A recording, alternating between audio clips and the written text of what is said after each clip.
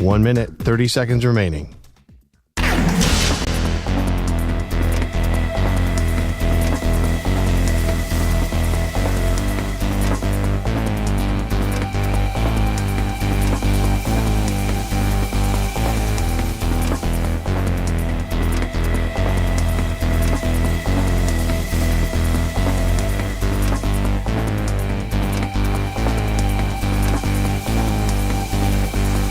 One minute remaining.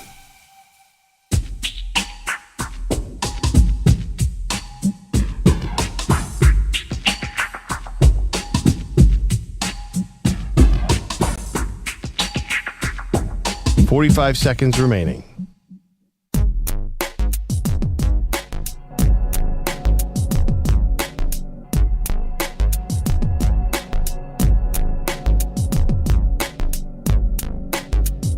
Thirty seconds remaining.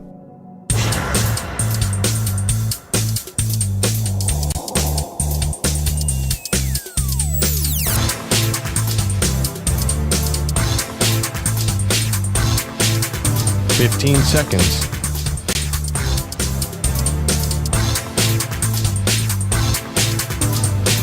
Break ends in 5 seconds.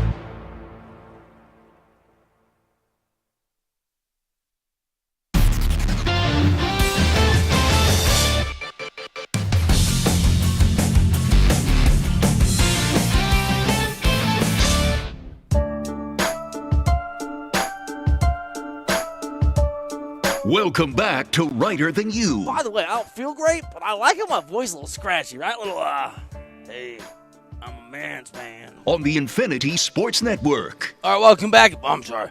Welcome back to the show, man's man here. Bill Ryder. Like that? I don't know why I went Southern. I mean, it's either Southern or you go like Leprechaun, right? Yeah. Top of the morning to you. Like that? Can't do both. Can I give you a little breaking news? It's of a kind. You got to get that sound at the very top because I always break this on. The breaking news for Tom is always that I'm calling for the breaking news sounder.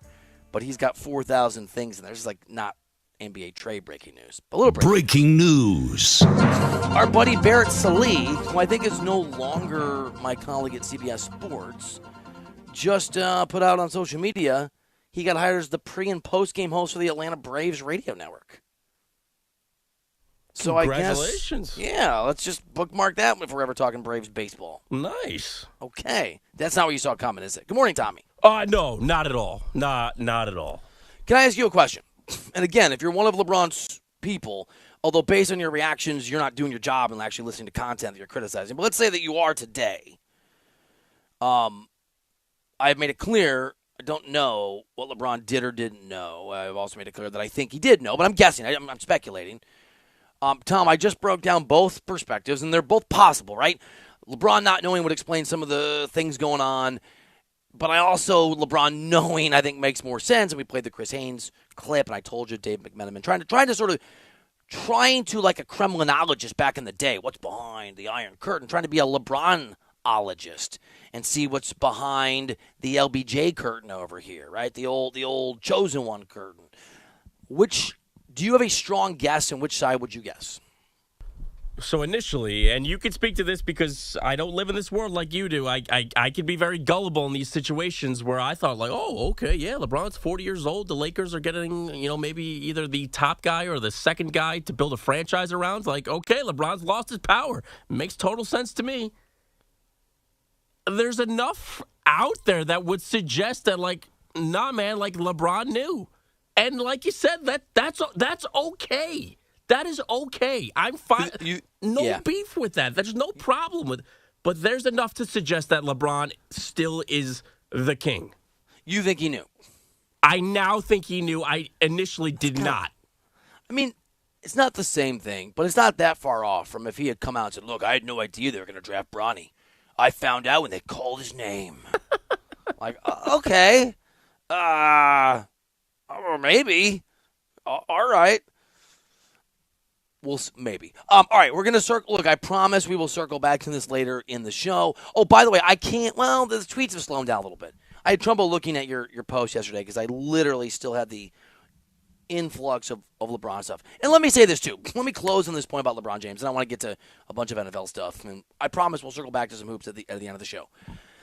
I wasn't going to tell this, but I am. Just to give you a perspective on, I'm not mad at LeBron. The people around him, different story. I think they've been unprofessional in some degrees, significantly. But LeBron is, whether he knew or didn't know, entitled to react the way that he wants. So I've been criticized by LeBron, obviously, on Saturday. And being called an effing liar by LeBron James is no small thing. I've been written about by I don't even know where, the New York Post and all flown down. Apparently a bunch of. I've had people I've never heard from in years reach out. And I don't care. I'm not mad about it. I'm not emotional about it. And I've had family and friends. My wife was a mess. Like, why are you so chill? Here's why. I can't criticize these guys all the time and then get put out when they criticize me. It doesn't work that way. You have to, and I used to cover back in the day politics. So I covered Bill Clinton. He didn't like me. Doesn't mean I didn't like Bill Clinton. He's a charming guy. If I covered Obama or Biden or Trump, any of the presidents after President Clinton, President Bush, I would have to be critical, right? That's part of the job. And when they got mad at me, it wouldn't mean they're bad people. It would just be part of the deal. And my son Henry, this kind of came home for me because I'm not mad at LeBron. I'm really not. I understand his reaction.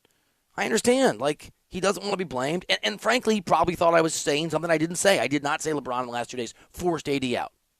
But the headline, like, right, it's emotional. Again, you're LeBron James. You're pretty busy. You're probably not going to clip on the 2-minute clip. And he knows me, a Bill Ryder with that goofy set of hair, head of hair talking. I get it. My son Henry loves LeBron James. And he's 12. We live in L.A. Loves him. And Henry had plays this weekend, and really, my wife said, do not tell your son what's going on. Because, like, phone was ringing, neighbors were, everyone to talk about it. She didn't want him to be nervous about it. I'm like, okay, fine, until after the play. But then we kind of realized, and I'm glad Lori brought this up, she was right, that the kids were going to bring it up at school. That people at both my kids' schools were going to say, your dad was LeBron, so he's a liar, right? Like the weird, my dad can beat your dad up. It's LeBron says your dad's an idiot. So we had to tell my son last night. No big deal, I didn't think. Henry got so upset and was so angry. And we have this rule, those of you who don't really know this, my son likes to swear. Yeah, no, I'm working on being a better dad. And we only let him swear in the house. We don't let him swear outside the house. And he turned to me, he goes, F LeBron. But he didn't say F, he said the whole thing. And I go, no. You can't do that. And he got really upset. He's like, I hate LeBron now. And he's LeBron jerseys. And I go, Henry, I like LeBron. I'm not mad at LeBron. LeBron's a complicated guy. LeBron's famous and is going to be written about and criticized. And I go, Daddy is not famous and not important. But let's say that he was. If people wrote about everything that I talked about on the radio, I would get stuff wrong. They would have to criticize. It would be okay. And so I say all that to say this. I'm not mad at LeBron James. And you shouldn't be either if you're on my side. There are no sides here. I'm a journalist. This is part of the deal. And if you hate me and you think I'm a terrible person just because LeBron said so, I'd also suggest maybe you sort of course correct how you would react to these things. It's okay LeBron was mad. He's got people around him who are supposed to read this stuff. They're not doing their jobs, but it ain't LeBron's job to get every nuance and context of a major decision that either he didn't know about or he was a part of, but either way, he's going to be, in a very real way, emotional about and intense about. I ain't mad at LeBron James. I'm also not mad at the Los Angeles Rams, but Cooper Kupp seems to be. So, look, Cooper Kupp, best receiver in the history of that organization, yes? Well, since they came to L.A., right? I mean, the St. Louis Rams that won a Super Bowl with Kurt Warner, the greatest show on turf, some of those guys would have something to say about it. And Cooper Kupp is still pretty good. He played 12 games last year, had, I think, 710 receiving yards, not as durable as you'd want him to be, and the Rams have made the decision they're going to move on from him. And I suppose they gave him the courtesy of, we're going to trade you. And Kupp came out and said, I don't love this, but I love LA, and I thought I'd end my career here, and I guess this is what it is. And this comes on the heels of Myles Garrett saying he wants to be traded. So we're seeing it's trade madness. We got AD, we got Luka. We'll talk Kevin Durant in a little bit. We've got Myles Garrett. Myles Garrett is the much more impactful person in this situation. If I am, I don't know, 5 or 6 teams I'm interested in, like, okay, Cooper Kupp, and he's not going to be the primary guy, but if I can get him at sort of a discount here, and maybe we bring him in as what? Tom, if you can have Cooper Kupp be your second or third guy. This isn't a proper comparison, but I'm going to make it. Do you remember when Jerry Rice stopped being a Niner and went to the Raiders, if I'm remembering this right, and wasn't the Jerry Rice who was the greatest football player of all time for me until Tom Brady, but was still like really impactful, and his habits were really huge, and he was a great veteran. He still had some moments. I know that Cooper Kupp is not that, but he can be his version of that, right? A much lesser version, but still impressive for another team. And forgive me for my optimism. I don't think he'd be the worst person in the world for the Chicago Bears in a young quarterback who understands how it works in these situations, who's won a Super Bowl. I don't think he'd be the worst person in the world for the Kansas City Chiefs. They could get a certain, at a lower cost because Mahomes can make lemonade out of lemons, and Cooper Kupp is more than a lemon. He might be an orange. Maybe it's orange juice, Tom. But Myles Garrett is the real get. And I know we hit this yesterday, but just there's a pattern emerging in the NBA. We're going to hit it in about 15 minutes, maybe less.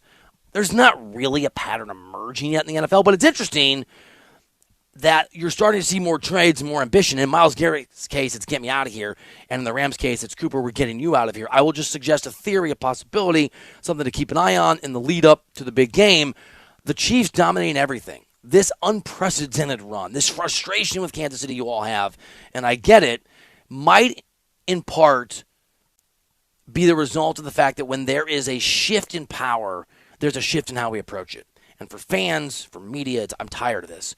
For teams, for players, it might be, we've got to rethink how we go about this. Myles Garrett, I got to rethink patience. I can't be patient in Cleveland because with this freaking Chiefs team in the AFC with me, I am only going to get a couple slivers. And he's probably looking, because Myles Garrett's an amazing player. If Myles Garrett played for the Bills or the Eagles or the Chiefs or the Niners most of the years that we've sort of, or a healthy Bengals team, he'd be a top 10 player in the NFL. He'd be a version of Chris Jones, right? Maybe not the credit he deserves, but he's as important almost as filling his counterpart quarterback in those teams. All right. And in that level of talent, you could normally say, we'll figure it out in Cleveland. I love Cleveland. That's what he said in his sort of message. But now it's even if I'm Myles Garrett, even if I play for the Bills, I'm going to be able to win. Even if I play for the Eagles, this Mahomes guy's in the way. I got to maximize my moments. I can't wait in Cleveland anymore. That's part of, I think, what's going on. And for the Rams, it's, okay, we're better than we thought this year. We can't be nostalgic, even though we're in the NFC. We can't be, we have to be cutthroat. We have to do things we haven't done. We have to, if you're NFL, GMs maybe, lean into this whole trade opportunity that's not part of the culture, but is part of the landscape if we use it, because we haven't done enough to compete against this new rising force. If you want to make the Chiefs a bad guy, okay, I'm gonna go, I don't know why, Lord of the Rings. We got this Sauron guy's back, this big one eye that looks like Mahomes. And we got to do things we haven't done before. Dwarves got to team up with elves. Did that happen? I don't remember. You know what I'm saying? I'm just saying it's going to be no, you don't. That's okay. I haven't slept in 4 days. It's a different reality because of the Chiefs, and that means there's desperation that may change how things happen. It may change how stars like Myles Garrett view patience, and I think understandably, and to a certain degree, I think it may change how the Rams go about honoring an all-time great in their organization where it's, we don't have time for the love we feel for this guy. Because look at the Chiefs. We can't even get to a Super Bowl, and if we get there, we're probably playing this Kansas City team. I think that's what's going on. Can I, you know what? I don't know. Do I have time for the Roger Goodell? We'll do it later. There was I'll just tell you really quick. There was a Super Bowl media day yesterday. It was stupid. It's always stupid, but we'll play some. But the stupid can be fun. Well, you know your buddy who you go out for beers with five guys, and you got one buddy who's dumb, but he's so funny dumb, and he's great, but you can't. Then you go out for lunch with him alone, and you're like, I can't do an hour of just this. That's Super Bowl media day. It's great every now and then with a bunch of other people. You wouldn't want to do it on repeat. So we'll hit that later. Why is everybody looking at Tom? Tom's smart. We'll do it. That was mean. There's no one looking at Tom. We'll do it. Was that funny, Tom? Did you get a ha-ha laugh? No. I didn't love it. I didn't love it either. Let me walk it back. Rewind. Why is everybody looking at Stu? There we go. You like that? There we go. Is that better? He's on later. He's not in the office. He's not even close to the office. Let's I want to do a little of this Kevin Durant. There's so much going on. There's talk that the Suns could trade Kevin Durant. Why this is plausible, what's going on, and why I would do it after a sports flash from Andrew Bogish. Infinity Sports Network Sports Flash. Bill, this Sports Flash is sponsored by Progressive Insurance. Your small business keeps you on the go. Progressive Commercial Insurance keeps your policy within reach with our easy-to-use mobile app. Learn more at progressivecommercial.com. A few hours after Myles Garrett requested his trade out of Cleveland, Cooper Kupp said the Rams are trading him this offseason. This is not what he wants, but moving the receiver would save LA roughly $20 million towards the salary cap. Devin Booker became the Suns' all-time leading scorer last night in Portland, but he missed the tying free throw in the final seconds of overtime. So the Blazers won 121-119. Portland's now won 4 straight and 8 of 9. The Nuggets have won 3 in a row after a 3-game skid, 125-113 over the Pelicans last night. Nikola Jokic, 27 points, 14 rebounds, 10 assists, while Michael Porter Jr. scored 36. Steph Curry had 24 in the Warriors' 104-99 home win over the Magic. Just one men's top 25 game last night. Number 16, Kansas smothered 8th-ranked Iowa State 69-52. And the Ottawa Senators won the only NHL game last night, 5-2 in Nashville. Their win streak up to 5. I'm Andrew Bogish. The Infinity Sports Network is on your smart speaker. All you have to say is, play Infinity Sports Network. That's it. Play Infinity Sports Network.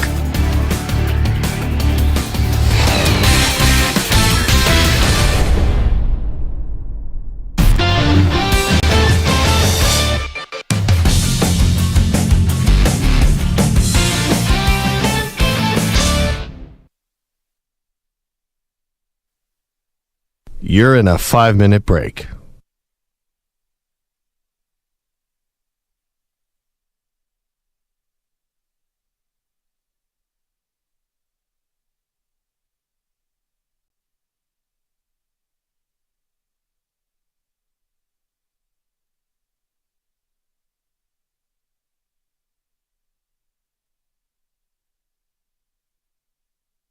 Four minutes, 30 seconds remaining.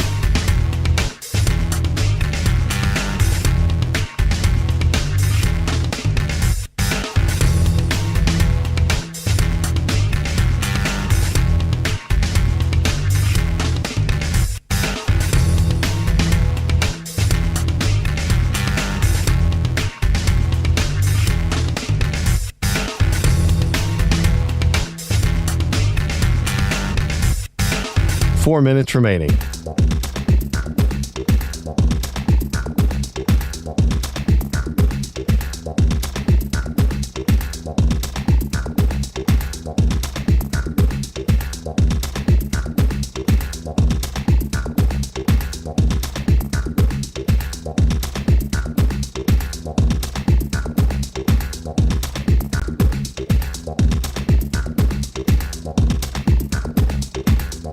Three minutes, 30 seconds remaining.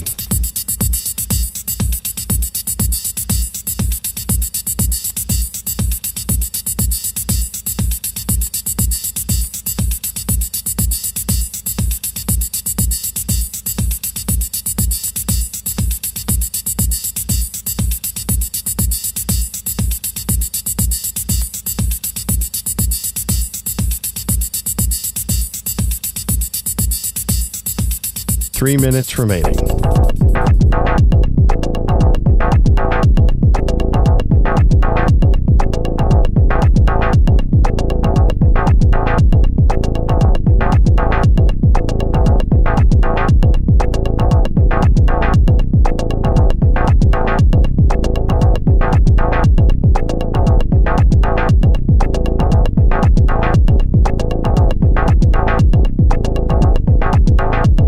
Two minutes, 30 seconds remaining.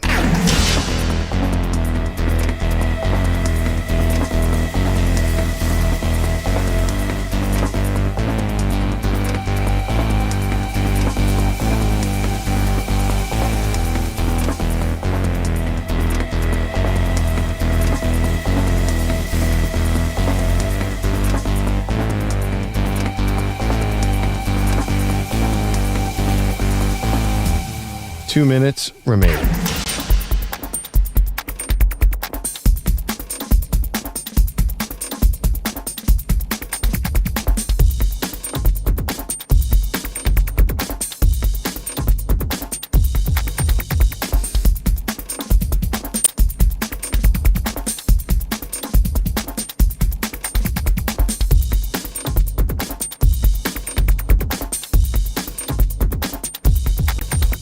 One minute, 30 seconds remaining.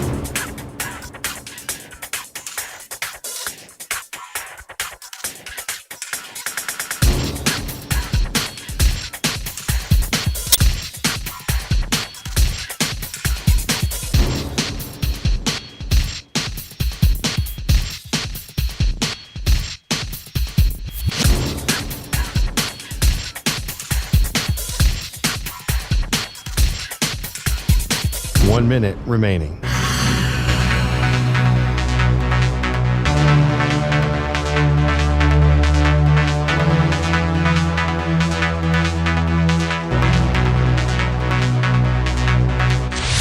Five seconds remaining.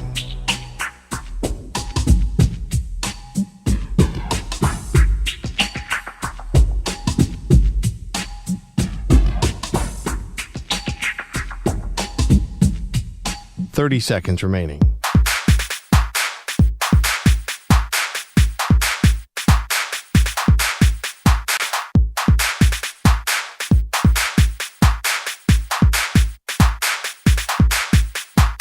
Seconds.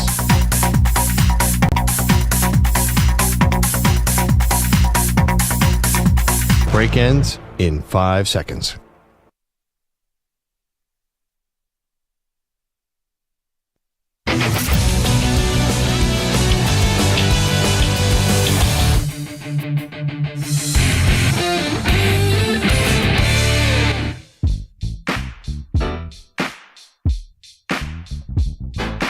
Welcome back to Writer Than You. Now what's wrong? Man, you're a judgy dude. What's wrong now? What am I? What happened? You're shaking your head. You're rubbing your face. You're slapping your forehead. What's going on, man? On the Infinity Sports Network. Welcome back into the show. Bill Ryder with you. Zach, no longer in Cali, who's a frequent listener of the show, and I'm pretty sure used to live in California but no longer does. I'll go on a limb there. Has maybe the funniest and maybe hardest to answer start bench cut suggestion I've ever seen. Zach, thank you for listening. We will get to it tomorrow when we do start bench cuts. And if you'd like to hear that and you're not around, Odyssey, free Odyssey app. Great way. In fact, my wife, I was on with Bart Winkler last night, and my co-host pretty sure did ask me if I was a liar, which was a new one for me. And my wife wanted to hear it, so she went to the free Odyssey app, and she did the rewind button, and she listened to it. And then she got really mad, like she did at LeBron. And I go, hey, man, it's fine. People can do what they want. Are you a moron? No, I'm not. I don't think so. It's great to be on the air. Okay, so there's so much to get to. Let me get to at least one call, and if you're on the line, if you're on hold, at 855-212-4227, or you want to get in line, jump in there, and we'll try to get to you. We have a lot of content to tackle. But I love when you call in. I love that you're listening. Appreciate you. Let's go to Tucson. Jeff is listening on 1290. Jeff, appreciate you, buddy. You're on Writer Than You. Hey, Bill, appreciate you letting me get on this morning. Want to make a comment about the old LeBron fiasco. And I call it a fiasco because, let's go back a little bit to when he went to Miami and all the calls that were made between him and Bosch and Wade. And there's no way that we can think that LeBron didn't know ahead of time that Luka was coming. I can bet that Luka's got his number on speed dial. So one of the things I wanted to look at was that, I'm an avid fan. Been watching basketball since the old CBS days with Nussberger. So I'm a Cavalier fan, born and raised. So, I've been through it all with LeBron. Yeah, you have. Yeah. All the ups and downs. And, my dream is, boy, would I love to put him on the team we got right now, and put him as the small forward to go with the team I got right now. We'd be the champions of the Eastern Conference. Oh, dude, I would love him on that. I'm with you on that. That's an interesting. Again, I don't know if LeBron is going to ask for a trade or try to go somewhere else. My inclination, I'm with you, is that he knew, and if he knew, right, either an hour, 2 hours, 3 hours before, and said yes, let's do it. It's more than an hour. If he knew, if he was actively involved in it, then he's here for this. Right? If he didn't know, if that's true, and I don't buy it, but there's a lot of reporting out there, then he may ask for a way out. I don't think now. That's what Chris Haynes said, not now, but if he opts out in the summer, Cleveland would make sense. He loves Cleveland, and that's a really, really good, young, interesting team. Thank you for the phone call. I appreciate you. There's some other craziness, some other madness that is kind of going on. There are some rumors about Kevin Durant. I want to unpack this and tell you why this actually makes sense in a way that may be counterintuitive. So we're going to do it shrouded, wrapped in the beautiful reality of a basket bill. Bill Ryder has the NBA takes you need to hear. This is Basket Bill. All right, there's reporting out there that has come together that, and I don't have any of this, so I'm just going to tell you other people's reporting, that the Warriors are making calls about every star in the NBA and that the Suns might be open to trading Kevin Durant. Let me break this down for you. Let me put you on game, as Kendrick would say, okay? It's such a good song. You can't stop listening to it. He just won, I think it was Record of the Year. What's the difference between Record of the Year and Album of the Year? Aren't they both a record? Okay, I don't know either. It's not the point. As it relates to making calls for the Warriors, making calls is not the same thing as substantive conversations. It's true, it's not as big a deal. Now, in this case, I think it reflects and is worth reporting the Warriors are desperate. But if I were to call, I don't know, if I was the GM of the Lakers, for example, that's a bad example. If I was the GM of the Clippers and I called up the Spurs and I said, hey, will you trade me Wemby? They would say no. But there would still be there was a conversation about trading Wemby. So the context actually does matter, as I learned on social media this weekend. It just does. Here's why trading Kevin Durant makes sense. I know it's going to sound counterintuitive. But Matt Ishbia, the new owner of the Suns, has managed that team into a disaster. They don't control their picks. They don't have assets going forward. They allowed Bradley Beal to retain his no-trade clause when he came over. I know it's sort of obnoxiously annoying to have to listen to us talk about the CBA, but the fact is that the way that it works and the aprons are restrictive, and just believe me, I'm not making this up. I'm not a liar, LeBron. Bradley Beal's unwillingness to waive his no-trade clause to make room for Jimmy Butler means they don't have any options, any optionality, any flexibility. I think Bradley Beal is doing them a favor. Because if Bradley Beal waives that no-trade clause between now and Thursday, Jimmy Butler's coming in. And they're still not going to be very good. And it's still not going to work. And they're going to be a disaster. And they may miss their window to reset and have a chance at a future. If the Suns stick with what they have, or if the Suns get Bradley Beal to move and they bring in Jimmy Butler, they're going to lose now, and they're going to lose the next 5 or 6 or 7 years because of the way this is set up. Was where trading KD comes in. You can't trade Bradley Beal because he won't let you. You should not trade Devin Booker because he is young and talented. And that leaves you no choice but to trade Kevin Durant. If you trade Durant to the Warriors or somewhere else, and I would imagine that James Jones, who's really Matt Ishbia, and I think Isaiah Thomas, who's an advisor to Ishbia, probably be involved too. Whoever the decision makers are, I'd imagine they're going to look at what Nico Harrison did in Dallas and say, oh, okay, good. We'll do the opposite. That's just a good model for how to trade a star. We'll actually call all the teams. So they're going to try to drive the price up. I don't know. And Durant's got to agree, right? There's a kind of he doesn't have a no trade, but kind of complications. But from the Suns' perspective, get a bunch of picks, get Jonathan Kuminga. Maybe you can bring in, because you have to make the numbers work, Andrew Wiggins, and maybe there's a way then, maybe Bradley Beal then says, you know what, they're in rebuild, right? You trade Durant, and Beal goes, oh, crap. I don't want to be here. And so then maybe there are so maybe Beal can go to Detroit, which I know doesn't sound sexy and amazing, but they're actually pretty good in the East. So maybe you can say to Beal, look, I get it, but Detroit's probably a playoff team or at least a play-in team more than we're going to be. We're rebuilding. Then you unspool Beal and you get a little bit for him, and then you're doing maybe you can shift Wiggins back out or whatever. You're bringing Moses Moody and Kuminga. You got to bring Pajemski, a lot of those guys. You're bringing a lot of pieces and a lot of picks, and now you're in a rebuild. Kevin Durant's amazing. I understand why you wouldn't want to trade him. And by the way, if you start to move Kevin Durant, Houston might be willing to unspool a lot. They're not going to unspool Amon Thompson, but there's a bunch of guys there and a bunch of picks. I don't think the Thunder need to do it, but that's a phone call that you make. It sounds counterintuitive, but trading Kevin Durant isn't a good idea, but it is the best idea and the solution to the mess that the Phoenix Suns have created for themselves. And that was Basket Bill. All right, we're not going to do NBA power rankings in large part because you don't care. I know you don't care. Number 4, why are we doing this? I get it. There's a lot of other stuff going on. And by the way, we're still waiting on Jimmy Butler to be traded, which feels like a nothing burger, right? The AD Luka Doncic trade is the equivalent of if aliens landed on the White House front lawn and were hanging out with the president, and then 3 days later they announced to kill JFK. Like, I don't care. There's aliens over here. That's all. Okay. That's the Jimmy Butler trade. It's sort of interesting. It's kind of important in the context of what we're talking about, but it's hard to focus on because look at the aliens, right? Look, oh my God, look in a Lakers shirt. Is LeBron mad at Ryder because he's a liar or he's not a liar? I don't know, but it's funny watching everybody hate that guy. There's a lot going on with the aliens. But can we just also, we should look at the aliens, can we also just remember Jimmy Butler wants out of Miami, and he and Pat Riley are in a, they had this new, they're in basically, I was going to say like a death grip, a death stare. They had this new, it's not new, Dana White, I think it's Dana White, who I know pretty well from UFC days. I probably should get him on the show. Started a slap contest, right, where you slap each other. It's horrible.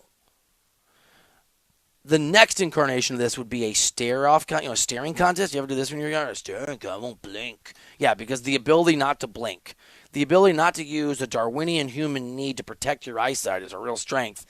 If they did that, they should launch it with Riley versus Butler, because that's basically that's what's happening. You won't blink. No, you won't blink. No, you won't blink. No, you won't blink. And we're all looking at the aliens now, but it's still kind of a significant showdown, all right? Because Butler and his desire to be out hasn't been coupled with reality from either him and or the Heat at the right price, because he's still there.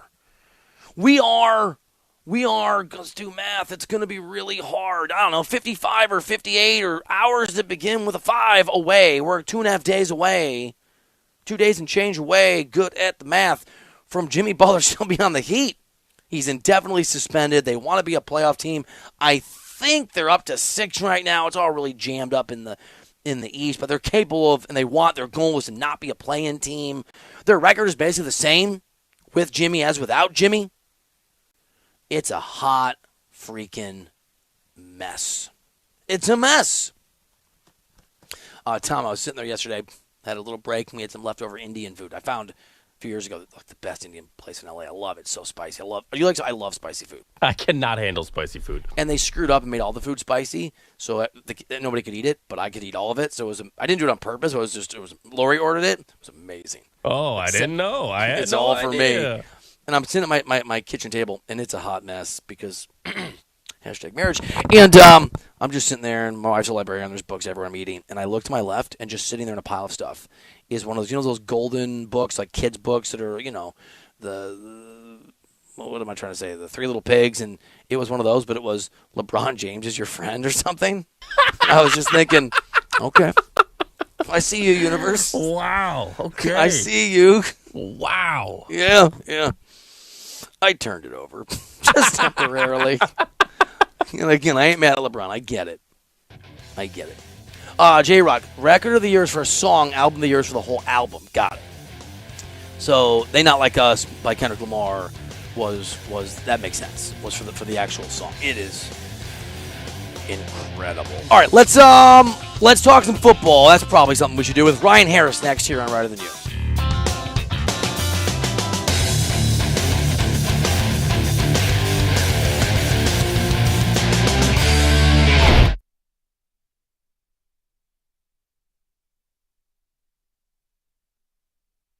You're in a 5-minute break.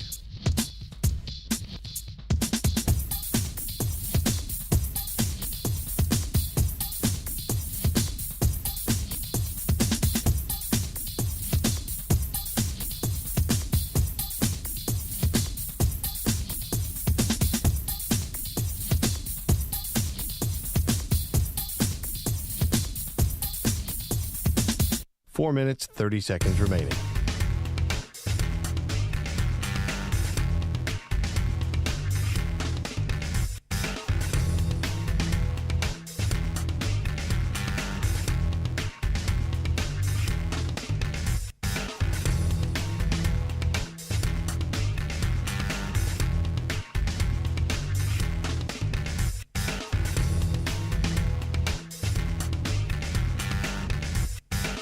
Four minutes remaining.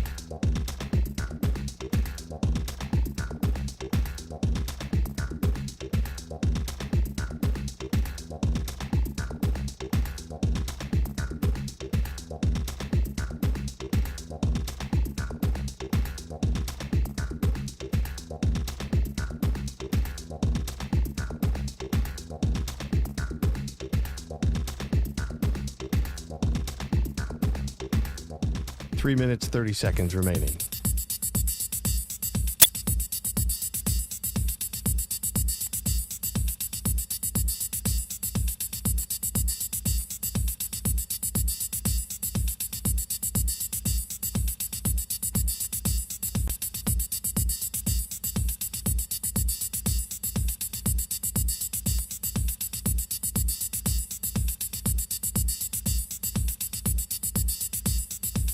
Three minutes remaining.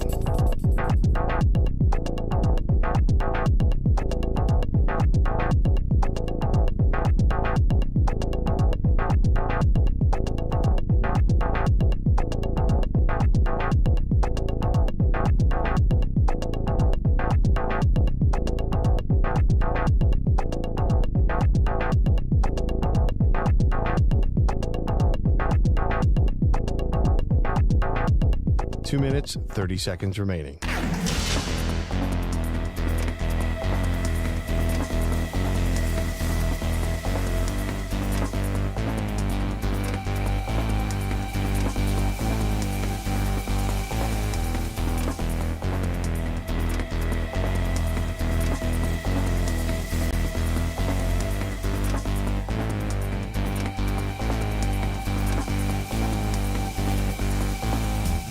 Two minutes remaining.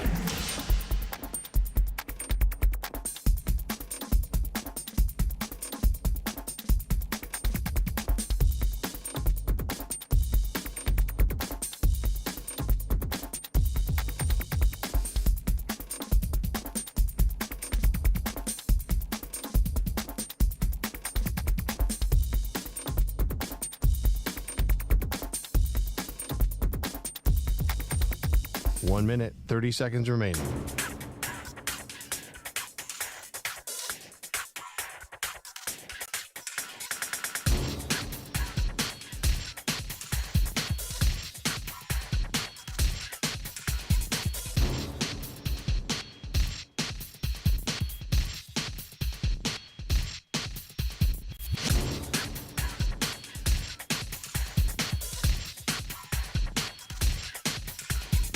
One minute remaining.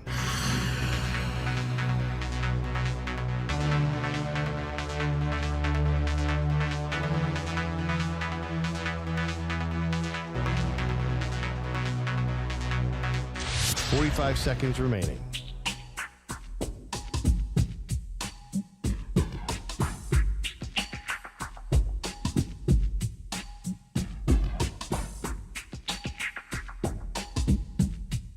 Thirty seconds remaining.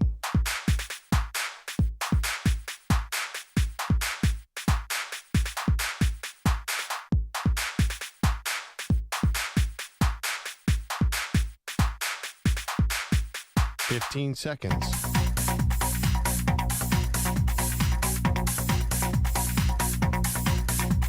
Break ends in 5 seconds.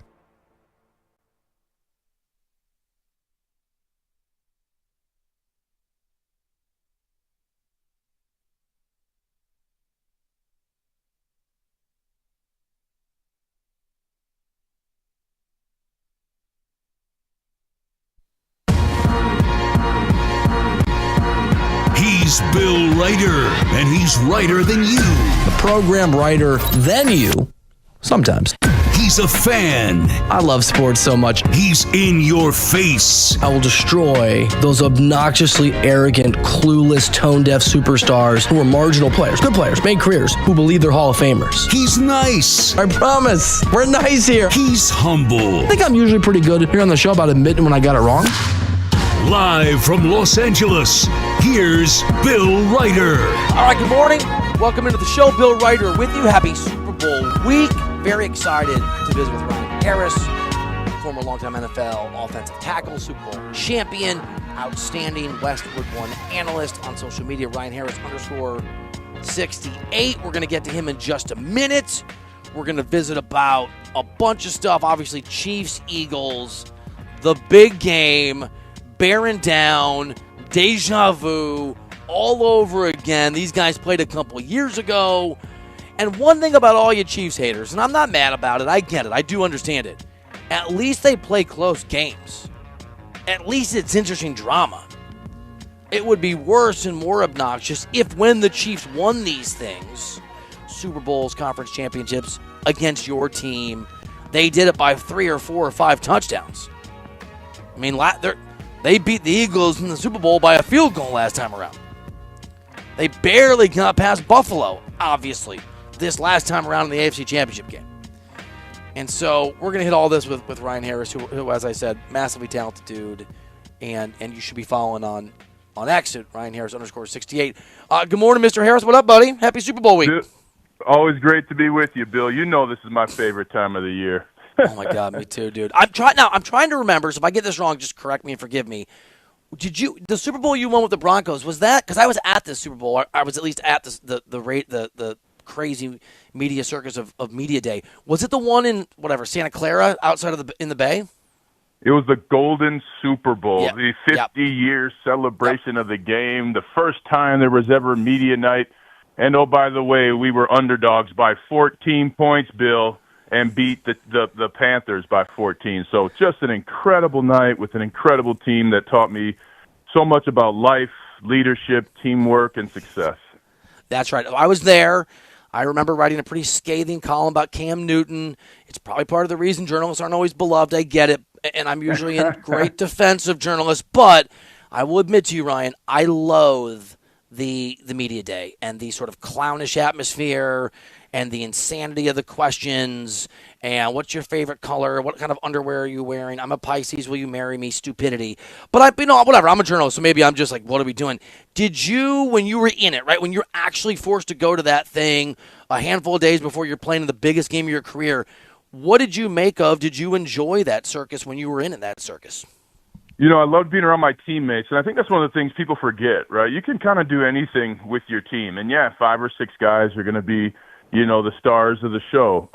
And the rest of you get to have a great time. I mean, Bill, I was standing there in the middle of it and of the first ever media night, and I get a tap on the shoulder, and this person says, "Hey, Miss Universe would like to interview you. Is that okay?"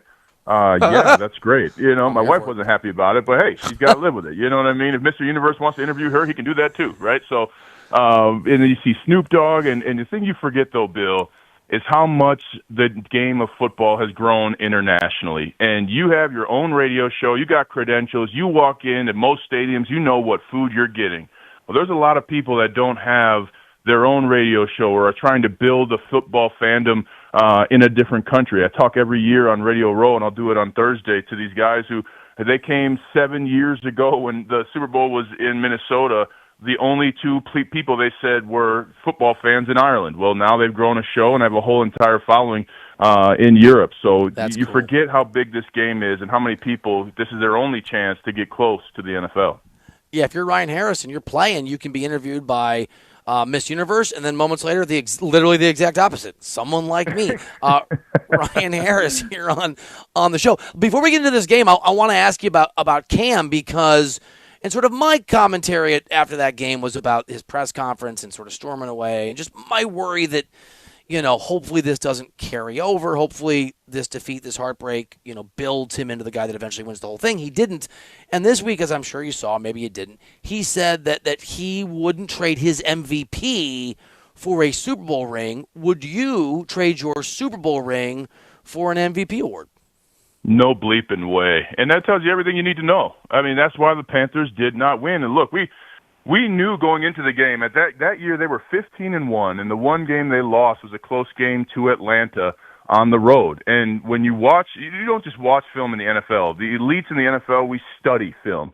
And you can tell in the body language when a team does not want to get tough and dirty, when they just want to focus for the first 2 quarters of the game and then run routes that don't really matter. So we knew that we just had to put them in a hurt locker. And anybody who wants an MVP over a championship tells you everything they care about as a teammate, and that's not somebody I can win with. Yeah, I mean, that's funny because that's exactly what I wrote. I love it. Ryan Harris here on the show. That is such a great point, Ryan. It's such an insightful point for people listening, people like me that didn't play, that cover this stuff or watch this stuff. The difference between watching tape and studying tape and seeing, if you're actually one of those elites who study it, the maybe physical advantage that you can impose on a team that doesn't want to get down and dirty. Is there anything on tape? And I know that this isn't the Panthers when we're talking about the Chiefs. There's obviously a track record of excellence and success, and it's such a daunting challenge. But anything on tape, if you're Philly, that you can pick at, any strand you can pick at to try and get at this Chiefs team and have an outcome I think a lot of us don't expect, which is an Eagles win. I think there's nothing. I mean, that's the tough part about it, and why there's nothing to attack, right? Short of getting Patrick Mahomes on the ground. Now that's the number one way to beat the Chiefs. It's kind of the only way, right? You have to take him out. It's not like Jordan and Pippen and Horace Grant. No, those guys they can't beat you, right? You got to get Jordan to stop. And let's be clear, Patrick Mahomes is the Michael Jordan of sport right now.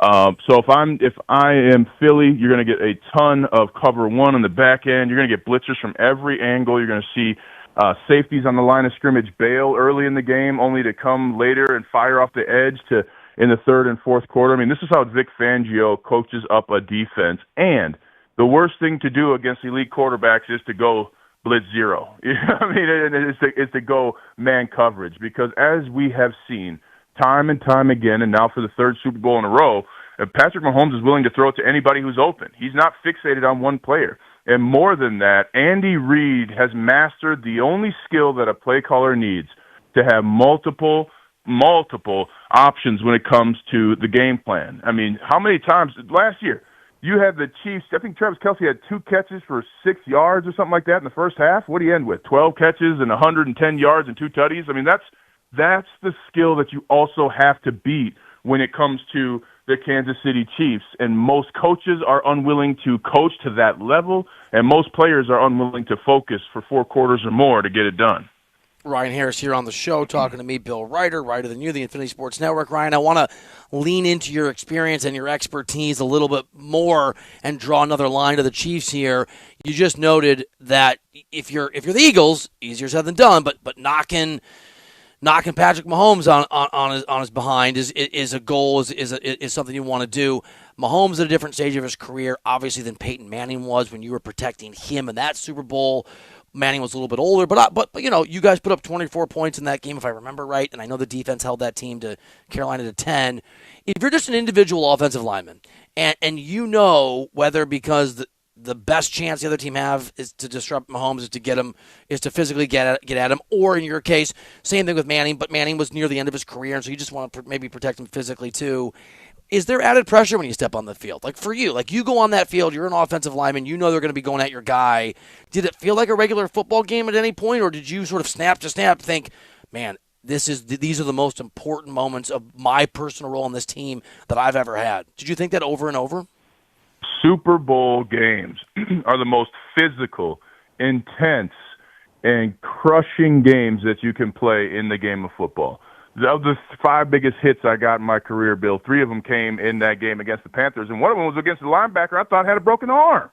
You know, Vontae Davis, he had a broken arm and a cast on the field. He hit me so hard I had to think about what my name was. And that's the kind of thing that when you look at the repeat success that the Chiefs have had, it's not just the fact that they're going for their 3rd Super Bowl. It's that for the 3rd straight season now, they're 28 weeks deep in the season, and they're still the best team in the country. I mean, and that's something where that kind of commitment, that management of the roster is such a huge deal. And, you know, I got a ton of advice was the Broncos had a lot of players who had played there, you know, played in the Super Bowl, and some recently had lost 48. And the first thing is, don't bring your family. That's $1,800 a ticket, Bill. How much do you love your uncle, right? And then number 2 is this game goes fast. As crazy as it sounds, if you're a player, all of a sudden it's the end of first quarter, and then all of a sudden you're in the second. So the game the Eagles have to play if they want to win is they have got to play the clock in a way that Nick Sirianni has yet to show he's capable of doing as a coach. When you have Saquon Barkley, when you have Jalen Hurts, if he passes 3 straight times at any point in the game, Bill, we need to get him fired. You don't do that with that kind of rushing ability and the offensive line that the Eagles have. So Nick Sirianni has to have his best coaching game of his life by using the clock and understanding how running the football could have beaten the Chiefs in 2 of the 3 Super Bowls that they've won. Ryan Harris, 2 of the 3 Super Bowls the Chiefs have won have come against teams and opponents that those teams, those cores, largely were playing in their first Super Bowl. Now, obviously, last year the Chiefs beat the Niners again. They also beat the Niners back in 2020, if I'm remembering right. Haven't slept in 4 days, Ryan, because of the NBA trade deadline, so forgive me if my details are wrong. Is there any advantage, slight or otherwise, for the Eagles in the fact that, as daunting as the Chiefs are, for this core, for this coaching staff, for this quarterback, for a lot of these guys, at least it's not their first time under the spotlight in this game? No, there's a ton of pressure on them. Look, Vic Fangio was a consultant when the Eagles got their butts kicked right before against the Chiefs, right? I mean, he was there.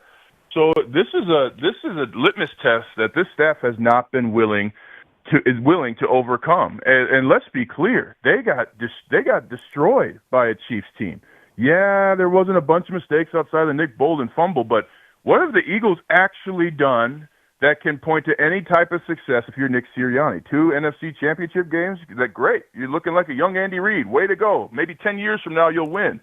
The willingness of the coaches and the players to communicate to each other, to realize what's happening in the game, and to accept what the formula for success is has been the challenge for the Eagles in big games under Nick Sirianni, and he has to prove he's done something different to create a different outcome. Otherwise, we can only expect the same. All right, Ryan Harris, it all leads to the big question that I loathe answering when I'm on the other side of the equation, but I'm not, so I'll be a hypocrite because that's part of the job. I think it's in my contract. Page 11, Clause 9, be a hypocrite and ask people like Ryan Harris for your prediction who's going to win this football game. I got the Chiefs 27-21. I think it's going to be a good game early. I think there's going to be fewer possessions because of both teams' ability to run the ball and maintain possessions.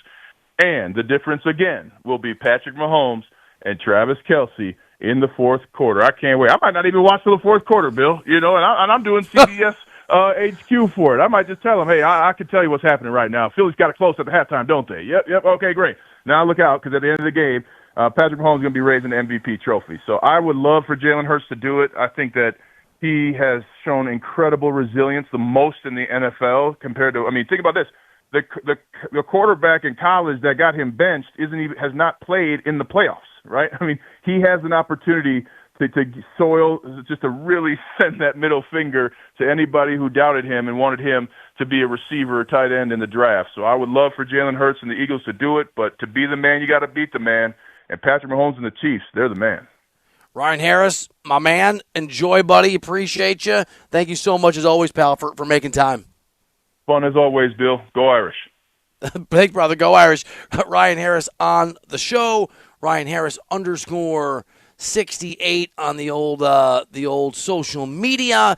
We've got a great buy or sell coming up next here on Righter Than You. You're in a 5-minute break.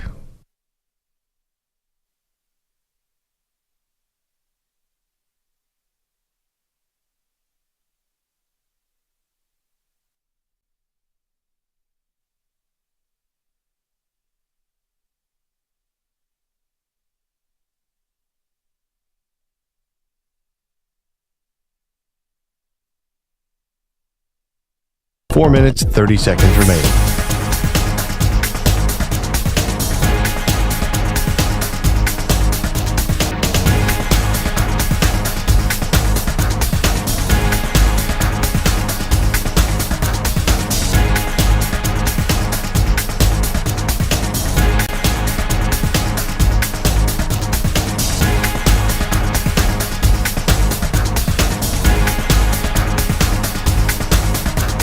Four minutes remaining.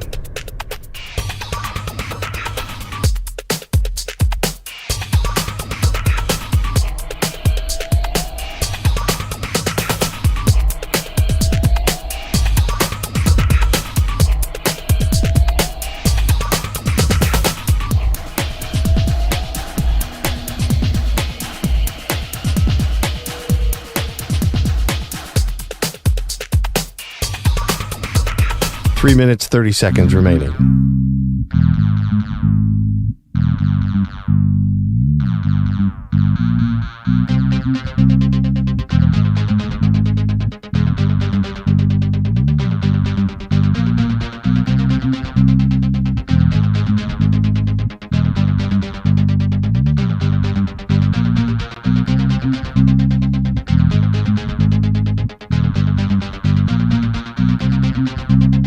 3 minutes remaining.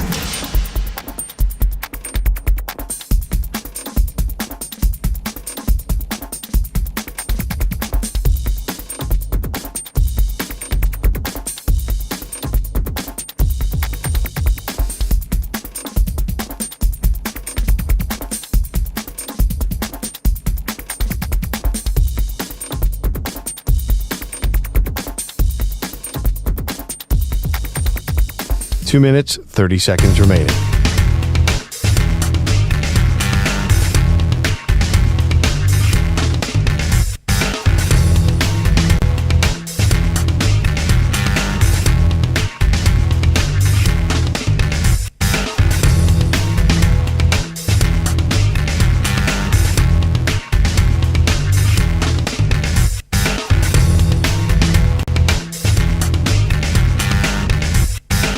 Two minutes remaining.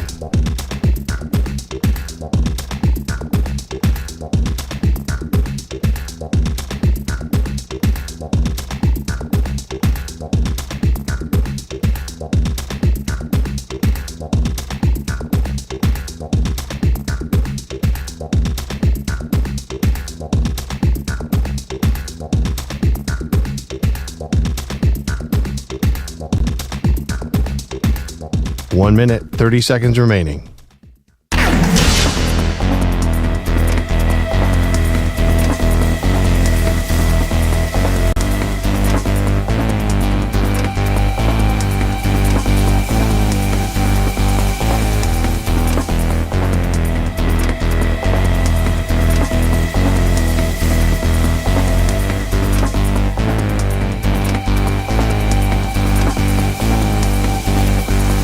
One minute remaining.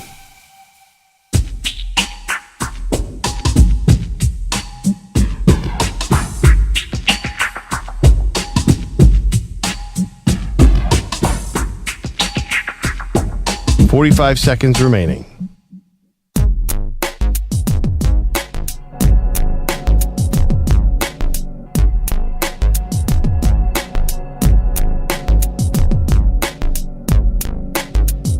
Thirty seconds remaining.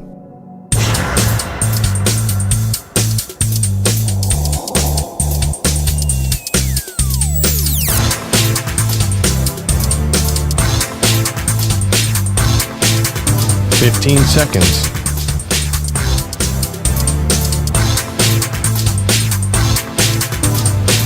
Break ends in 5 seconds.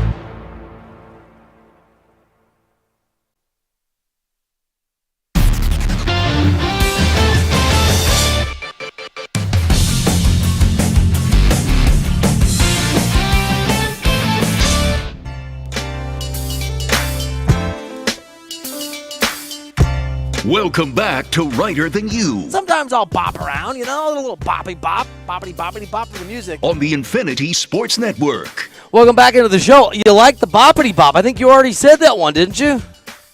This one's an all-time favorite. I like the boppity bop. I do boppity bop. I'm going to boppity bop myself right over to the Luca press conference in a few minutes. This portion of the show is brought to you by Ethos Life, the easy way to get life insurance in 10 minutes, up to $2 million in coverage with no medical exam. Just a few health questions. Get your free quote at checkethos.com. Not available in all states. What side will Bill take on the biggest issues in the world of sports? It's time for today's edition of Buy or Sell on Writer Than You. All right, here we go, Bill. Super Bowl media night last night, so let's lean into it. First, we'll start with Eagles tight end Dallas Goedert, and he said he was not familiar with Taylor Swift's music. Is she the one that, does she sing Don't Go Chasing Waterfalls? She doesn't? Man, Taylor Swift song. She's an incredible artist, but, she ain't on my playlist.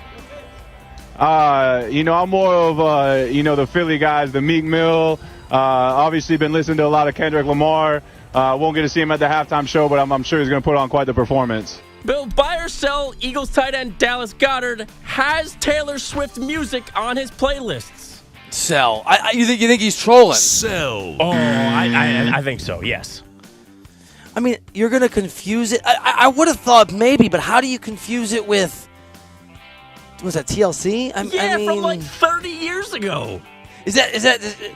Don't go chasing waterfalls. Does she sing Man in Black, Folsom Prison Blues? No, that's Johnny Cash. Right, like what are we doing here? Dude, Don't Go Chasing Waterfalls is a great. So that's a banger. That's an old school banger. I totally agree, and that's why you can't confuse that with Taylor Swift. He's not wrong about Kendrick, though. I don't usually care about the halftime show. I've been to several Super Bowls. I would like to. You know what? I'd like to be at this one, but I will say this. The show's often better on TV than in person. Have you listened to any other music in the last 2 weeks? No, before the Grammys, even I don't know why. Maybe 8 days ago. No, no. It's the only thing I've listened to for 8 days in a row. You're unbelievable. You're not a colleague. Bill, sticking with Super Bowl media night. Another one from Mr. Goddard last night. Okay. Dallas is a fan of the New Orleans cuisine, very much so. Man, we had a nice crawfish boil right when we showed up, man. I was smacking them things. Oh, last time I had a beignet was the last time we was down in New Orleans. Had myself a day, so I'm going to have to make sure I have another one on Saturday. Smacking them things. I guess that means you really like that crawfish bowl. I love beignet. Oh, there's a beignet place that's so famous in New Orleans. All right, hit me. Just keep going. That's my question. Buy or sell, you like beignets? Oh, buy. Buy. I will literally buy multiple beignets. I can't even picture. I don't know the name of it, but I can picture. I know how to walk to it in New Orleans. If Zach or Maggie or Perloff or who else is there, I don't know, Rich Eisen or Rich, if you're listening, hey man, nice to meet you. If any of our colleagues who are there are listening, David, go to the beignet place. I can't tell you where it is, but go get it. Go there. It's so good. You're going to judge me because that's what we do. I don't know that I've ever had one before. I mean, I'm not going to judge you because have you been to New Orleans? One time. For how long and what context? Long weekend, probably, so 3 days. Bachelor party. With a bunch of dudes? Yeah, okay. Yeah. So you guys were drunk idiots, which is part of the deal. Yeah. Next time you should go, then I'll judge you. I'm not going to judge you now. There's like a place that was it Hickory Coffee and beignets? It's just, oh my God, so good. By the way, part of the reason I think beignets are so big in New Orleans is you find yourself. My mom came to visit me once in New Orleans on a work assignment. My mom. She said, I want to see New Orleans. And we found ourselves at some blues or jazz club at 2:30 or 3 in the morning. Just partying. I mean, you're always hungover or exhausted there, so the beignets soak up the alcohol, I think. It's my theory. I got no transition for that. Bill, Eagles wide receiver A.J. Brown explained why he reads books on the sidelines during games. I really don't know. One day I just brought the book out. One game started, I think, the Cleveland week. We played Cleveland, and I brought it out, and I was just flowing. That's my first game back, and I was just trying to stay locked in and let the game come to me, and because, as receivers, we want the ball, and we want to do this, we want to do that, but it's so much out of our control, and I was just trying to stay locked in, stay focused, and I know it's unorthodox, you don't see stuff like that, but to be honest, it don't matter. I don't really care. Bill, buy or sell, the Eagles should continue to allow A.J. Brown to read books during games. I'm going to be the contrarian here. And I know you have to sort of have a big leap of faith to believe this guy. But when I first got into TV and had to go into studios and be in rooms with famous people, sometimes I would sit there and read a book between segments. If I had a break, they'd come out and be like, you're up. And guys would go, you read a book? It is kind of calming. It kind of takes you to a Zen place. So buy. Buy. Let him read those books. I'm reading The Goldfinch. Maybe I'll send him a copy. It's real good. How many books do you read a year? Start to finish. I mean, I have a list, so it depends on the year. Some years it's not very. Sometimes it's 5. I'm not reading a lot. What are you talking about? What's this list? I write down every book I read, the date. I have a little journal. The date, the book, and where I was. You're so weird. Why? I just want to. Why? Why not? Do you show other human beings this list? I mean, they ask. I also play. I've written down every tennis singles match, just socially, the score and the date for the last 4 years. Why? Well, that comes in handy when I'm having a beer with a buddy. He's like, whatever, I beat you most of the time. Well, actually, let me pull out the list. You're so weird, dude. You're so Weird. Getting back to Super Bowl media night. You a bleeping lie, Tom! Jameis Winston is working for Fox Sports as a correspondent this week, but Jameis is still thinking about his next job, Bill, as you'll hear in this audio sample with Eagles running back Saquon Barkley. In this free agency, man, I'm a free agent. I really don't got no job. Who should sign me in free agency? I think New York need a quarterback right now. New York? Who? The Giants. Okay, brother. Yeah, thank you. I'll give him a call. Right. Yeah. Do you think? Saquon Barkley telling Jameis Winston he should sign with the New York Giants because he thinks they need a quarterback. Bill, buy or sell Jameis Winston is the ideal backup QB for any team in the league. I will sell, or buy, sorry, buy. Buy. And I will ask you a question. Is that clip reminiscent of, I'm having trouble controlling the volume of my voice? Buy. Austin Powers. Was he yelling? There was like 200 people around Saquon. Okay, that's fair. And I've been Jameis in that was like in situation. the middle. So he must have had a microphone closer to him than he expected to Yes. pick up the... Yes. That's fair. Jameis, I apologize. That makes more sense. Yeah, he was yelling so Saquon could hear him, but the microphone picked it up. Got it. Right. Got it. All right, before I do this next one from Super Bowl Media Night, as we transition to the KC side of things, Bill, do you have a pen and a piece of paper handy? Yes, I do have both. All right. Chiefs running back Isaiah Pacheco, Okay. being asked last night a question, gave this tongue twister. Proper preparation prevents poor performance. And Did you catch all that? No, do you no. want to hear it again? I do. proper preparation prevents poor performance. And Proper preparation prevents poor performance. Can you say that 5 times fast? Proper preparation prevents... Well, I can't even write it down quickly enough. For the segment. Sell. Proper preparation prevents poor performance. Proper preparation prevents poor performance. Proper preparation prevents poor performance. Proper preparation prevents poor performance. I wish Tom would learn that proper preparation prevents poor performance. Buy. I've been trying to do it since last night when I heard it. I thought this was incredible. You've been trying to do it for 3.5 years. Get it? What he actually said? That's Yeah. no, sell that because that's not true. You actually do an amazing job. Sell. But he's right. The proper preparation does prevent poor performance. I can't do it. I cannot do Proper it. preparation prevents poor performance, Tom. Proper preparation prevents poor performance. Proper preparation prevents poor performance. That's his Problem best. is nothing prevents performance or otherwise having to play the Chiefs. So good luck. Speaking of the Chiefs, Bill, last night Travis Kelce made it seem like retirement is a distant thought for him. Where will I be in 3 years? Oh man, I don't know. Hopefully, still playing football. I love doing this. I love coming into work every day, and you know, I feel like I still got a lot of good football left in me. But we'll see what happens. I know I've been setting myself up for other opportunities in my life, and that's always been the goal. Knowing that football only lasts for so long, you got to find a way to get into another career, into another profession, and I've been doing that in my off seasons. But for the most part, I plan on being a Kansas City Chief and playing football. All right, here we go, Bill. Buy or sell Travis Kelce's football career from this point will last longer than his relationship with Tay-Tay. Sell. I'm in on it. By the way, Sell. last one, I think. To circle back to the Eagles tight end, I like that right now Travis isn't chasing waterfalls. Buy. Well done. Well done. Thank you. We've talked a lot of football the last 30 minutes, which is great. We should. I do want to circle back to this insane trade because we haven't really talked a lot about Luka Doncic. So we're going to get into the Luka Doncic side of this crazy trade after we get a sports flash from my guy, Andrew Bogish. Infinity Sports Network. Sports Flash.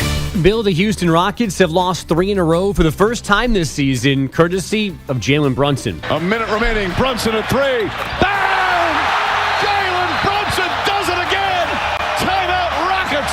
Mike Breen on MSG TV. Brunson, 42 points and 10 assists last night. 17 of those points came in the fourth as his Knicks erased an 11-point hole to beat Houston 124-118. The Bucks did not have Giannis, Damian Lillard, Chris Middleton, or Brook Lopez last night at OKC, so they lost 125-96. The Hawks topped the Pistons 132-130 on a Trae Young 3 with 1.6 seconds left. And the Grizzlies beat the Spurs 128-109 in a game that started 45 minutes late because of a medical emergency with a fan in the front row. Cooper Kupp says the Rams have told him they'll trade him this offseason. Kupp wants to stay. The team will work with him to find a good landing spot. A trade would save LA $20 million towards the salary cap. And Minnesota Wild center Ryan Hartman suspended 10 games for driving an opponent's head into the ice over the weekend. I'm Andrew Bogish. This is the Infinity Sports Network. Follow us on Instagram. Our handle is Infinity Sports Network. That's Infinity Sports Network to follow us on Instagram.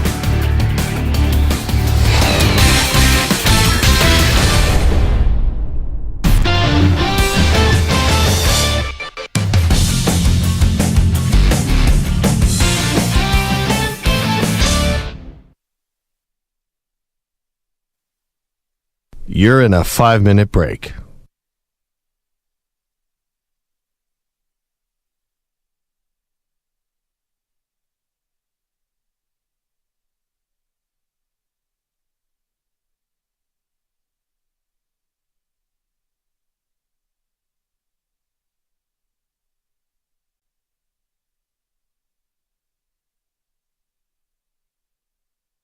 Four minutes, 30 seconds remaining.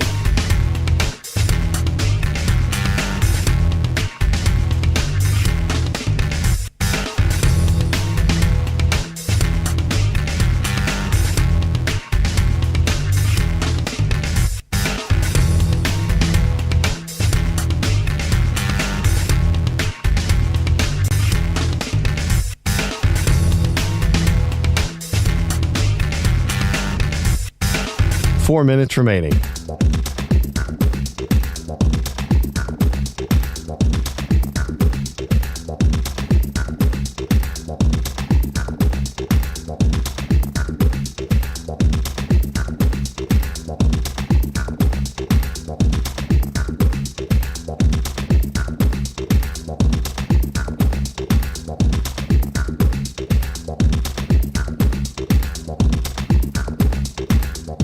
Three minutes, 30 seconds remaining.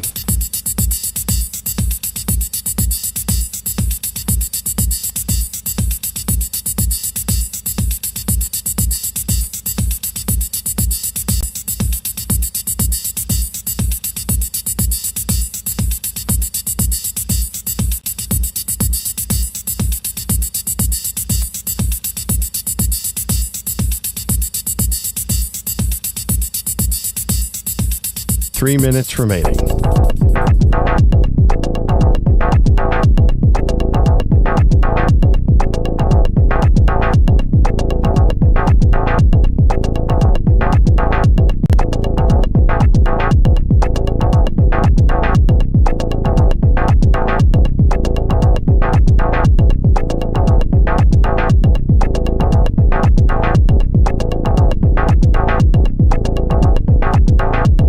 Two minutes, 30 seconds remaining.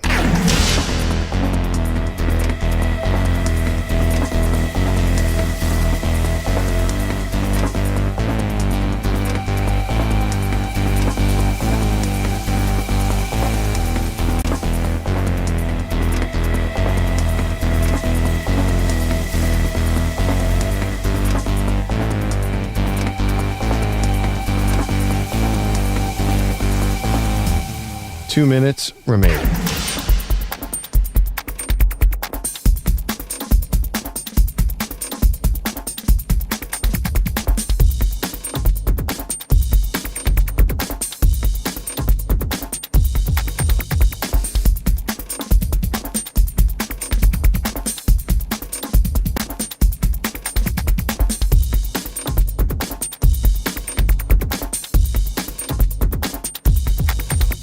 One minute, 30 seconds remaining.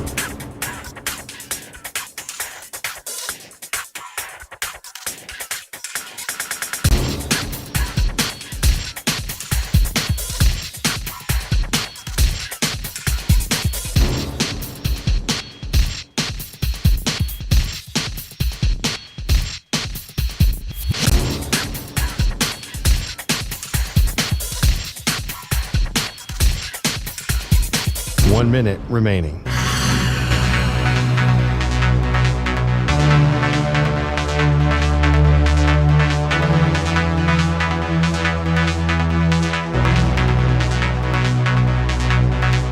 Forty-five seconds remaining.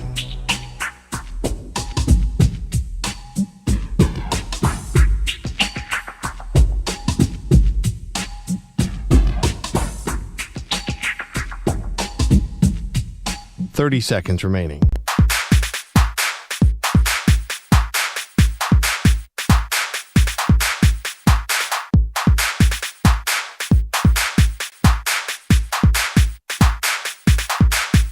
Fifteen seconds.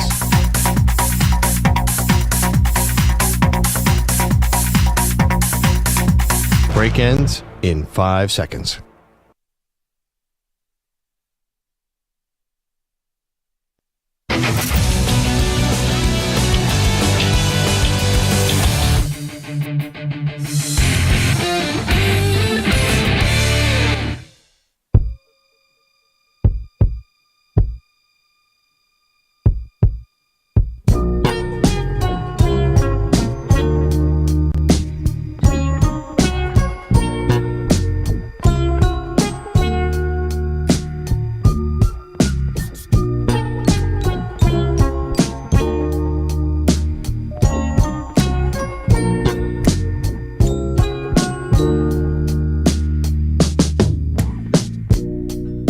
Okay, welcome back into the show. Bill Ryder with you. I cannot believe, and by the way, thank you for listening. However you are, wherever you are, appreciate you. Remember the free Odyssey app. Free Odyssey app. It's great.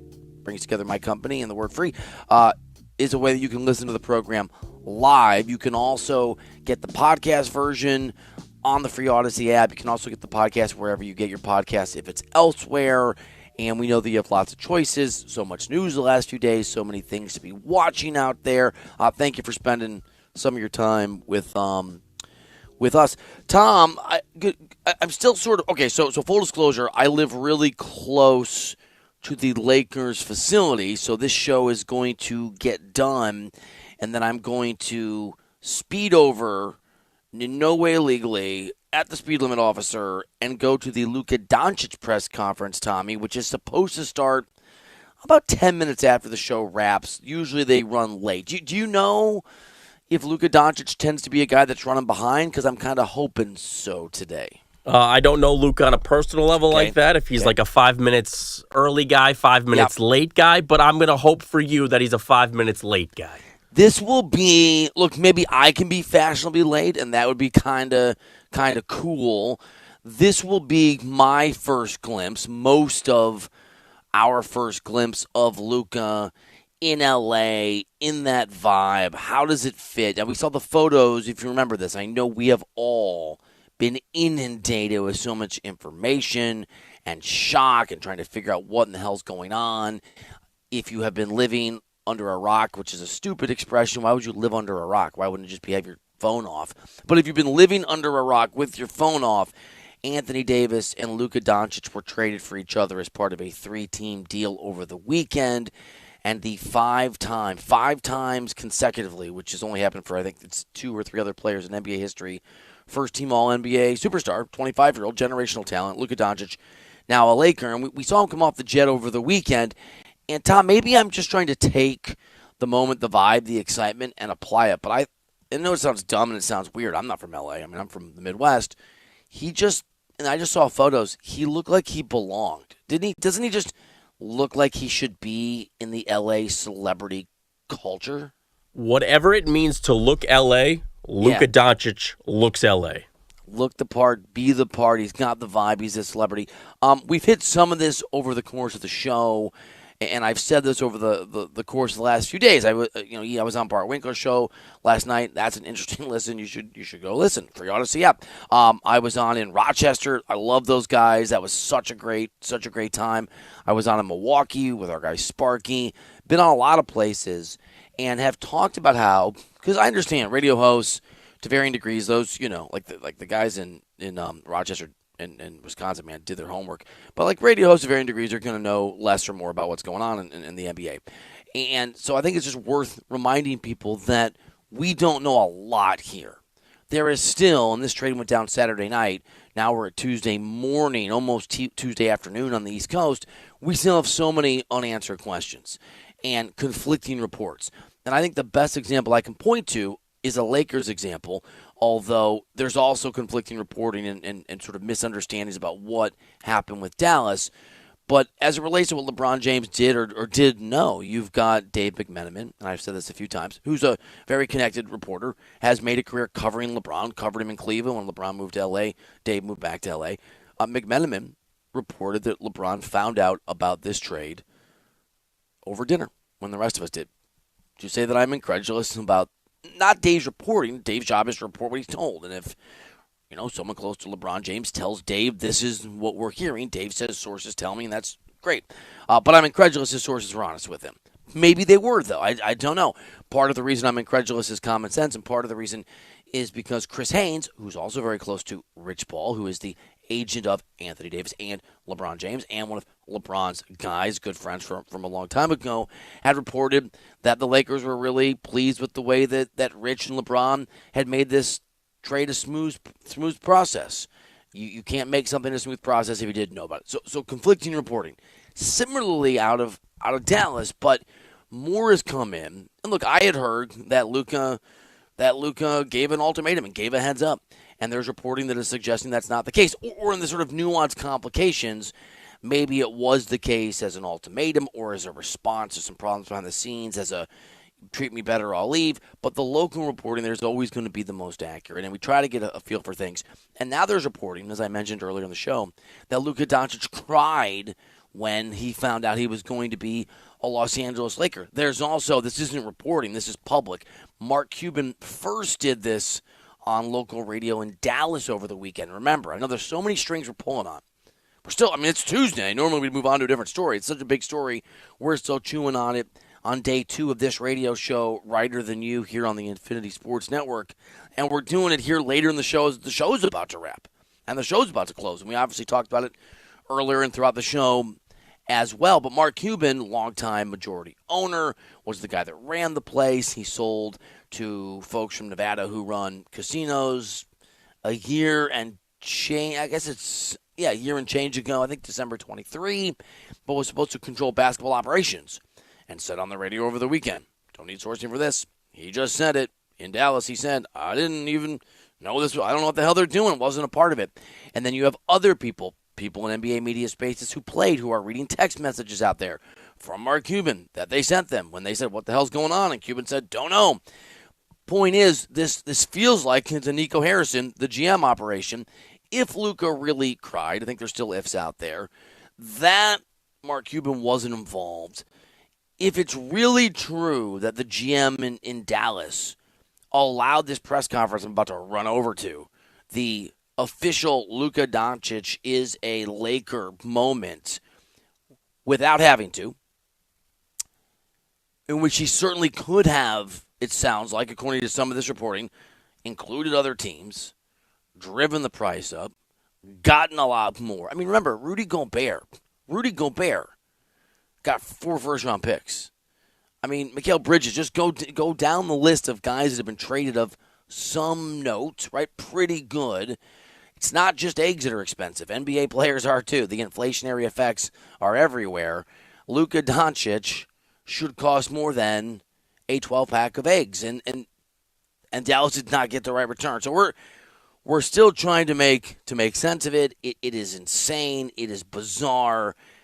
And I still maintain, this is still true, we have a lot of things we need to know that are going to tell us what the future is going to hold.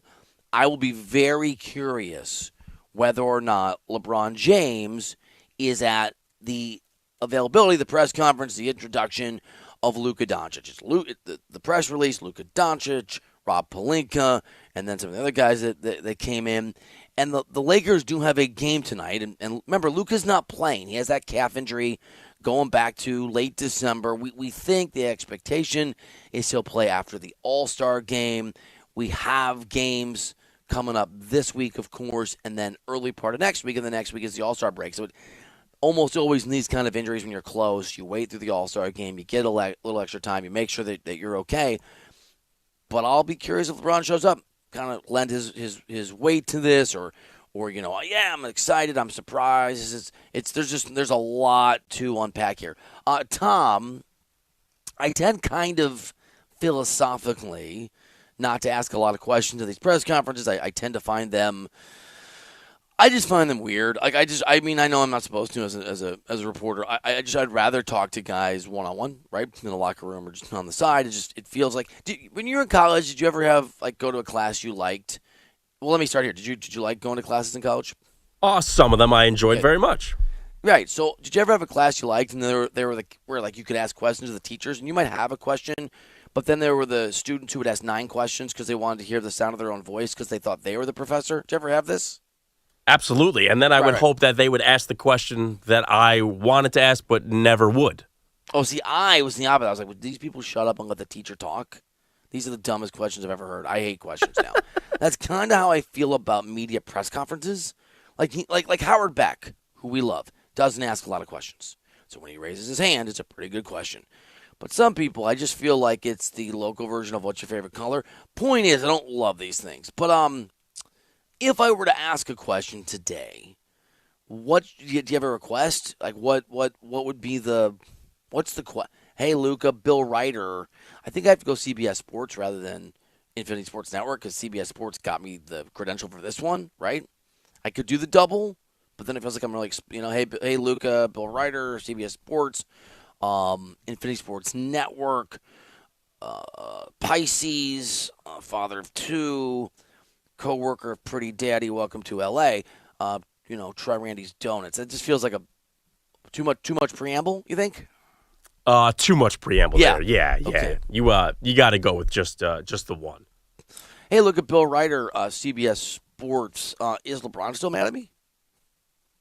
No? That's the question to go with. You know what? I had one in my head, but that is the question to go with. Hey, look at Bill Ryder, CBS Sports. What's up, bro? Can you kind of maybe see how LeBron's doing with me? We could kind of, help me out a little bit here. We can fix it. Have him watch the video. Have him watch the damn video, Luca. I'm sorry. What was your question? I apologize. I wanted to hear it. I mean, look, I think Luca's going to be very classy today, but what I want to know and what I think we'll find out in the coming weeks, months, maybe even years, because this trade, people are going to talk about this for a long, long time. I want to know about his relationship with Nico Harrison. I want to know if he thought it was good, in a good place, bad place, if he could see that this thing was on the rocks. I want to know that personal dynamic between the two of them. Dude, you make a great point. Today's going to be – people lie, right? And I said this the other day. I'm not mad about it. Any of you that have ever been married to a boss – I mean, she wasn't my boss, but my wife managed a bunch of people that said if she's listening, she would say she's still my boss. But you get what I'm saying. Or just have had relationships with bosses, and I've made this point. Sometimes people in power have to lay people off, right? Or demote people, or move you to a new job, or change your hours, or whatever. Or not give you the raise you want. And they can't tell you. I mean, is that a lie? I don't know. LeBron's had power before. I'm not mad if he has to be disingenuous or not forthcoming or honest about certain things. Doesn't mean I'm not going to try to get to the bottom of it. Doesn't mean I'm a bleeping liar because I tell the truth about other things. But I understand why people in power sometimes can't be as straightforward as they want to be. And that includes Luka. But that said, this is the first really big chance we have, the first sort of big person who's talking outside of Nico Harrison, given the press conference the other day where Jason Kidd looked like he'd been taken hostage. Man, he looked pissed, the coach of the Mavs, to kind of get some answers. Tom, I was also trying to – so I was talking to friends of the last 24 hours, right, about this. And I'm sure you also have NFL friends who are NFL people but aren't into the NBA. When the NBA has big news, they like it, but they don't really know how to – they don't wade into these waters very often, right? Absolutely. I was trying to think, and I hadn't come up with a good answer, because they knew it was a big deal, but I was trying to explain this is huge.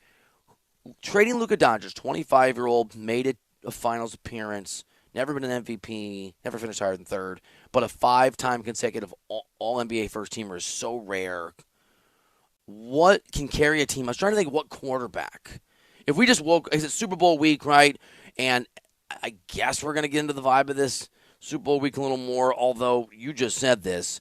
Amanda Guerra is a really talented CBS Sports HQ host, and I was on with her yesterday, and we were texting, and she basically said, I'm still upset about this. I haven't gotten over it yet, and I had to break it to her, Tom, that heartbreak she felt is probably going to last days, weeks, years. Like at some point when Luka's a Laker in 7 years and they win a championship, or 2 years, she's going to feel this is going to be a forever feeling. So I'm trying to think like what would be the equivalent of heartbreak and shock of Joe Burrow, right? I was thinking Joe Burrow's kind of cocky like Luka, a lot of confidence, has carried bad teams, has some injury history, but also has also carried a team to a championship but didn't win. That was the best I came up with. If we just woke up and the Bengals had traded Joe Burrow, right, for pieces that included and brought back, I don't know, Baker Mayfield, if that's the AD comparison. I mean, look, I wrote Joe Burrow down on this piece of paper in front of me. Yes, I did. I absolutely did. Luka is the equivalent of Joe Burrow, and maybe Luka even has a leg up on Joe Burrow. Yeah, right. The dude he's that good. It's going to be a lifetime of pain. The pain is not going away anytime soon. Honestly, dude, and I had a great time with the guys on Rochester. And by the way, I was doing that hit yesterday, and we talked NBA, and they did mention that they're not playing the. There's a rejoin of me, a promotion of me. Basically, the Bills window is closed. Which, if you're listening elsewhere in America, Rochester, Buffalo Bills country. Those guys are great. I love that affiliate. I love that city. We're very lucky to be on there. But they would play it basically like, the writer, the national guy who's on here, Bills are looking good. Apparently they pulled it because it's not as funny now. So, well, I don't want to kick them when they're down. No, I feel bad. I do. Dude, I love those dudes. I had such a great time. on with the guys in Rochester. I think Josh Allen also might be a comp. Because I think right now Josh Allen feels like the better player than Joe Burrow, even if it's not the same. Even if I think a lot of us would say maybe Burrow's got a higher ceiling if you put him on the same team. I think Allen's the better player right now, right? Just in terms of consistency. Maybe it's recency bias. I know that Josh Allen's never made it past the conference finals, never made it past the Chiefs. It's not the perfect comp. But I think Josh Allen is a Luka. That's the level NFL fans that we're talking about, right, for this trade. It's certainly, if it's not Burrow and it's not Allen, it's a blend of the two of them. All right. I'd like to talk more about this. See, it's the end of the show. We've already talked about this. We've talked about more. There's so much here. But I have a few things that are in my way to continue to visit with you wherever you are. And thank you for listening. Bill Ryder with you about this Doncic AD madness. One of them is that we have what's called a hard out. Okay, which means I get cut off by the clock pretty soon. Look at the clock. And the other is that many of the wonderful affiliates we have in the Odyssey app, we're going to listen to Rich Eisen. So he's coming up. And the other is I have to go to this Luka Doncic press conference. So I guess all of that means, Tom, that's the show, right? That's a wrap. Well, I'm sure we'll talk more Luka Doncic AD tomorrow. Unless Jimmy Butler gets traded. Real quick, Tom, I know I have to go. Jimmy Butler's getting traded at 1 a.m. Pacific time, right? That's when I'm waking up to work? That's probably what's happening? Yes, and for the rest of us, not you, but like Jimmy Butler at this point is such an afterthought, but not for someone in your shoes. No, I do care. Okay, we are out of time. Also, out of the ability to speak words. It's all great. It's all happening. Bill Ryder with you. Thank you so much for listening to the show. We appreciate you. Enjoy the rest of your day, and we'll see you back here tomorrow on Ryder with You.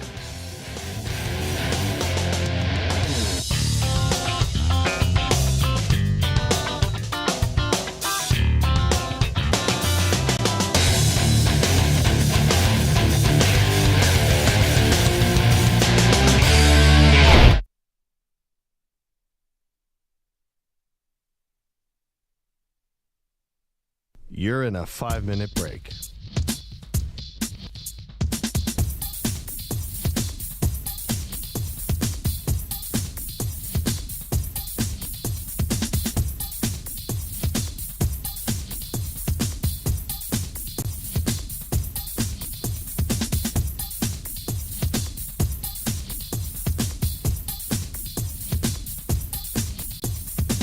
Four minutes, 30 seconds remaining.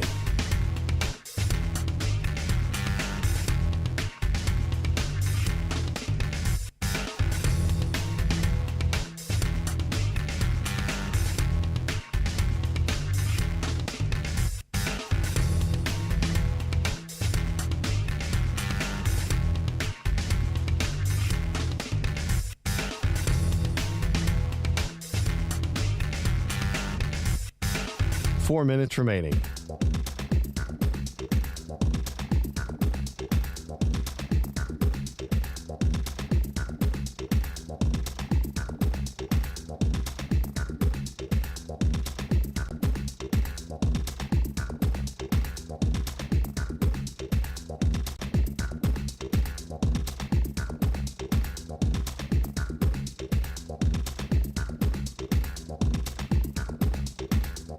Three minutes, 30 seconds remaining.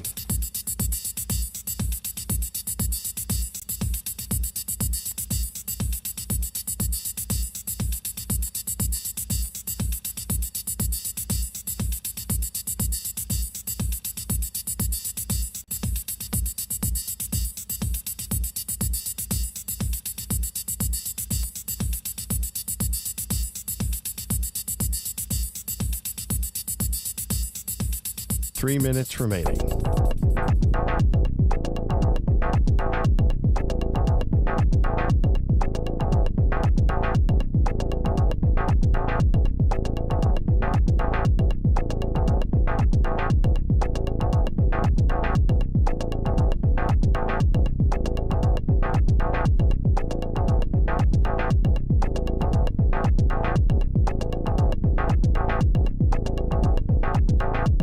Two minutes, 30 seconds remaining.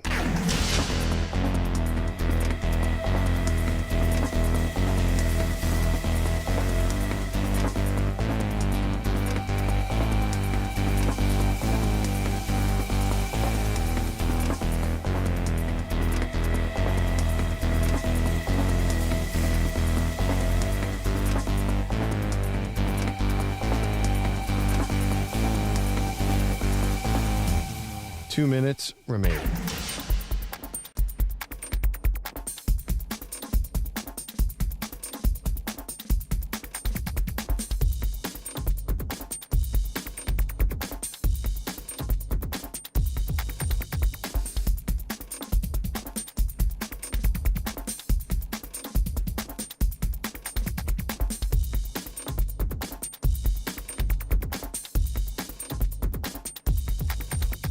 One minute, 30 seconds remaining.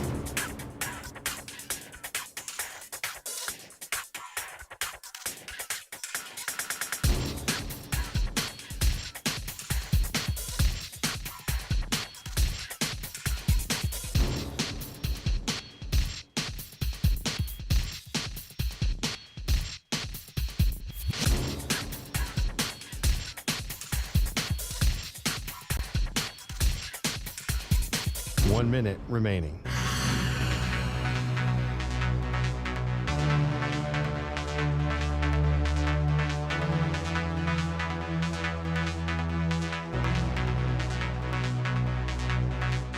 Forty-five seconds remaining.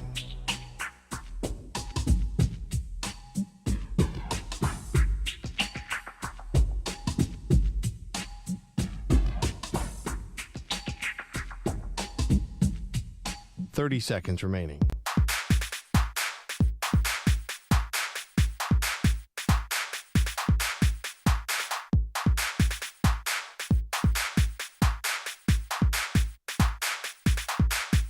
Fifteen seconds.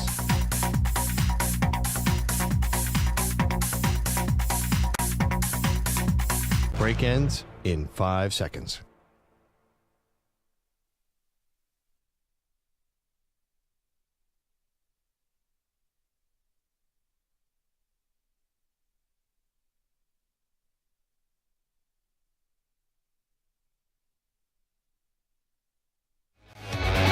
This is The Rich Eisen Show. Hey, everybody. Can't get enough of The Rich Eisen Show? You're in luck. You can find us everywhere. Watch us weekdays on the Roku Sports Channel from noon to 3 Eastern.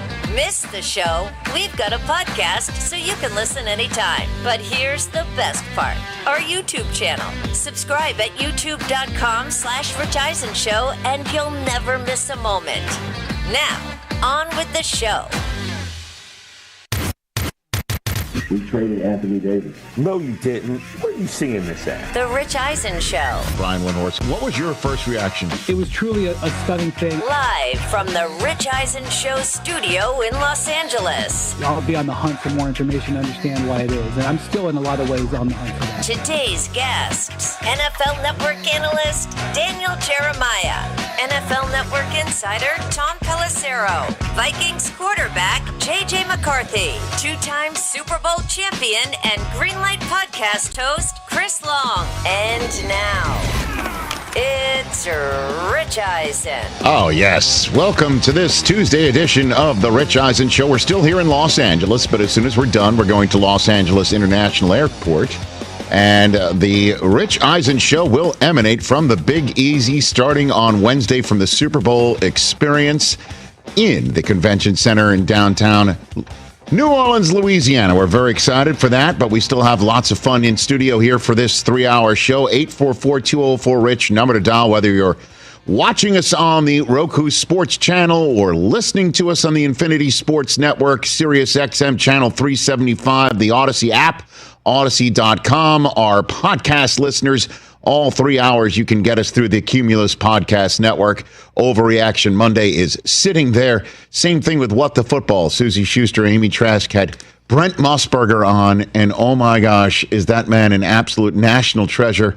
Christopher Brockman, lots of gambling advice from him for Super Bowl 59. Can't wait to listen to that on the flight. There's lots of stories to be told on that one. No Contest Wrestling comes out later today from O'Shea and TJ's jaunt to Royal Rumble over the weekend, so be on the lookout for that. In the meantime, Daniel Jeremiah will join us in less than 20 minutes' time, fresh back from the Senior Bowl. We'll break down the Super Bowl with him.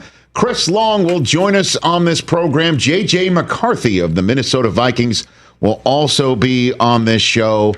And my gosh, we've got Tom Pelissero joining us fresh back from the Senior Bowl. He will be in New Orleans already. We'll chat with him. Andy Reid is meeting with the media now as we speak. Luka Doncic is being introduced down the street at Lakers headquarters by the end of the hour. We'll turn that sound around. Lots to talk about on this program. Good to see you over there, Chris Brockman. How are Rich. you? Happy to be here. Jay Felly, you already got your beads. I'm ready to go. Got your beads. Whoa, hey, let me take my shirt off. Very good. And we haven't even, he's got beads. We haven't been in New Orleans yet, not yet, but we've already witnessed, I think, the greatest competition and battle we're going to see all week long. It's not the Chiefs versus the Eagles. It's TJ Jefferson versus the studio floor printer.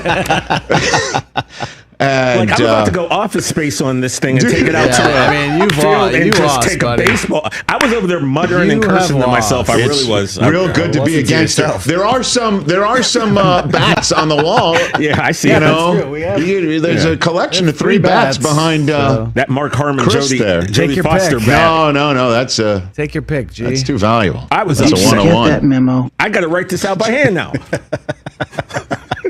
Why? All right, we'll deal with that in a commercial break. You know, there's other printers. You can print it out on a full page. I can have it here. But if I did that, where would our story be 3 minutes in? You know, I mean, seriously, folks, there was some serious bombage happening in this studio. I don't see the memo. Oh my gosh! I don't often lose it, but that you was did. a moment. I'm like, what is happening over there? Trust me, folks, if Super Bowl 59 is as tightly contested as what we just witnessed between TJ and the printer, hey, we're in for a treat. Let's go. We're in for a treat. As a matter of fact, I just wish in between TJ working with the printer, Kendrick Lamar had actually performed. You know what I mean? Sia had shown up and just okay. They're not like us. Listen, I shoot everyone straight here. I shoot everyone straight here on this program. Media Night is an absolute S show. And it is an absolute show of S. It's just, if you have a thumbprint and no record, police record, and you can breathe on a mirror and fog it up, you're in. You're credentialed. You got one. You're in. All right? Because the league is happy to have its name spelled right. Go and ask as many questions as you want. Surround the podiums of the stars of this game and show up. And they've got 60 minutes. They have to sit there and they have to answer your questions or at least hear them. And then they answer the most dumbass questions multiple times over and over those 60 minutes. Their patience is tested because some dude from like Siam, I'm now naming boards on the risk, countries on the risk board, shows up, he shows up and asks a question that's stupid, and then a woman from Kamchatka shows up. It's the risk board. And asks the same question 20 minutes later, and the player is not allowed to say, answered that 20 minutes ago. No, you have to sit there and just go, oh, well, It's crazy. And then there's people in our business that will analyze these things and say, this is a sign of a player that's tight, or this is a sign of a coach that's tight. He's not loose. Oh, my goodness gracious. There's nothing to read into media night. I don't know, Rich. Mahomes looked a little tired last night. Very good. Yeah, tired because he's sick of going to these things year after year after year. Because Fox had him stop by and do silly dances that's going to show up on their, their throws to break during the games and during their 9-hour pregame show. Kelsey's beard was a little unkempt. Oh my gosh, is that a sign of something? I don't know, man. This means his barber's flying in today. Lane Johnson's beard was out of control. Or T Swift likes it like that. Oh, baby. Oh, listen. So what we've done is we've called, in my estimation, the most interesting sound bites from the evening. Let's go. And read what you wish. Mahomes was asked about the Chiefs suddenly. Remember, I came on this show last week, and now I need to film Mike because I'm on the show pretty much every day. Pretty much. And I said that it's the battle of two Currys, Steph Currys, two very likable guys in Mahomes and Saquon, family guys who put their kids front and center and are just dynamite, eye-popping talents. Mm-hmm. And it's just that, Saquon is the new Curry, which is when Curry first started, and he was all sweet and peaches and cream, a lot of people rooting for him. And now you got the Curry version that Mahomes is, which is people just sick and tired of watching him. Yeah, by like the 6 finals. Okay, so Mahomes was asked about the Chiefs suddenly being the team that people kind of like to not like. Yeah, it's all fun just because I was that guy. I was a Cowboys fan growing up, and I used to hate the Patriots. I think more than anything, I appreciate the greatness of the Patriots more now when I see how hard it was to do what they did.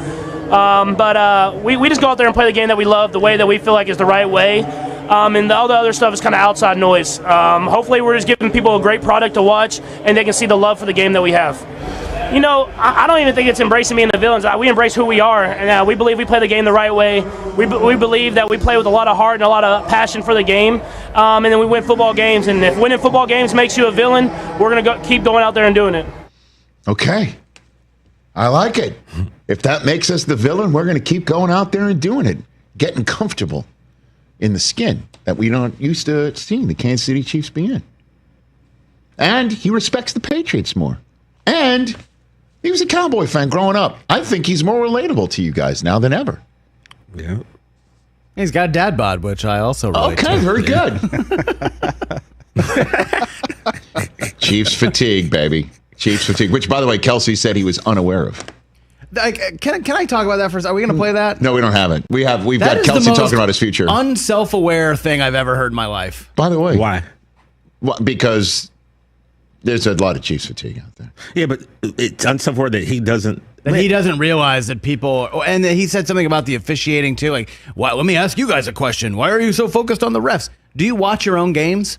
Do you not see when things are thrown and how exact they are? But you think that these guys they read everything, they see everything. How do you know that? Be self-aware. Kelsey was on. You're not on X, are you? As a matter of fact, if I'm not mistaken, a Travis Kelsey play of the year got wiped out due to an offensive offsides that got called that never gets called. Pretty much on anyone else in a big spot in a game that the whole country was watching. Also, Kelsey was on the field when a tackle forced fumble on Marcus Mariota in a playoff game in Arrowhead was called a forward progress being stopped. So you can't actually review the clear sack force fumble. Those literally have nothing to do with this season. I'm just saying, be a little more aware of yourself and your team and what your surroundings. If I'm Kelsey, I'm just like, I'm staying off of my phone. I'm staying off of anything. Which, exactly. This dude's living his best life. He's got a superstar girlfriend. You think he's really looking on X that you don't even look on X and thinking, oh, let me see what a bunch of mouth breathers are saying on social media. No, man, come on. Look at you. Wow. You're all grown up. That's so naive. Excuse me.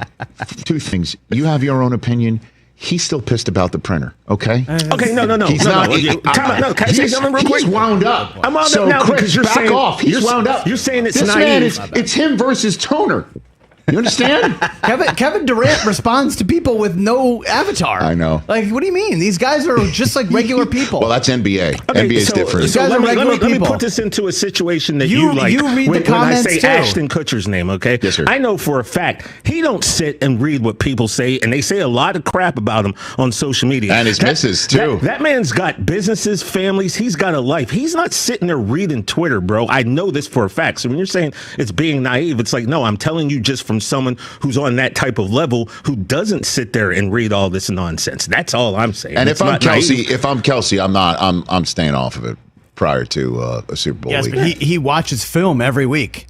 He can see how ticky-tack some of the calls are. Man, we got away with that one. Like, come on, dude. So he was asked about his future. I don't know who asked this question, but this is a great way in. He was asked where he's going to be in 3 years. Now, he could have gone full Kyle Shanahan, which is, we could all be dead in 2 minutes. You know what I mean? But that's not his disposition. It's the Super Bowl, you know? He actually answered the question, and this is actual information. Hit it. Where will I be in 3 years? Oh man, I don't know. Hopefully, still playing football. I love doing this. I love coming into work every day, and you know, I feel like I still got a lot of good football left in me. But we'll see what happens. I know I've been setting myself up for other opportunities in my life, and that's always been the goal. Knowing that football only lasts for so long, you got to find a way to get into another career, into another profession. And I've been doing that in my off seasons. But for the most part, I plan on being a Kansas City Chief and playing football. Okay. I think everybody thinks this is it for him, right? That's the word going around. Right? I mean, certainly if he was online, he would have seen his big catch and rumble against the Texans in the divisional round of the playoffs engendered a few memes of old men running with footballs in flag football games. I think he topped out at like 8 miles an hour. Hey, man. We still barely got caught, too. Could you imagine he sticks around? I think everybody thinks. Don't you think everybody feels like this is it? Because it was. I thought he should have retired last year. Right? Went into the Hall of Fame with his brother. It would have been cool. But obviously, he's still performing at a high level. Like, and he's not sitting at home thinking, "Man, I'm going to the Super Bowl for a third straight year. I could be at the Grammys with Taylor Swift and going on that red carpet life." He's still thinking Red Chiefs life. That's what he's thinking. So. I would love that, by the way. If he sticks around for another 3 years, I would love that. If his body's holding up. No doubt, right? They're winning and he's having fun and the check's still clear. Let's do it. Let's go. So those are my 2 Chief sound bites from opening night. Yeah. Seriously, dude, honestly, like, what else is there to... Like, we're all like, when is kickoff? When is kickoff? You know? I haven't got to when his kickoff yet. Maybe tomorrow, but we're getting close. You know why I haven't gotten to when his kickoff? Because you're still pissed at the printer? I'm over the printer. 2 days ago, I watched a video Dawn Bowie posted of us at the opening kickoff. That was sick. And I looked at how excited we were. Me and Hoskins. It was the beginning of the season. And I'm like, wow, man, this is it. It's over. So that's why I'm not like overly excited, because I saw how happy we were, and now it's like, man, this is it, guys. I was happy because my tees hit that night. Here's a Saquon soundbite. Here we go. Here's a Saquon soundbite. This is as close as he got to talking about the Giants.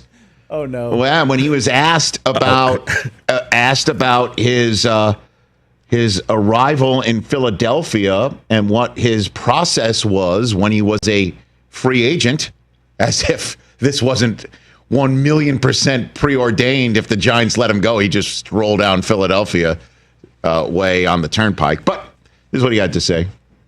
Yeah, I mean, me and my family literally, had a sheet and did pros and cons. And the only con about Philly was I might get some slack because I played in New York. So it was a no-brainer for me. The talent that we have here, the going against those guys, just hearing stories about the organization, and then most importantly, the big boys up front. Yeah. So that was the only con. They might boo me because I'm from New York and I played in New York. And then he goes to Brazil and has a 3-touchdown night on opening Friday night. And then they wanted to put him in a mummer's outfit and have a parade when he got home. More importantly, Rich, do we need hand watch 2025? Yeah, Did you see that? He's got a Band-Aid on his. Did he cut himself? Saquon cut his hand. We got a chef for a situation? What? You didn't see him? He had a Go big back. Band-Aid on his hand. Can we dude. take a freeze frame and look at this? I don't know. I didn't notice. I was just too busy listening to him just be pay awesome. attention to Oh, these man. things. Look, Look he's at got that. a, Oh, my what is God. going on here? Oh, my God. What is that? What is this? Can he high and tight the football? Can he grip the ball? Yeah. Can he take a hand off? How can you get 4 points of pressure with What do that we- thing? He's at like 2.8 Now, right it now. looks like very it's at the worried. top of his hand. It looks like We something. can't see the inside of the palm, Rich. You know, it I could don't be- know. You know what it probably was? He's got, as you know, he's got young kids. It's probably like some dumbass Lego piece got stuck. You know, I've been there. on a Lego I've piece? been there. I've been there. I don't know. Something happens. It's on the floor. You hit it. I have no idea. Is he walking on his hand? Hand watch, Chris? Hand watch. Hand watch 25. Hand watch 2025 Okay. for Saquon. For a second, I thought you said hand wash. Well, we should do that in these Well, times, you should too, always wash but- your hands. Okay, very good. 20 seconds. Very good. Yep. What? Today is just crazy. That's our coverage of media night. Kind of feels like Friday. His thoughts on the Super Bowl. Let's get his thoughts on the Senior Bowl. Let's just get his thoughts. DJ. And he has something in common with all of us except for Jay Felly. Oh. We're all sick of the Dodgers already. Ugh. We haven't even had a pitcher or catcher report yet. And I'm going to need him to stop talking about Abdul Carter. I need him to drop to 4. All right, well, Do you want Hunter or do you want we Carter? all have agendas. Tom Pelissero will join us. Also will join us J.J. McCarthy, Chris Long, and the new Rich Eisen Show IT specialist, TJ Jefferson. We're off and running on this Tuesday.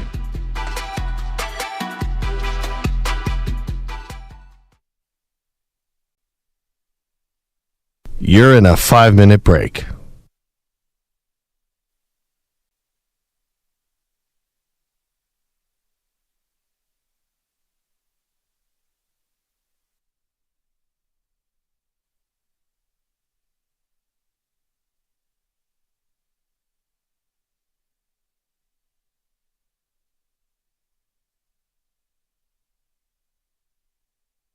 Four minutes, 30 seconds remaining.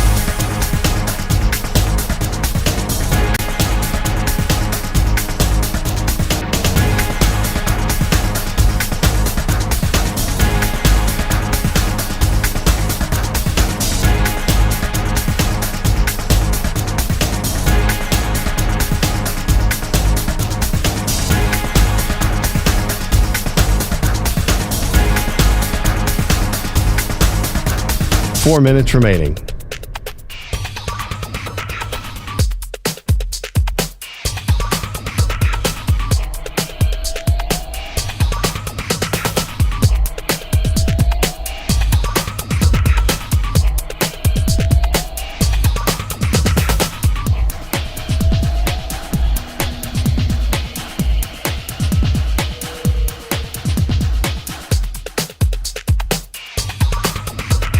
Three minutes, 30 seconds remaining.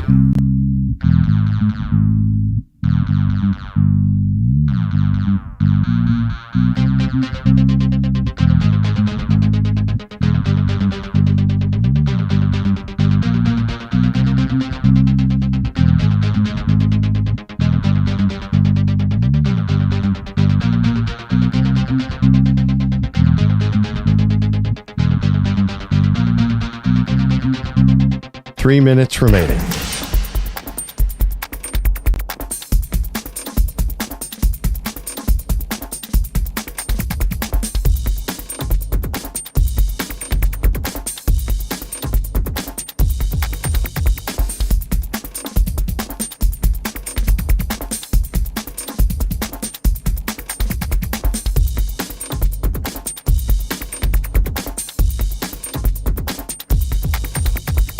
2 minutes, 30 seconds remaining.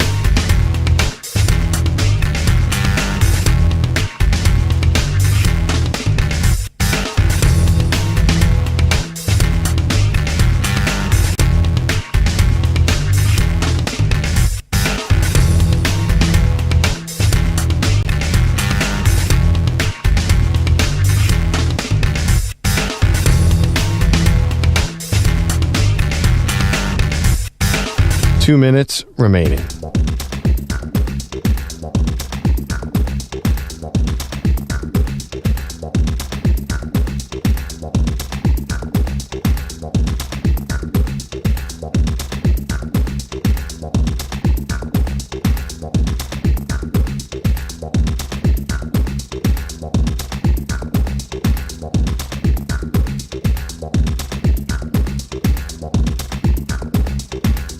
One minute, 30 seconds remaining.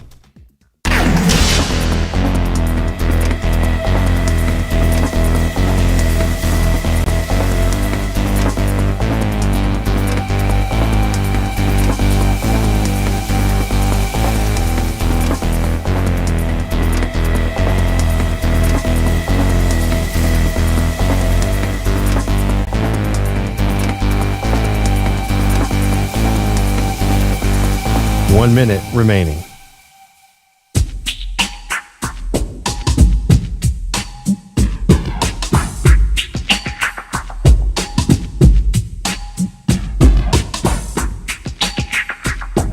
Forty-five seconds remaining.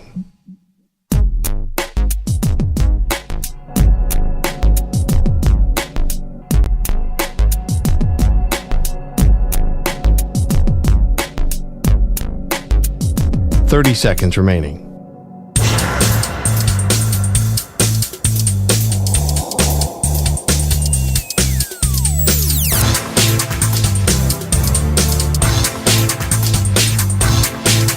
Fifteen seconds.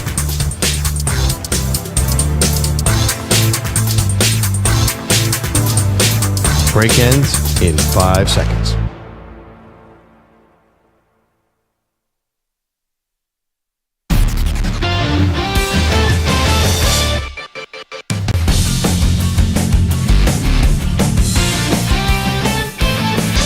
Sitting at the Rich Eisen Show desk, furnished by Grainger with supplies and solutions for every industry. Grainger has the right product for you. Call clickgrainger.com or just stop by. Look who stopped by, our friend from the NFL Network, the Chargers radio booth, my buddy, fresh back from the Senior Bowl, Daniel Jeremiah. Hey. Good to see you, DJ. How are you?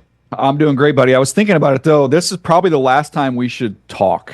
We'll do it today. Okay. And then let's not see each other, talk to each other, text each other until the combine. Until we get to the combine. I think that's just to keep it for the best. Why? Yeah, we'll be so excited. Like we got so much to catch up on. You know, we got so much time to fill. You know what? I've never once sat around you, despite being around you for crazy amounts of time. I'm honestly like it's not just an hour or two. Like we're hanging out for 7-8 hours a day in Indianapolis, and then sometimes like 10 hours on a draft day. I'm never short on conversation with you. Never. There's never an awkward silence with you, DJ. Like ever. No, we've got a good thing going, and I would echo the same thing. And I would also say, what are the odds that you could be with somebody for that long and like this stuff doesn't annoy me? Like you don't chew with your mouth open, you know. That's true. There's nothing. There's really nothing there. I just want to make sure we keep it. Great. We will do that. Before we start, perfect bringing up the combine. You're fresh back from the Senior Bowl.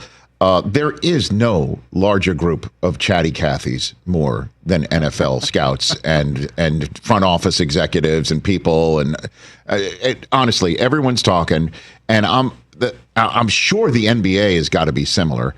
Isn't it amazing this trade, Luka and Anthony Davis was done with two dudes who had a coffee and talked about it, and nobody heard about it? It's one of the. Could you think anything like that would ever be pulled off in the NFL, where no one would know until the very end? I'd have to go back. Was there any heads up at all before? I know there was talk that Stafford was, potentially get traded, but the Stafford Goff thing, that kind of that jolted the system a little bit. Yeah, but they were like, I guess they were in the Cabo. There was a little bit of wind. Even when Tyreek Hill got traded to the Dolphins, there was smoke in the morning, where we saw it coming, that he wanted out. And it was surprising because it happened so quickly after initially hearing that. But I don't think the NFL would ever be able to pull off, or general managers would ever be able to pull off. No one would know in our business. It's crazy. No, and give me some life advice on this, because just over the last couple years, I've gotten to know and become friends with Bill Duffy, who's a basketball agent who happens to represent Luka. And I just don't know that I don't know how long I have to wait before, let this kind of breathe a little bit before I try and, check in with him and say hello, because I would imagine his phone's just getting destroyed. And I don't want to overreach in terms of where our friendship is. It's pretty much in the earlier stages of that. So I'm just trying to time it up perfectly. RES Consulting. Check in with him. That's what we're here for. That's what we're here for. What do we say here? I think he's being introduced right now, and Luka looks miserable. He really does look like his life has been turned upside down. So his agent might be dealing with that. I'm saying another 24 hours. I'm saying another 24 hours. I was even going to go like another week. I was going to really let this thing try and let the waters settle a little bit. He's a wonderful guy, though. I've just got to know him. Good. Super guy. Well, Daniel, you deserve to have all the friends you want. All right, let's jump into this here. Super Bowl 59 comes down to what, DJ? What do you think? Well, I mean, it's not. I'm not going to reinvent the wheel here, but it's who can block who. I mean, I think you can look at it and say Chris Jones, and that's someone you have to deal with who's taken over these big games and these big moments. So on the Eagles side of things, how do you deal with him? And you've got some injuries that we'll see as we get closer to game time. Hopefully, they're all okay up front. And then on the other side, I mean, we've seen the Chiefs lose one of these games, Rich, and it was against Tampa, and they lost because they could not block them. So that to me is that's the challenge on their side of it. And the Eagles, they have waves of dudes. And that first meeting, in their first Super Bowl, where they went up against each other. Remember, we had all the discussion about the field, and the Eagles D-line was slipping all over the place. That's not going to be an issue, in this one indoors. So this will be, that's where the whole thing comes down. And so it comes down to, I guess I forget who they all now mishmash together. If they make up the zero, we talked to Louis Riddick about this. If they make up the 0 sacks T-shirts for the Chiefs offensive lineman again, that's all she wrote. Is that what you're saying? Yeah. Pretty much. 100%. If they don't get to them, then they're not going to win. But I said this the other day, but when you look at it and you just stack up the rosters, I do think, Philly has a more talented team. And that's saying that the Chiefs still have a top 5 roster, but they've got a Hall of Fame quarterback and a Hall of Fame coach. And that's why they've just been on this incredible run that they're on. But I think if you were going to go, 1 through 53 all the way through, Philadelphia has more talent. But the sidebar there is the Niners had more talent than the Chiefs. The Eagles, the first time they met, had more talent than the Chiefs. I just wouldn't want to be in a game where it's a 3-point game and late in the fourth quarter against that group. You want to try and put them away early if you can. Why is that? Where this team is so remarkably consistent when it comes to executing at the biggest moments in the biggest games. How does one explain it, Daniel? I give Andy a ton of credit. And it's his group that he's assembled there. But there's not a better play designer. We talk about play callers, but then there's designing the play, and there's guys who call plays, but then there's just the timing of it and knowing when to call certain plays, and the execution is flawless. And in some of them, I mean, there's not many of them, Rich, where it's like, man, he had to really squeeze that one into a tight window. Like, they find ways on the biggest downs and the biggest moments to scheme guys loose and free and make it somewhat simple. So I give Andy a ton of credit for that whole process, and then Pat just seems to I mean, and I think because of the success he's had, he just looks so confident and so comfortable in those moments. There's going to be third downs, fourth downs in this game, and it never seems to be a problem for him. When was the last time you saw in one of those big downs where they just blow a protection? When was the last time you saw even like a receiver slip or fall down? Like it's flawless execution in those key moments. Yeah, and then obviously you got someone like Mahomes who is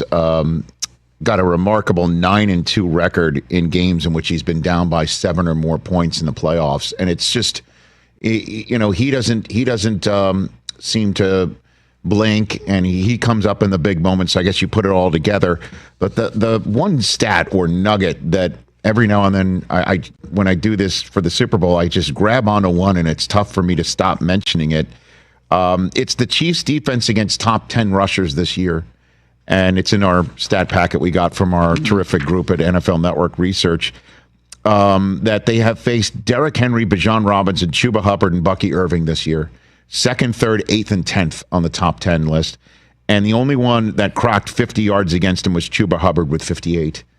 And obviously here comes Saquon. What's the plan to keep Saquon bottled up, and maybe similarly to other top 10 backs that this defense has faced this year? Daniel. Well, I would just still say that you can stack up a list and you can talk about the 8 and 6. Saquon Barkley is in his own universe, in his own planet as a talent. Let's start there. And then he's running behind the best offensive line. So that's going to be a bigger challenge than any of those backs, and that even includes Derrick Henry that they've seen, just because Philly's offensive line is better. But they are aggressive in terms of what they do at the second level. They move, they stunt, they're not a real staticky defense where you kind of know where they are, and they're, you can take, correct angles, and you can get comfortable against static defenses. They're not static at all, and Spags is moving different guys. The other thing I would add to that is a lot of times when we think of, how you play the run, we talk about setting the edge and, getting penetration inside, and you got linebackers that can fill. Their corners are outstanding tacklers, and that starts with McDuffie. Like that's a big part of it, because these play callers are smart. They know how to leave the proper unblocked defender, and we're going to make this player have to make the tackle repeatedly. And they don't have that mark where you're doing the preparation. You go, okay, this is the guy we're going to leave unblocked this week, and we'll see how he does. So that's why they are just a complete football team on the defensive side of the ball. But they haven't seen Saquon Barkley, and they haven't seen this massive offensive line. So then what do the Chiefs need to do offensively, do you think, against this team? Obviously, you mentioned blocking up front. Totally get it. But when it all comes down to it in Super Bowl 59, we need to see what from this Chiefs offense to win? Patience. Vic Fangio is not going to give up big plays. He play that umbrella coverage. They're going to play top down. And they're going to make you have long, prolonged drives, and they're going to hope they can buckle down when you get in the red zone and force kicks. We saw it, in the Washington game where they moved the ball pretty well up and down the field, and Ertz caught 900 balls. But they did a pretty good job of keeping it in front of them and not giving up an explosive play. And that's that philosophy of defense. Eventually, we're going to tip a ball. We're going to force a fumble. We're going to get a sack, or you're going to make a mistake with a penalty. And the rare thing about the Chiefs, and I've seen them a lot, doing the Charger games, is most teams don't have that patience. Eventually, it becomes too much, and they want it right now, and you got to take it, and you're going to be aggressive, and you force it. They are really good at playing content football. Yeah, taking the don't go broke, making a profit. Making a profit. Exactly. That's 100%. The old school, the Jerry Burns phrase from back in the day. So one of the only, I guess, clean phrases. What's your gut call on the game then? What do you think? I don't have sometimes you're like, oh, this is just a bad matchup. I for a certain team in a certain way, I think they match up so well against one another. I ended up going with the Eagles in a closer game, which I've just argued the entire conversation. That's not possible to beat the Chiefs in a close game. So my confidence level very low, but I'm going to go with Jalen Hurts having a big game. I do think the focus will be on Saquon, And you look up, and all of a sudden, you look at the collection of weapons. You kind of forgot about it until that Washington game, and you're like, oh, gosh, Goddard, he's pretty good. Devontae Smith, that's tough cover one-on-one. And then with A.J., you can just throw it up, and he can go get it. I mean, they have a lot of different guys they can get to you in the passing game. And the one prediction I'll have in this game, Rich, the one prediction I'll have is that I think Nick Sirianni, he's able to get one where they properly guess on when Spags is going to bring it, and they end up hitting Saquon on a screen, and it goes for a big one. So that's my one prediction for this. Interesting. Yeah, Hurts has had 300 or more passing yards, 40 or more rush yards, no interceptions in 2 of his 3 career games against Kansas City, and has only one other such game in his career, and that was Week 15, 2020 at Arizona.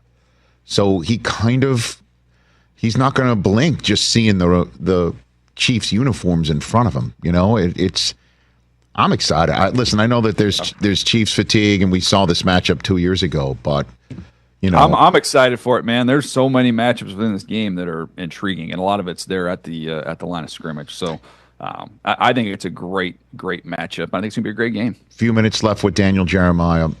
Chris Brockman would like you to please stop touting Abdul Carter, because he has envisioned Carter dropping to the Patriots at 4.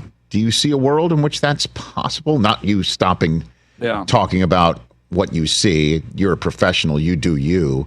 But is it possible Abdul Carter drops? Like, how are you seeing the top picks going as we're finally in February now, Daniel? So for Brockman to get that wish, you got to have 2 quarterbacks and Travis Hunter. Yes, exactly. So that's what you're wishing and hoping for. Yep. I don't look. It's early, and we'll see what happens with free agency, and if teams do things quarterback wise that can change this thing. I have a hard time seeing him getting there. I will give you one funny story. We're at the Senior Bowl, and almost every agent's there. It's like the combine. The whole NFL is there. Mm-hmm.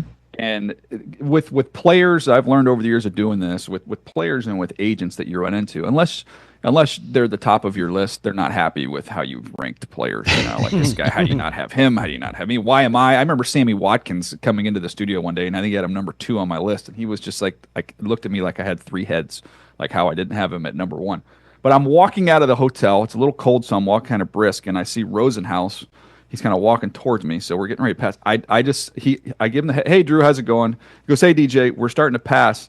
And he goes, well, Abdul Carter, number 1 on the list. You got that one right. And I just kept going. I go, it's not that hard, Drew. And then just kept walking right on past him. But he was the only person that was happy with me that I saw the whole time down there. Abdul Carter flashes, man. That's for damn sure. I mean, best in the draft, atop of your draft board. That's going to happen, pretty much. He's a problem. He's a problem on every single down. So why do you think Cam Ward goes 2 and not 3 and not 2? Because why do you think Cleveland makes that choice? They don't go quarterback, and I guess walk me through how you measured all this out.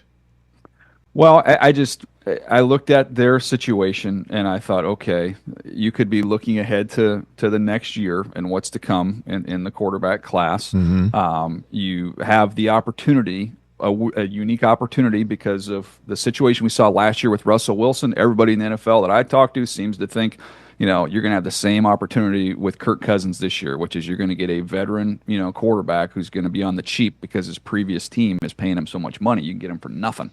So there was just a lot of chatter around the league, and that's not coming from the Browns, but that Kirk Cousins kind of would be a good fit there. To get in there, be ready to play right away. You don't have to pay him much with what you're already on the hook for with Deshaun, and then you can, maybe look into next year where you on the horizon. There's other quarterbacks you could be maybe a little bit more excited about.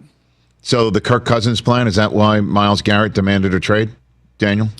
So I don't know, but my phone blew up when that got sent. So your phone blows up when Myles Garrett says he wants out of Cleveland. Your thoughts on that before I let you go are what?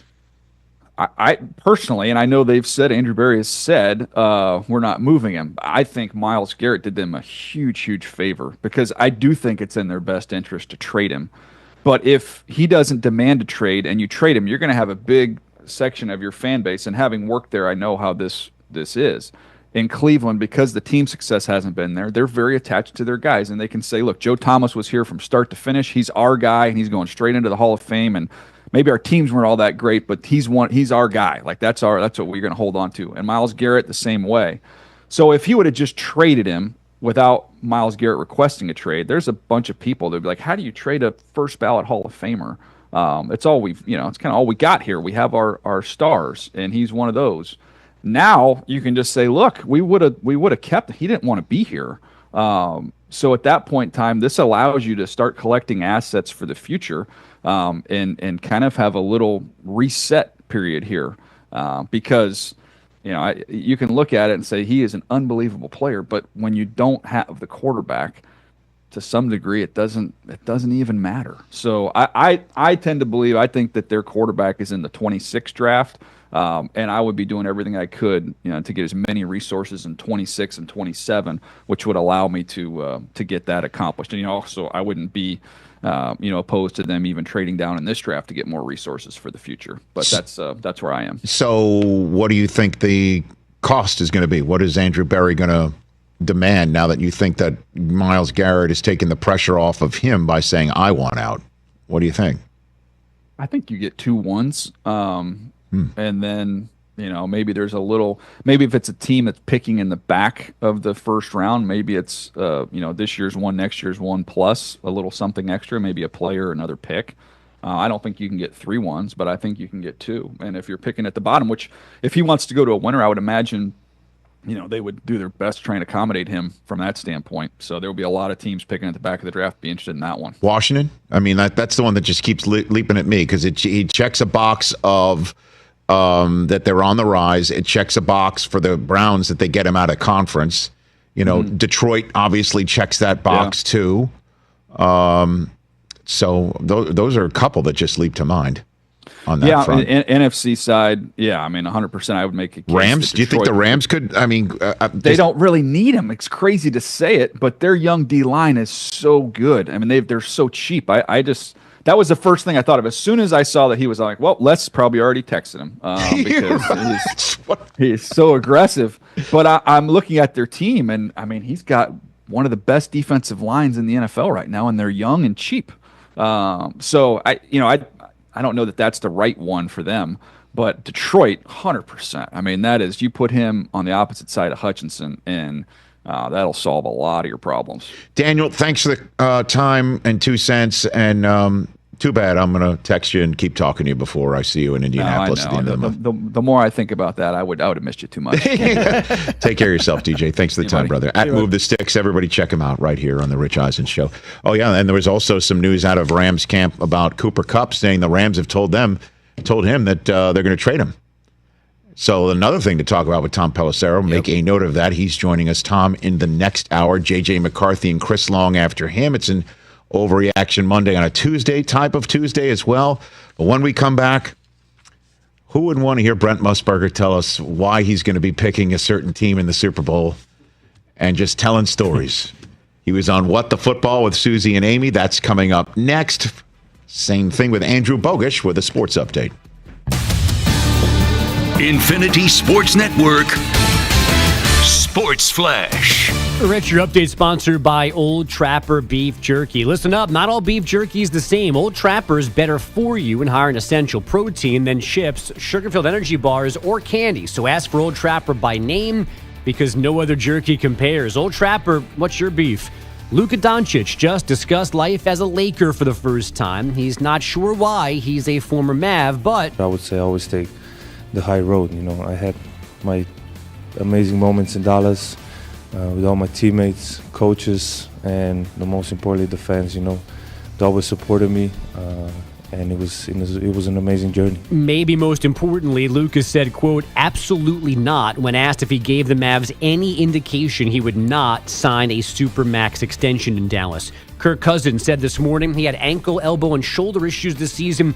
On top of his recovery from a torn Achilles, the 36-year-old QB believes he still has good football in him.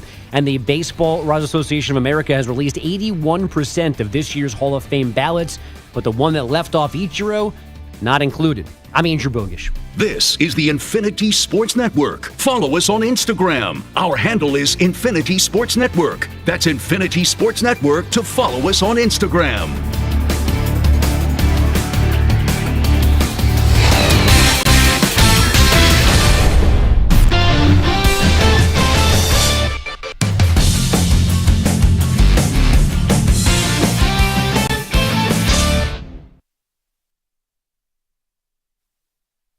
You're in a 5-minute break.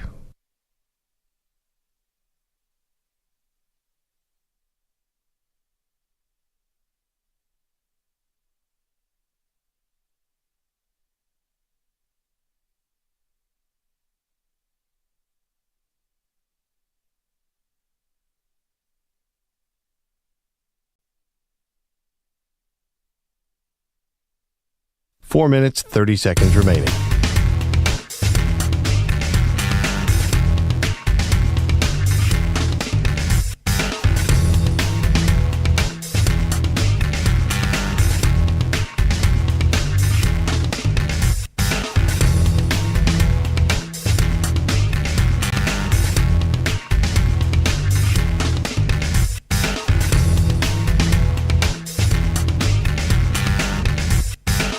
Four minutes remaining.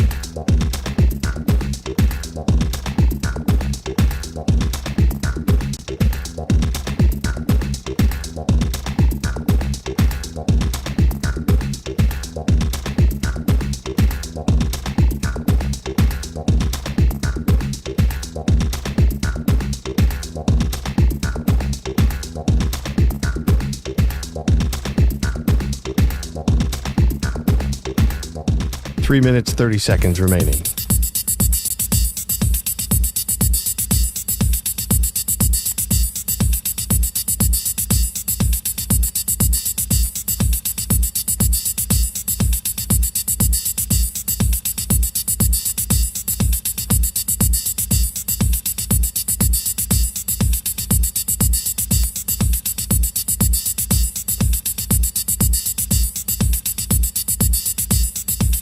Three minutes remaining.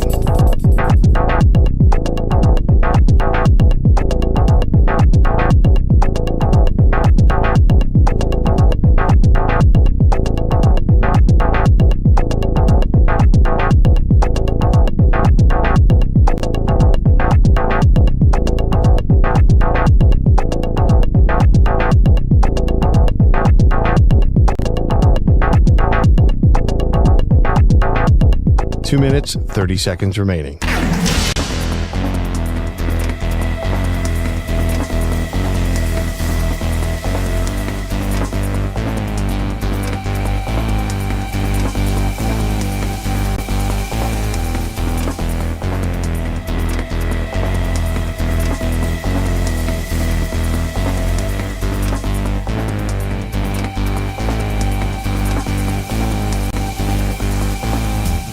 Two minutes remaining.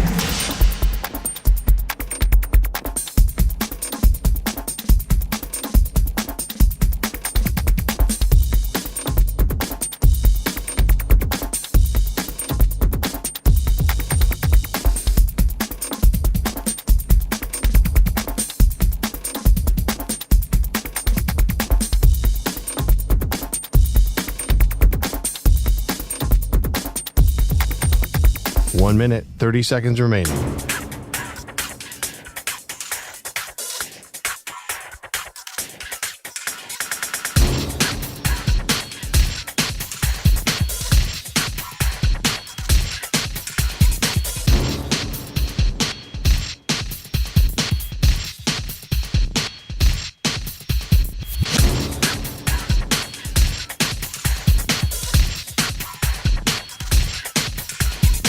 One minute remaining.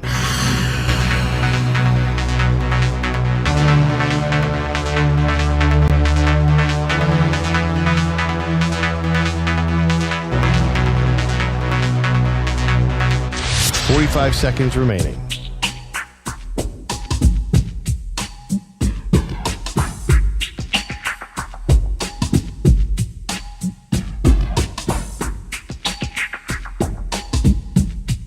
Thirty seconds remaining.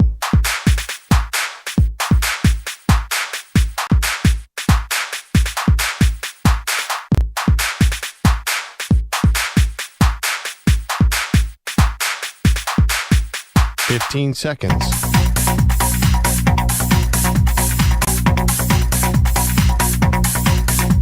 Break ends in 5 seconds.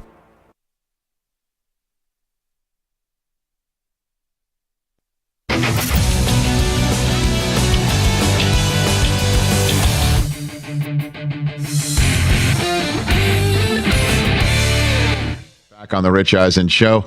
Don't let the urge to sing along to that catchy tune distract you from that truck drifting towards your lane or that lane-splitting biker creeping up beside you. Fortunately, every Hyundai offers advanced safety features that can alert you to potential dangers around you, and Hyundai has over 120 IIHS Top Safety Awards since 2006 because Hyundai is always working to ensure the road doesn't get you.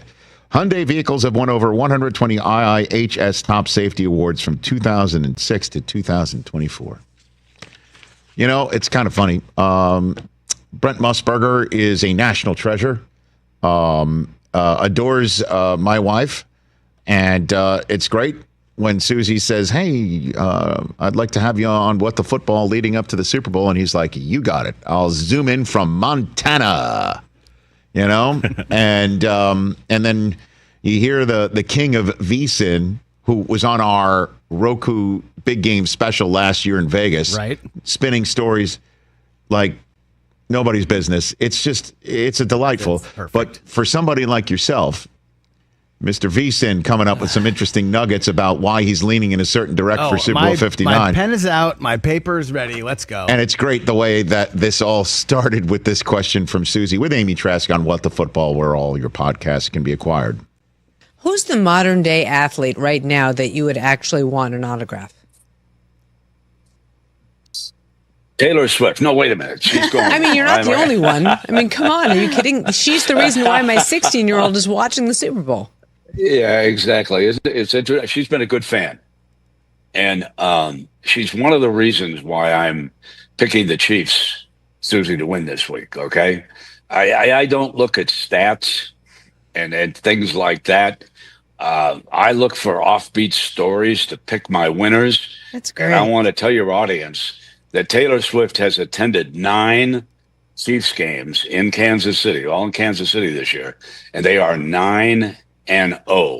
And if you go back to last year, I believe the winning streak with Taylor Swift in attendance is around 13 or 14. She'll spend her $1 million. She'll have one of those great booths down in New Orleans. I'm sure she's going to go to the game, and that's one of the reasons.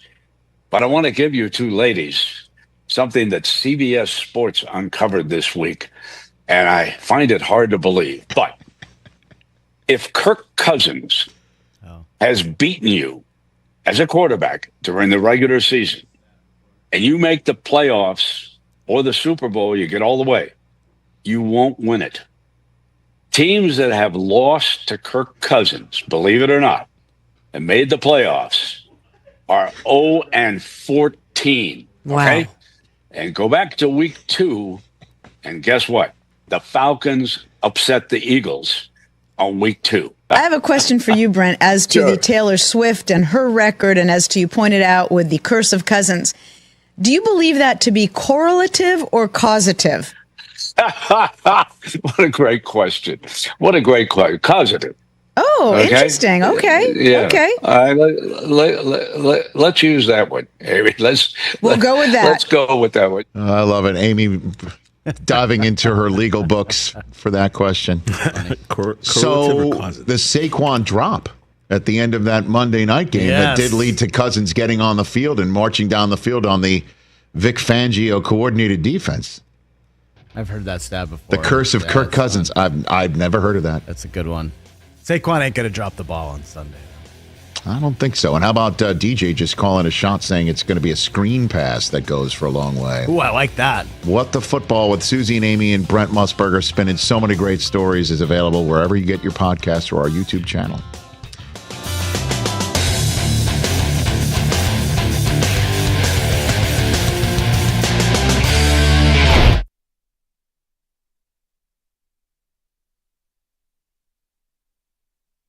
You're in a 5-minute break.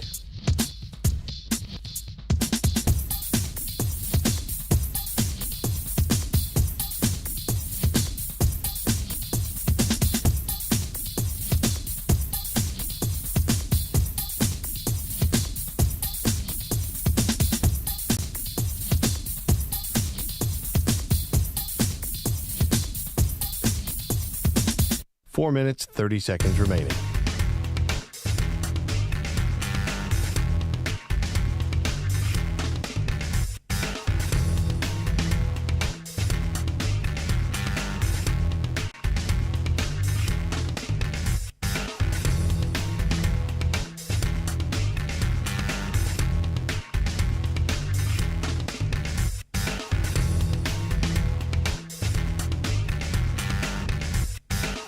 Four minutes remaining.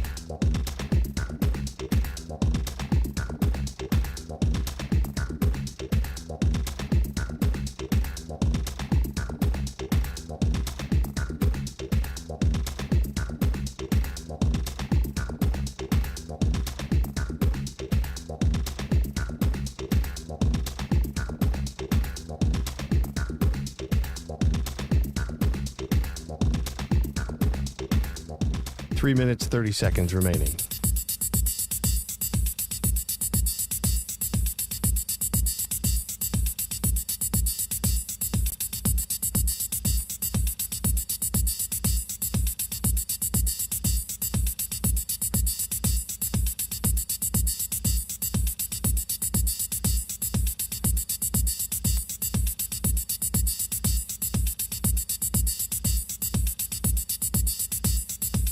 Three minutes remaining.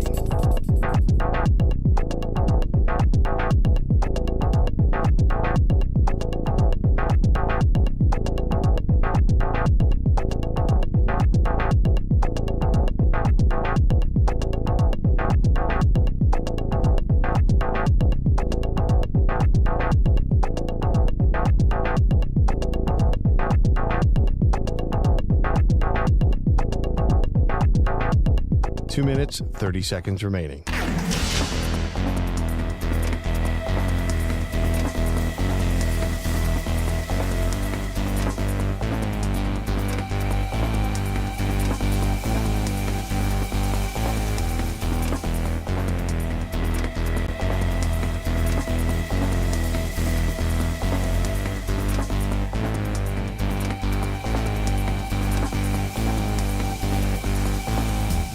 Two minutes remaining.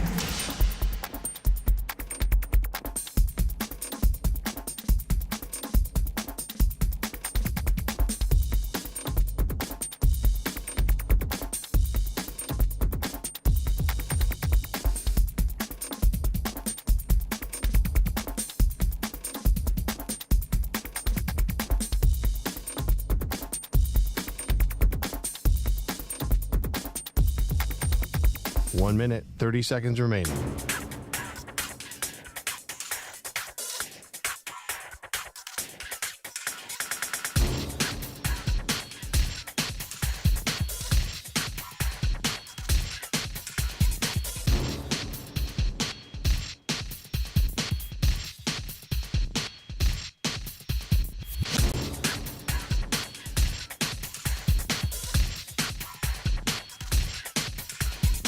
One minute remaining.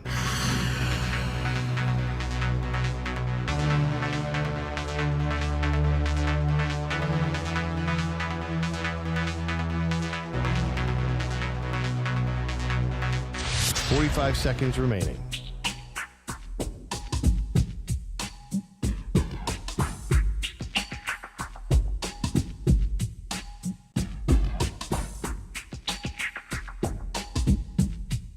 Thirty seconds remaining.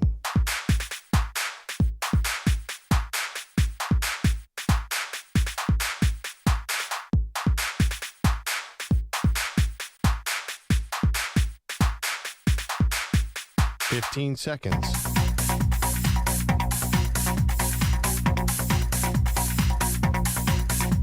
Break ends in 5 seconds.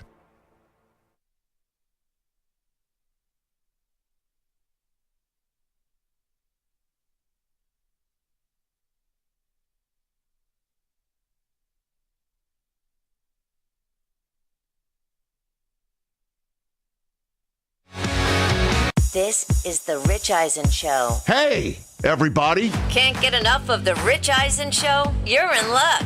You can find us everywhere. Watch us weekdays on the Roku Sports Channel from noon to 3 Eastern.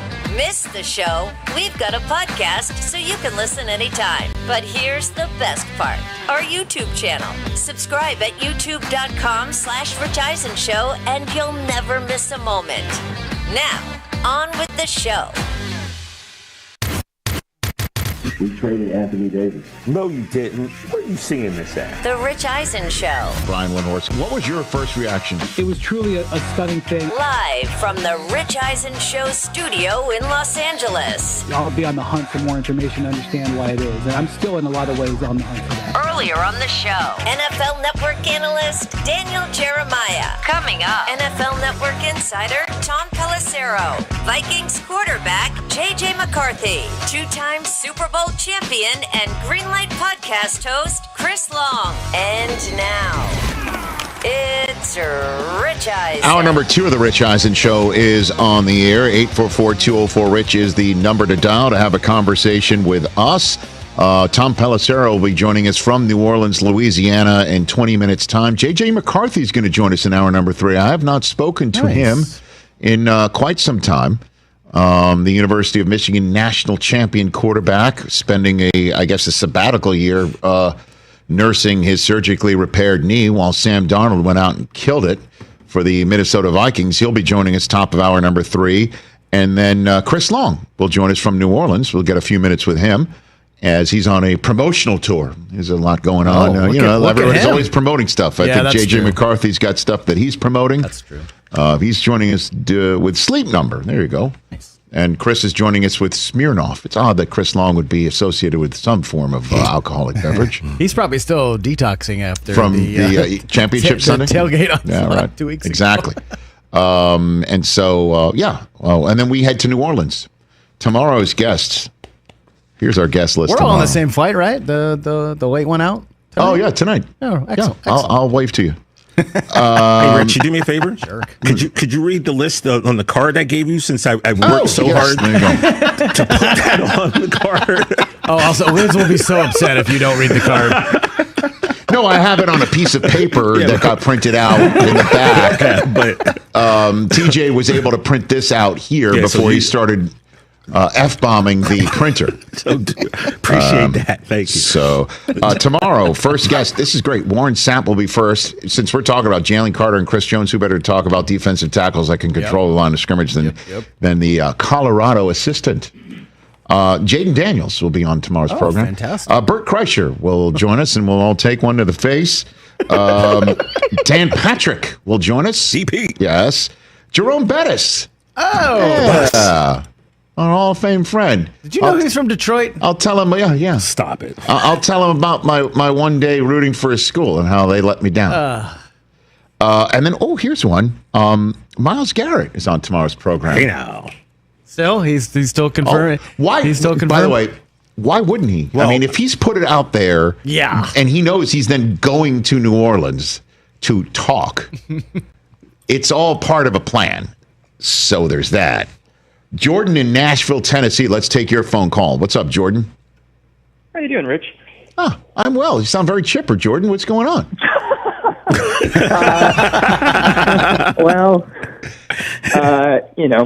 You got to put on the smile as a Browns fan and try to. The smile is your umbrella. Oh boy, that's right. Okay.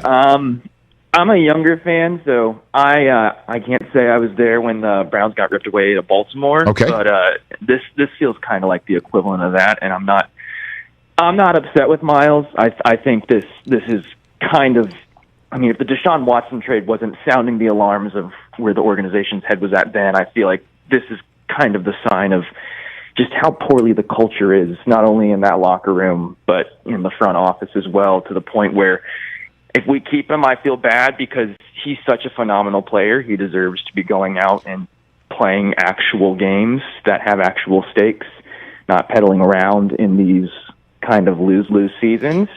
But he's also kind of been the guiding light of our team. I feel like Jordan, let me just jump in here, and because you kind of sound like Luka Doncic being told he's got to move to Los Angeles right now.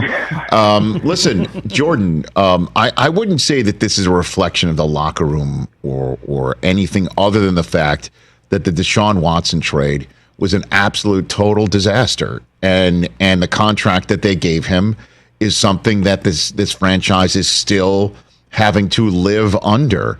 And in terms of that, Myles Garrett is 29 years old with 2 more years left on a contract with no guaranteed money on it, and a team that's second overall on the clock, where Deshaun Watson isn't coming back, and the plan to be a quarterback, you just heard, the plan at quarterback for the Browns might be to hop on Kirk Cousins for a year and then see what Deshaun Watson looks like, or go and hop on somebody for a year to bridge it to a draft with a better quarterback class in it. And why wouldn't he just sit there and go, I'm not winning a Super Bowl here before I'm at least 32 or 33. Why do I want to live through all of that when I can see what the world is? And thanks for the call, Jordan. I could see what the world is. And McAfee had an interesting point that this came on the heels of Myles Garrett hanging out at the Pro Bowl, where I'm sure he's like seeing all of his colleagues from Detroit and Washington and Green Bay and Drake Baltimore. May was spinning it. Okay.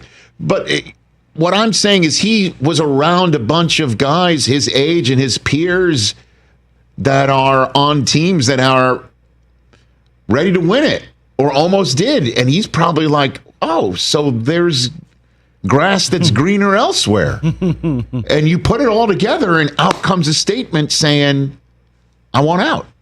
Now, we have Myles on the show tomorrow as scheduled.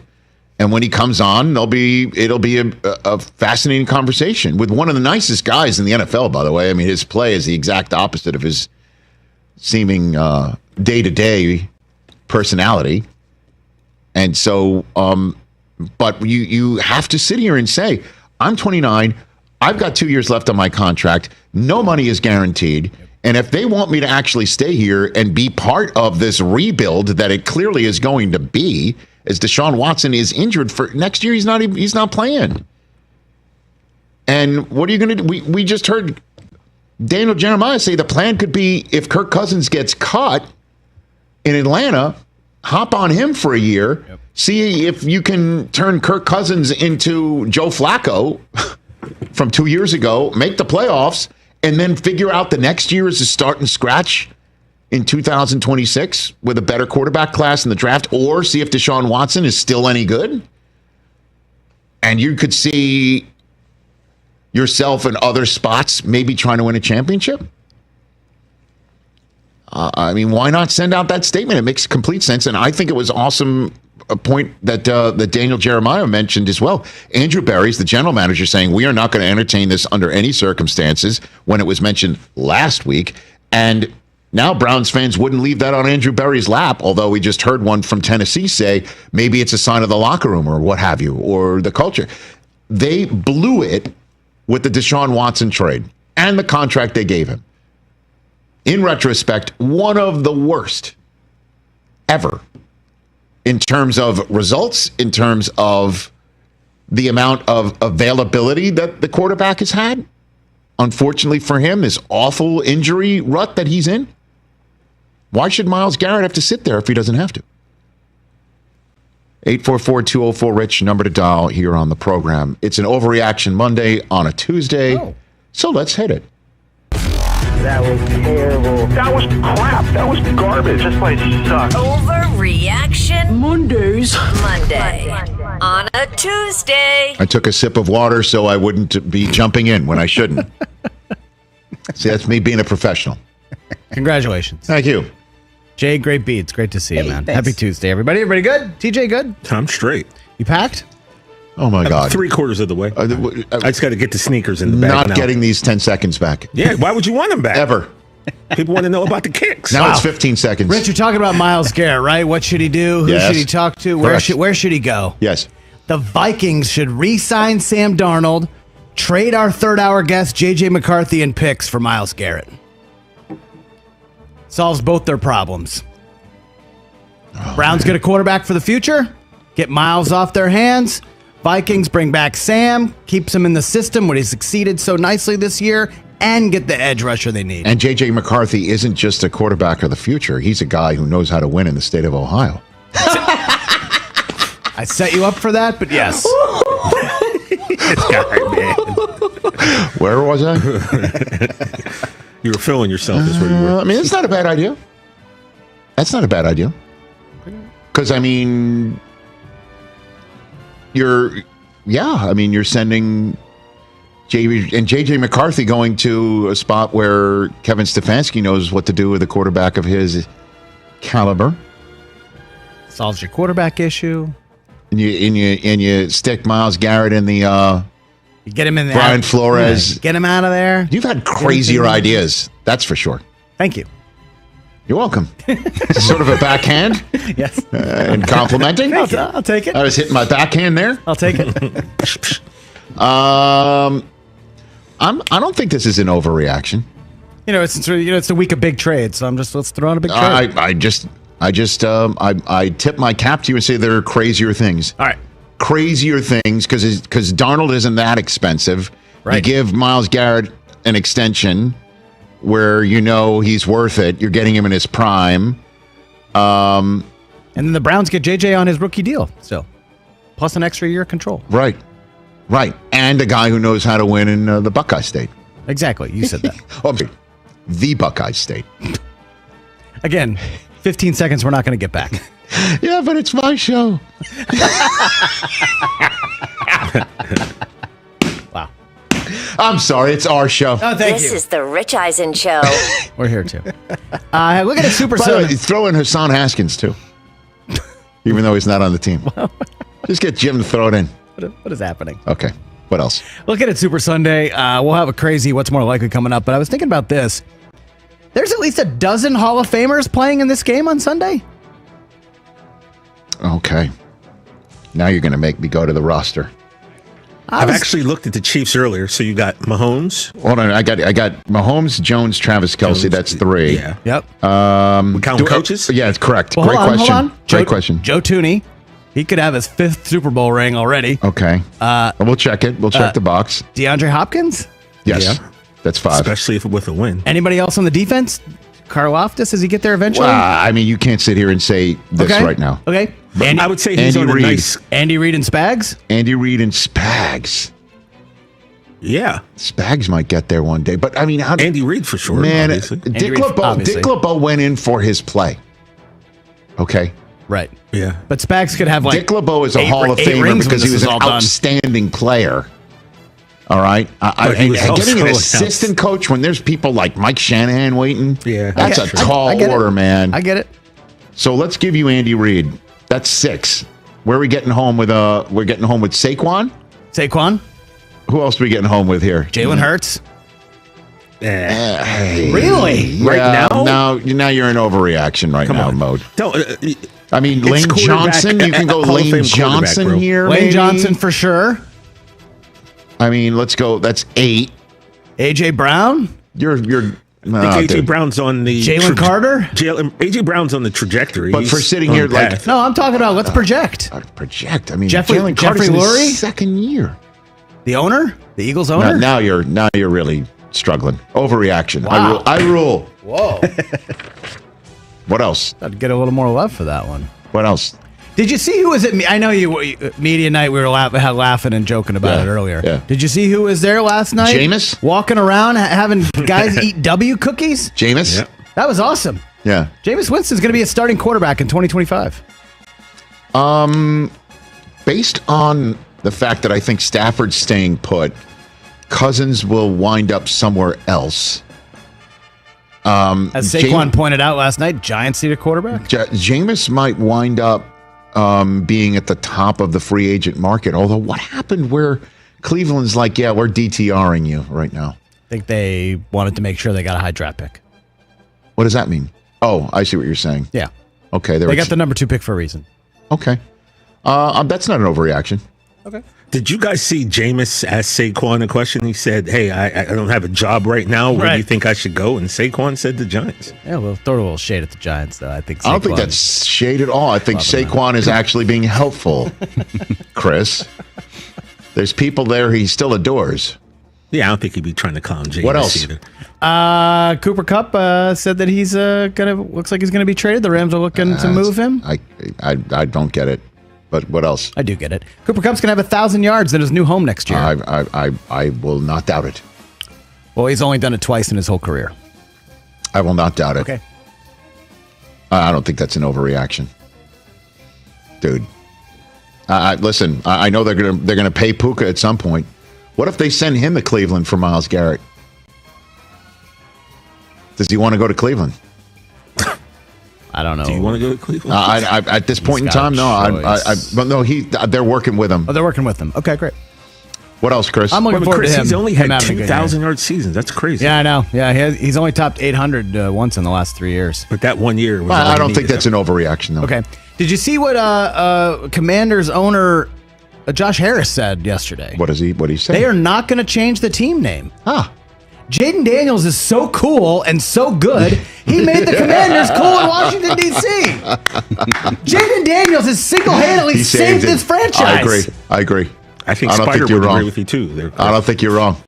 That it's branded, it's officially branded. People They are are used to it. officially the Commanders Yeah, I know. now because of this guy. Because, well, and Chris, just to tack on to what you're saying, is he has so 100% turned the page from the Dan Snyder era that this year cleansed a lot of palates, and there was a palate cleanse that was needed in a big way, and that he has made it cool to call this team the Commanders. I agree with you. Thank you. This is spot on.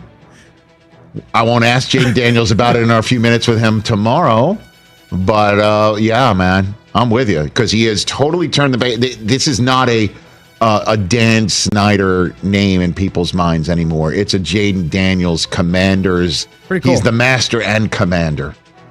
I'm happy of for his him. domain. I love that dude. You got one more? Yeah, one more. Next year, we talked about the Luka trade and then how it affects the way. Blah, blah, blah. The NBA Finals is going to be a rematch of last year. Dallas, Boston. I'm buying it. I'm buying the move. Bro, I don't think you're off at all. I'm sure there are Cleveland fans out there saying it's their time. Got it. You know, Knicks fans are feeling good about things until the Anthony Davis-less and now Luka-less Lakers came in and spanked them in Madison Square Garden.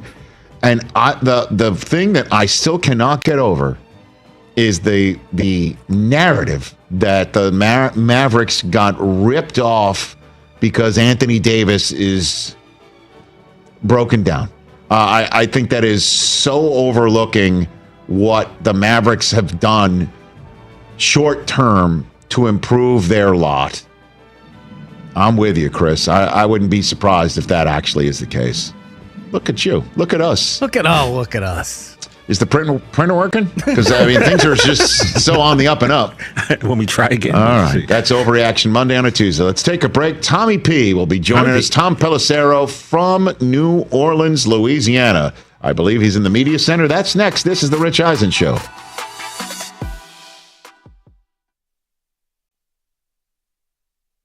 You're in a 5-minute break.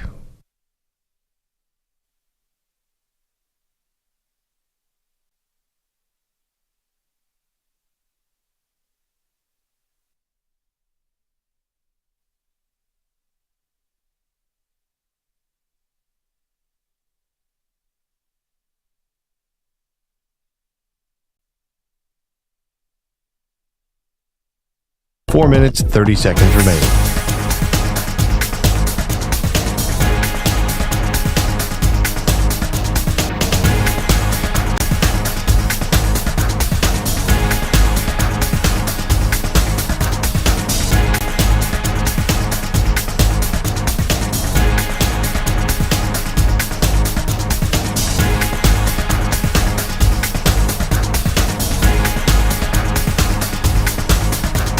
Four minutes remaining.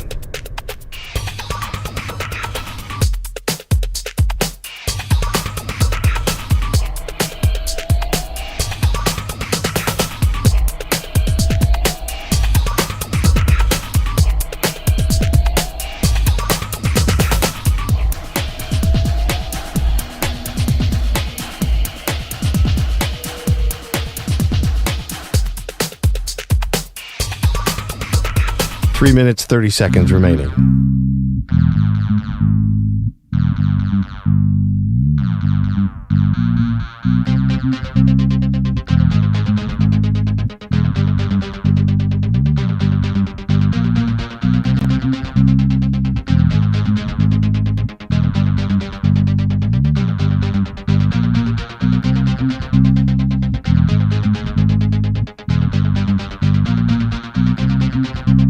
Three minutes remaining.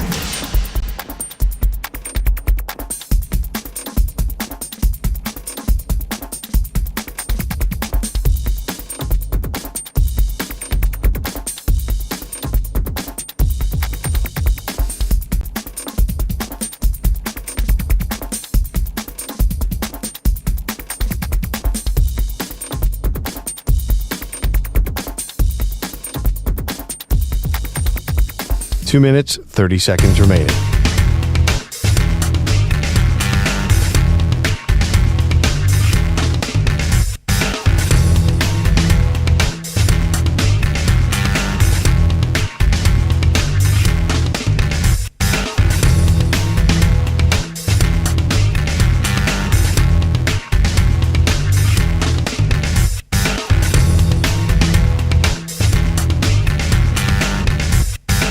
Two minutes remaining.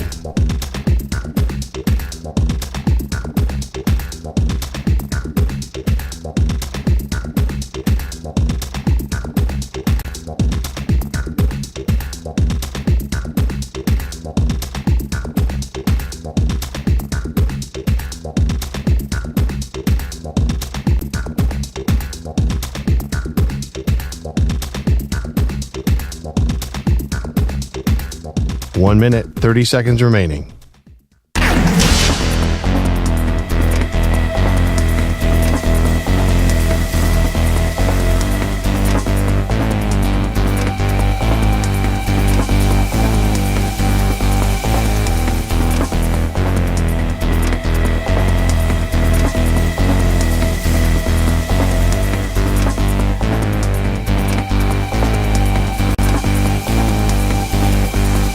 One minute remaining.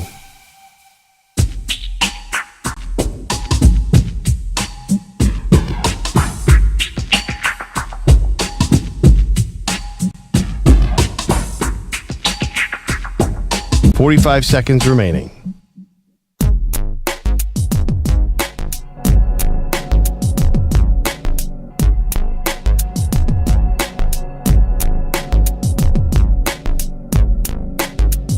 Thirty seconds remaining.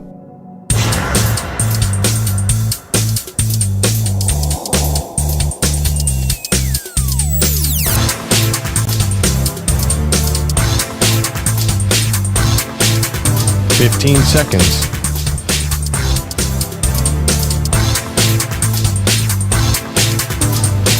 Break ends in 5 seconds.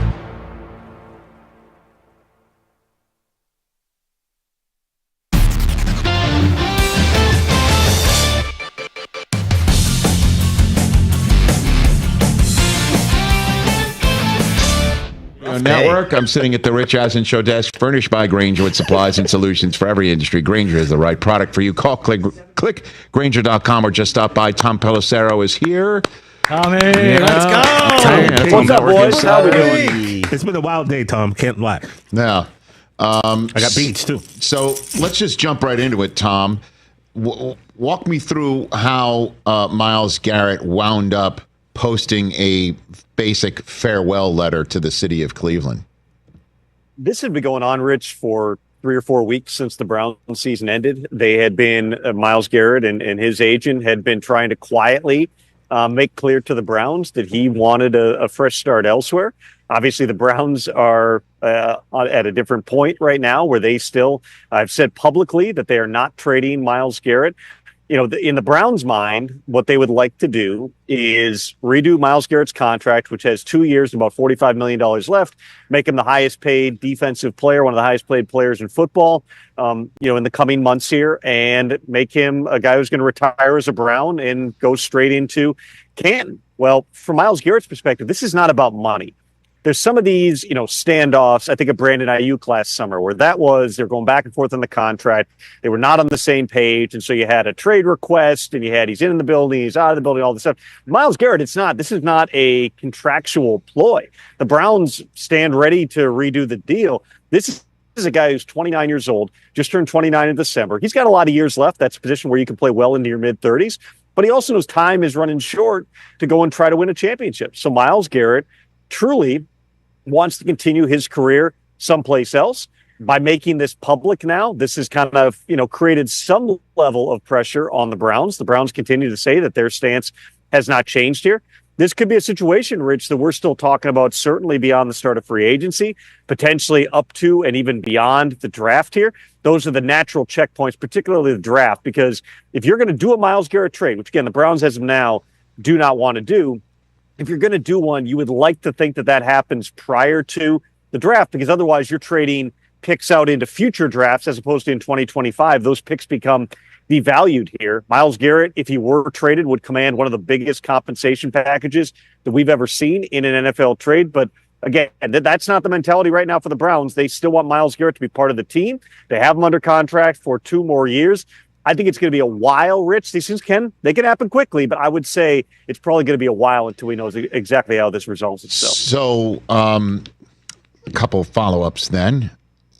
You mentioned the market would be robust. Name me the teams that you think would jump in on this, Tom. All 31. I think that basically every team in the league would have to inquire about Myles Garrett, just because you're talking about a 29-year-old all-pro pass rusher, reigning defensive player of the year, who is still very much in his prime. Here you can't. This isn't the NBA. I'm watching all the action over there. You can't trade like your first-round pick 10 years from now. In the NFL, you can only go out 3 years. So is it 3 first-round picks? Is it 2 first-round picks and something else? It would be a significant value because you would have such a competition in terms of driving the compensation. A lot of times too, Rich, when a team says we're not trading the guy as opposed to the flip side of it, and I'm sure we'll get to Cooper Kupp, where it's very apparent they're going to trade him. That can impact, leverage in terms of the trades here. The Browns are starting from a standpoint of we are absolutely not going to move this guy. I do believe that there would be a ton of teams. I mean, name a team. That team is probably interested in Myles Garrett. Now, who has the flexibility? How are they constructed? Some of those things would end up being the questions here. But I would fairly say, Rich, almost every team in the league at least would be open to making a move if and when the Browns would be willing to do it. Well, not every team in the league, not all the other 31 are in line to win a Super Bowl or appear to be in line to win a Super Bowl, and that obviously would have to play into it. And I guess the question would also be if the Browns say, we can go through this year's draft without making this deal, we can wait till training camp, we could do that sort of stuff, would be how they view this year's draft. If it's deep enough for them to say, let's take a ton of capital now, as opposed to potentially put it all together in another draft that has a deeper quarterback pool within it. And that's my next question is how do you know what's your sense of how the Browns view this draft? Second overall, there are 2 quarterbacks that are considered first round top of the draft worthy. The Titans are sitting there at 1 right in front of Cleveland. How do the Browns view this draft? I would say, generally speaking, Rich, there could be a couple quarterbacks that go very high in this draft. But you and I have been talking about this for weeks here, and it was reinforced by conversations I had at the Senior Bowl. I don't know how many teams have grades on Cam Ward or Shedeur Sanders that would truly make them top 5 type of talents here. Could they go top 5? Absolutely, because that position tends to be valued at a higher level. In terms of the actual grades, this isn't a quarterback class where you have slam dunk guys that you take up at the top. Now, it's entirely possible because we are very early in the process. Cam Ward did not go to an all-star game. He was invited to the Senior Bowl, decided not to go. Shedeur Sanders went to East-West, didn't really do anything, but at least met with the teams there. Those would be the 2 guys that potentially you're talking about taken up at the top of the draft. The Browns, like the other teams, are going to have to make evaluations whether or not they think that value is there. I would also say, if you're talking about where the Browns stand right now, trading Myles Garrett, that's the type of deal. I mean, it's the flip side of the Deshaun Watson deal. Look at how the Deshaun Watson trade has impacted the Houston Texans. All the additional picks. So they had the freedom in one draft to take the quarterback in C.J. Stroud and the pass rusher in Will Anderson. The Browns gave up all those first-round picks. What if they can get 2 or 3 first-round picks back and use that to rebuild their roster. I can't say it strongly enough. The Browns are not looking at it from that perspective, but knowing Andrew Berry and how he thinks about these things, you're never going to want actively to take higher picks in future drafts because those are just by nature devalued. The way that most NFL teams look at it as would be a first-round pick in 2026 is really more like a second-round pick this year and vice versa. So you're wanting to get all the draft capital that you can now because then you can also flip those and get additional picks in future years. There's a lot of moving parts to making a trade like this. We've seen wilder stuff than this happen. How does Myles Garrett approach this? How ugly does he want to make it? How much pressure does he want to try to put on the team? How much, are the Browns willing to really dig in their heels on this? That all remains to be seen because even though these discussions have been going on for weeks, it burst into the open yesterday, and that just creates a little different conversation. Tom Pelissero, co-host of The Insiders on NFL Network, NFL Plus, our buddy, regular here on The Rich Eisen Show, zooming in from the media center in New Orleans at the Super Bowl.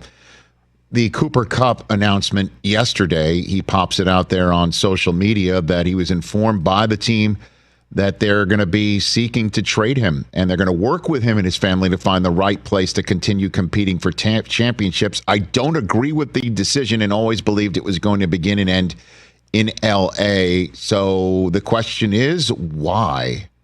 Tom, what's up? Well, let's start by going back to last October when the Rams were actively engaged in Cooper Kupp trade discussions, among other players. They're off to a 1-4 start. They were exploring what their options were with Cooper Kupp. Ultimately, for one reason or another, they decided not to pull the trigger on a trade. But they had serious offers. They had good value on the table. They decided not to do it. Now Cooper Kupp is a year older. He's 31 years old. I know that he had that monster season back in 2021, but each of the last 3 years, he's missed significant time because of injuries, and his production has suffered significantly. I mean, you look down the stretch of last season, there were games where he had no catches or one catch. He had 700-something yards once again.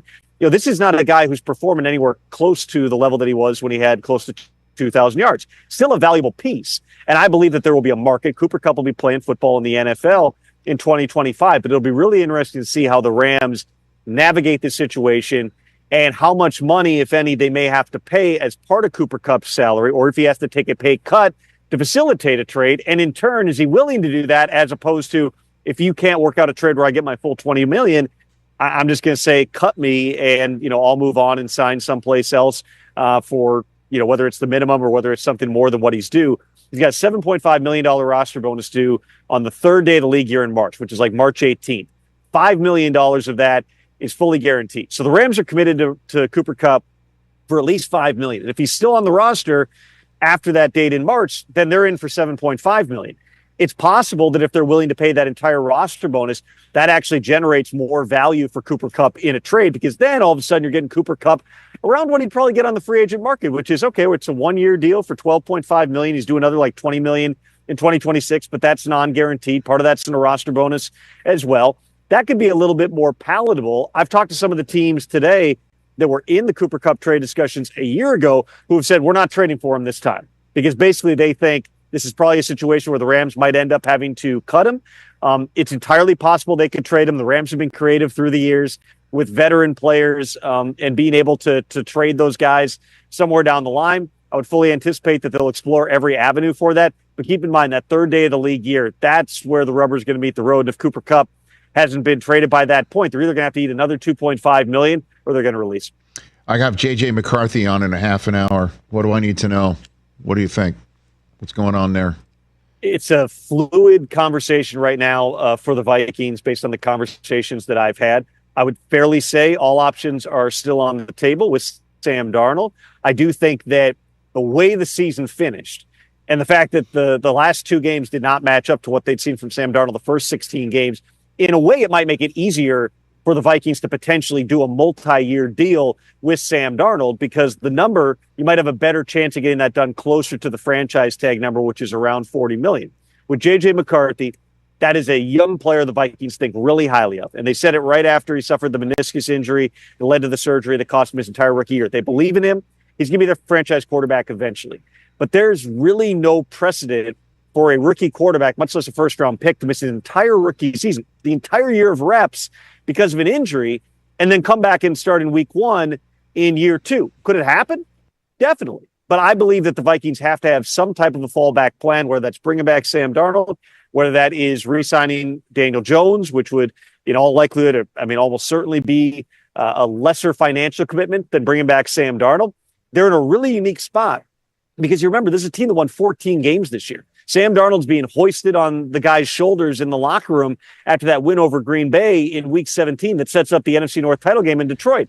Did not play well in Week 18. They did not play well as a team in the wild card playoff game against the Rams. So what is that number on Sam Darnold? A big part of this is going to be figuring out what's the market out there, for Sam Darnold if he were to hit free agency. And I'm sure that his agents, RJ Gonser and Jimmy Sexton, will have a very good idea of what someone might be willing to pay him.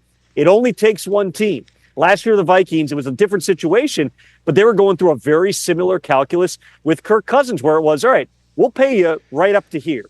But at some point, there's a number we're not going to go past because we're not going to be able to put a competitive team around you. It only took one team. There was one bidder for Kirk Cousins. That was the Atlanta Falcons. They paid Kirk Cousins significantly more than what the Vikings were willing to offer, and they let Kirk Cousins go. The biggest difference here, besides the fact that Sam Darnold is a younger player, is the fact that they can use the franchise tag. It's around $40 million. That could lead to Sam Darnold eventually signing a multi-year deal, although that would set the baseline for a multi-year deal, maybe at a higher number the Vikings want to go to.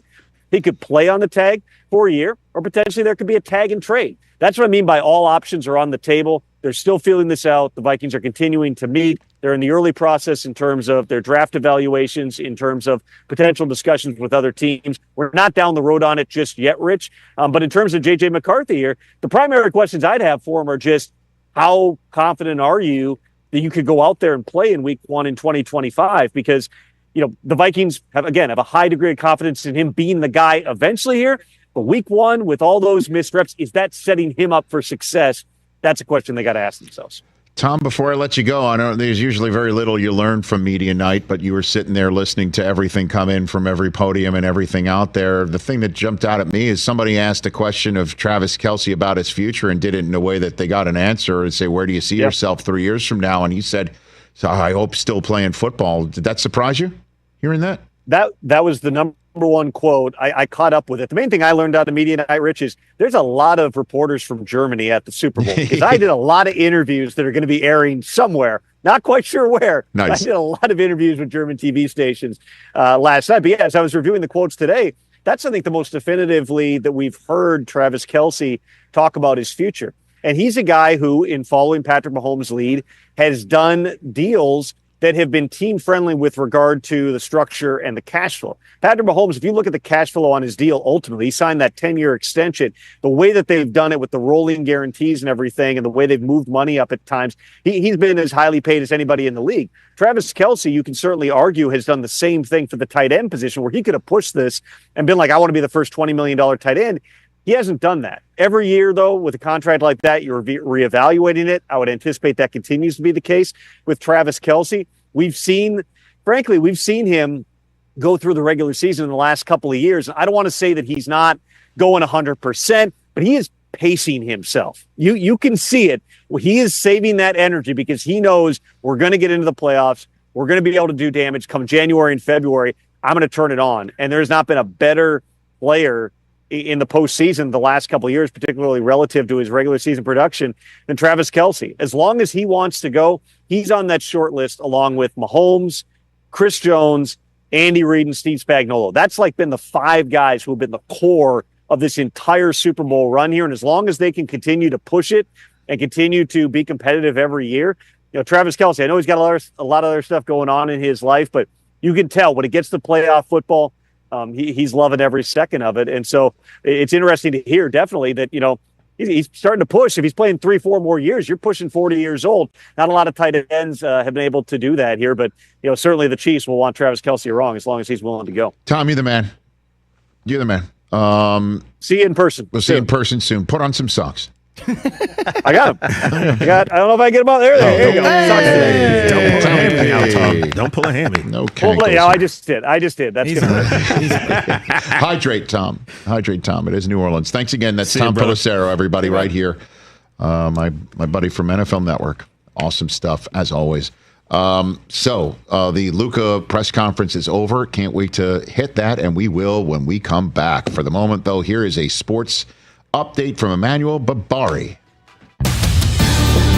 Infinity Sports Network Sports Flash. All right, a riddle sponsored by Progressive Insurance. What do your home and auto have in common? Progressive protects them both. It was an easy riddle. Learn more at Progressive.com. Luka Doncic for the first time as a Los Angeles Laker opening up. Emotionally, it was really hard, but every day that like today was much better. I'm just very happy to be here for this opportunity. It's the Lakers.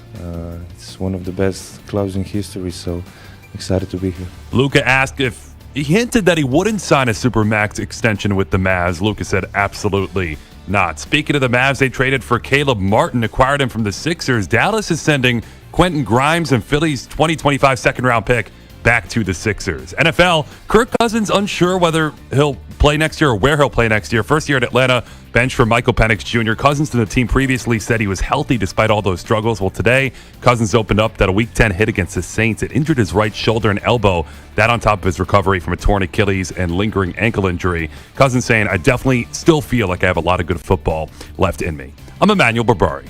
This is the Infinity Sports Network. Follow us on X. Our handle is INF Sports Network. That's INF Sports Network on X.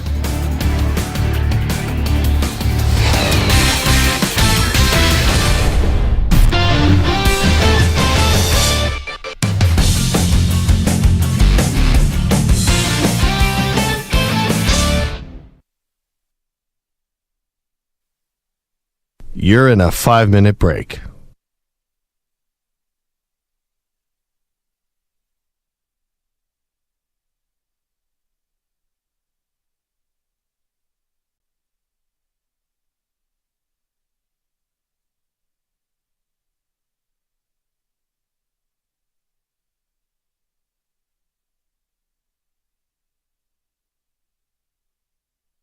Four minutes, 30 seconds remaining.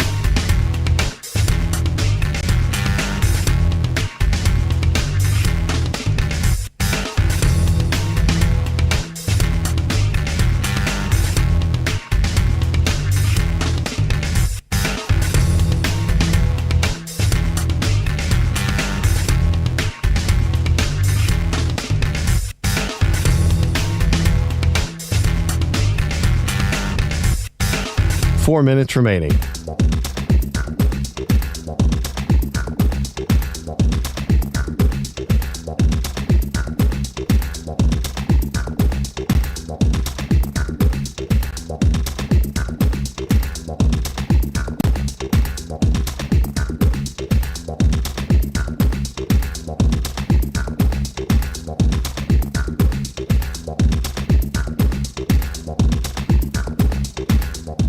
Three minutes, 30 seconds remaining.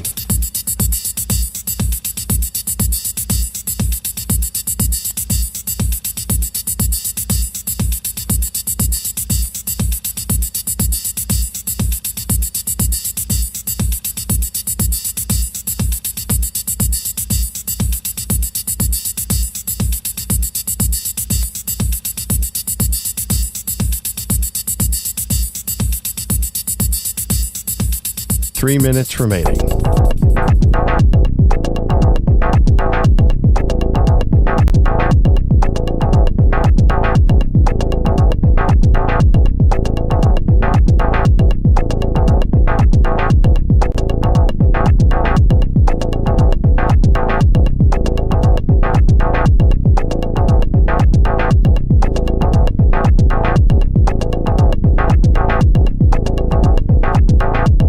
Two minutes, 30 seconds remaining.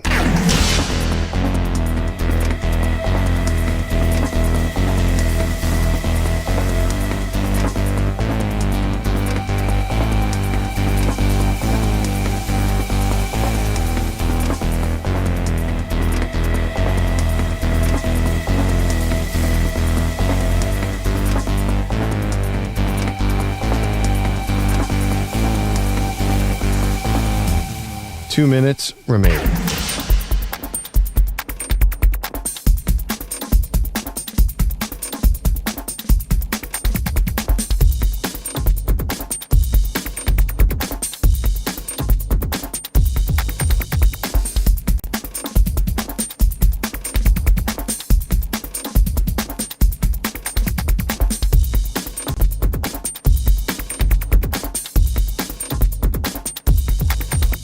One minute, 30 seconds remaining.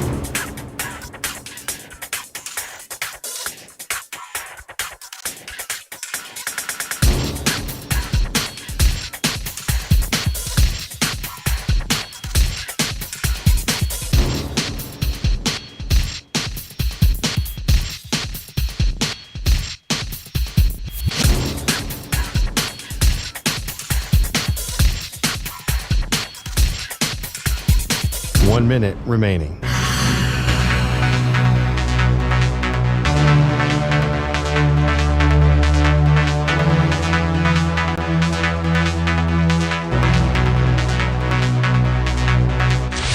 Five seconds remaining.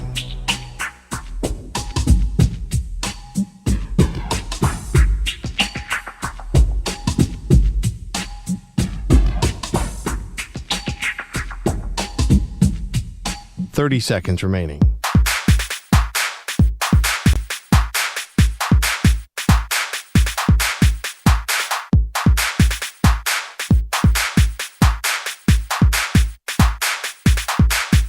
Fifteen seconds.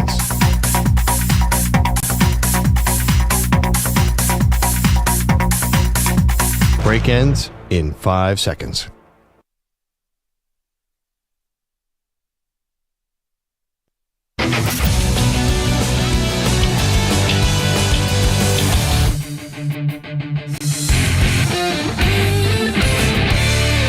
Back here on the Rich Eisen Show, whether you're ordering wings for the game, whipping up a 7-layer dip, or ordering pizza, there's something about football that makes you want to eat.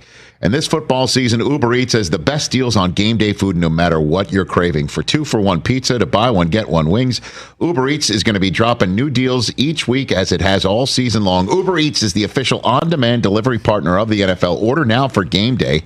Terms and conditions apply. See app for details. All right. Jerry's eating rice. Jerry's eating rice.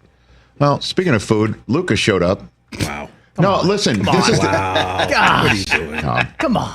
Well, I mean, this is the story that everyone's trying to figure out why the Dallas Mavericks traded away Luka Doncic, and the fact that the Lakers dealt for him and got him with just only one first-round pick, Max Christie, and the all-world Anthony Davis.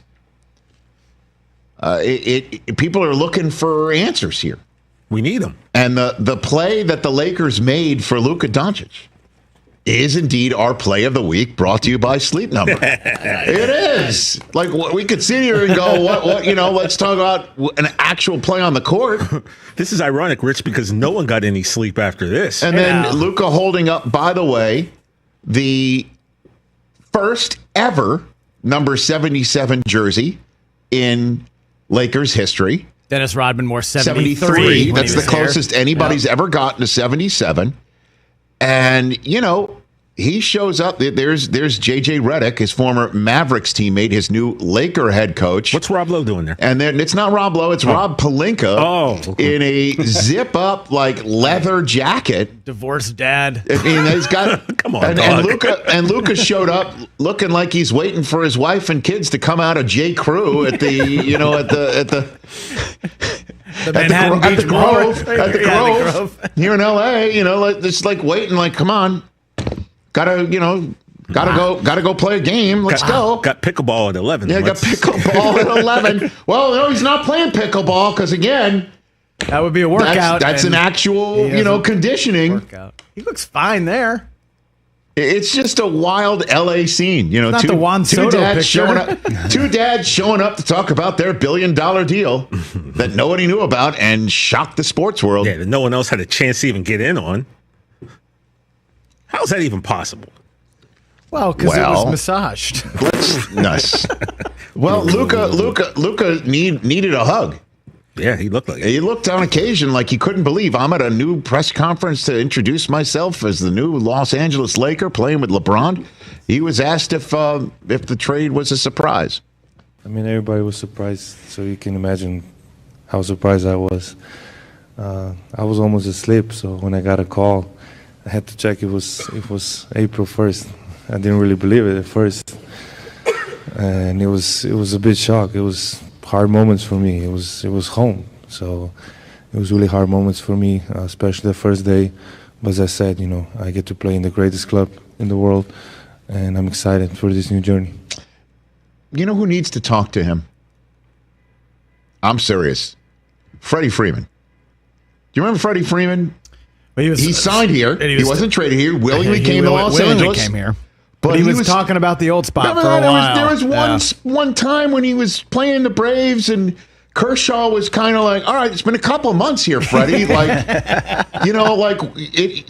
It's time to turn a page. Yeah. And you know who's smiling? And I went to a high school baseball game recently as a part of a fundraiser for the Altadena Little League through Harvard Westlake and everybody else. And one of the players, when he reached second base for Harvard Westlake, did that thing to the Freddie Freeman dance move. Yeah. So now kids here in Los Angeles are doing it. So Freddie needs to call Luka up and say, you'll get over it. And by the way, you can win championships here too. Making a ton of money. Just my suggestion, hooking him up with Freddie Freeman. In the meantime, Luka was asked why he thought the Mavericks traded him. Well, that's their decision, so I have no comment on that. They made the decision. I don't know why. But that's their decision, so I can't do nothing about it. And then one of the reasons that was given was that there was concern that, beyond this summer, or that there's a chance you might not agree to the Supermax extension. Did you or anyone on your inner circle indicate that might be the case? Absolutely not. Yeah, he's like, what am I going to not sign for $350 million? Like, how much was it again? Whatever. Come on. Listen, everybody's cutting around the edges here of the narrative in the same way the narrative in Dallas is like they got a broken down jalopy in Anthony Davis. Like, hello, you didn't. And here in LA, it's like, okay, LeBron James has a new role, Soul Cycle instructor for this guy. Yeah. Let me tell you, look, I'm triple doubling in my 40s. Let me help you out at 25, figure out your body and your conditioning. Yeah. Because honestly, that shot, the social media shot we had of welcoming Luka to Los Angeles, and it was a shot of James Corden on a Lakers shirt. That's the story here. It's just like maybe you got traded here because you weren't taking it as serious. Michael Finley took a beer out of your hands in the NBA Finals. Yeah. So he was asked about his conditioning. How do you address the criticism that's followed you on your way out about concerns about conditioning and durability? It's a motive. I know it's not true. I know, but it's a motive. Like I say, I came here, one of the biggest clubs in history of sports, so it's a big motive for a long run here. Don't call Luka fat. That's the motivation. I guess he said it's a motive. And I assume he's meaning it's a motivation. Right. Yeah, it's not like a clue game. Luka with a ham sandwich and crypto. The ham sandwich. Sleep better together. Our play of the week. Sleep better together. Save 50% on the new Sleep Number limited edition smart bed. Limited time exclusively at a Sleep Number store. Our play of the week is the Lakers getting Luka Doncic at age 25. And the star of the future here in Los Angeles. J.J. McCarthy and Chris Long and you in hour number 3 coming up.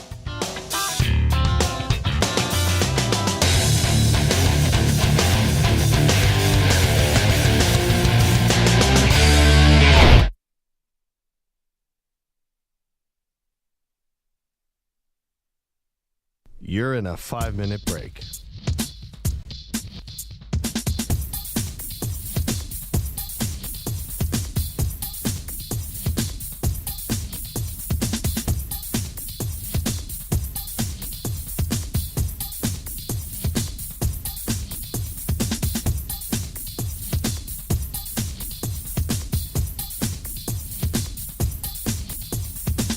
4 minutes, 30 seconds remaining.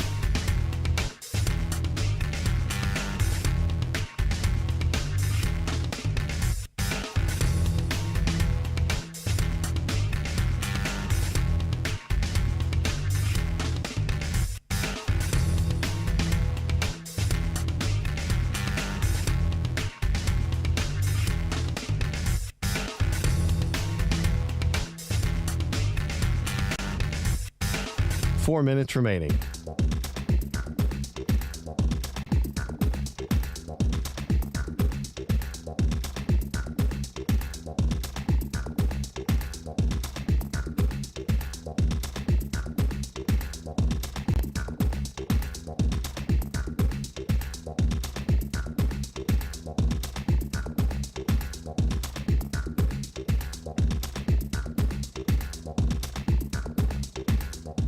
Three minutes, 30 seconds remaining.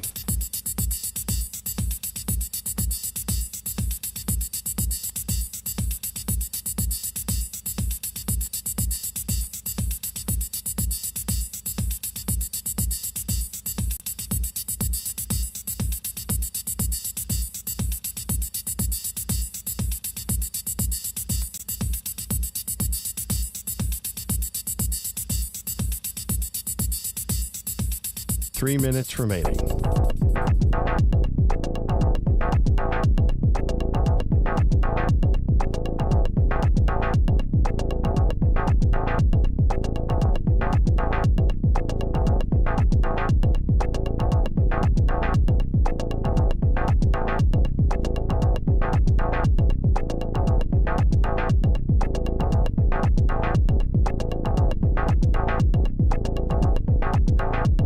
Two minutes, 30 seconds remaining.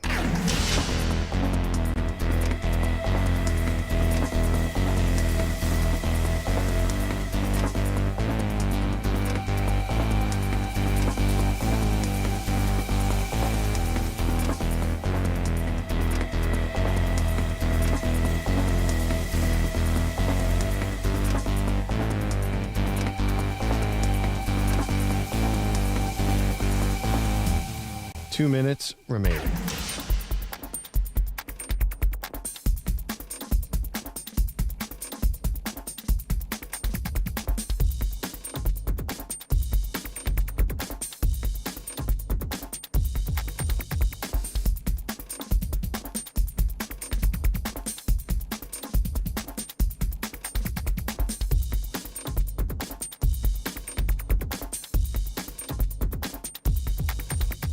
1 minute, 30 seconds remaining.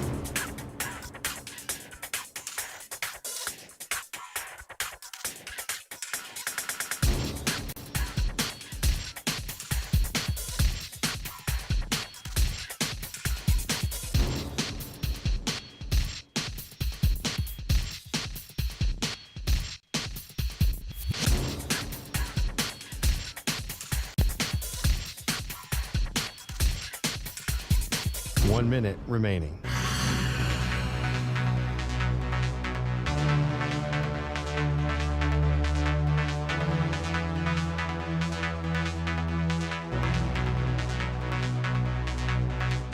Forty-five seconds remaining.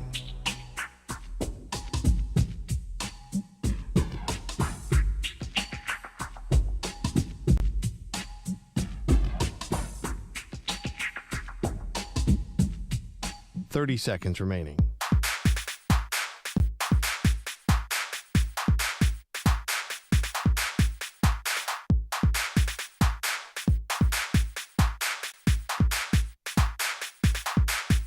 Fifteen seconds.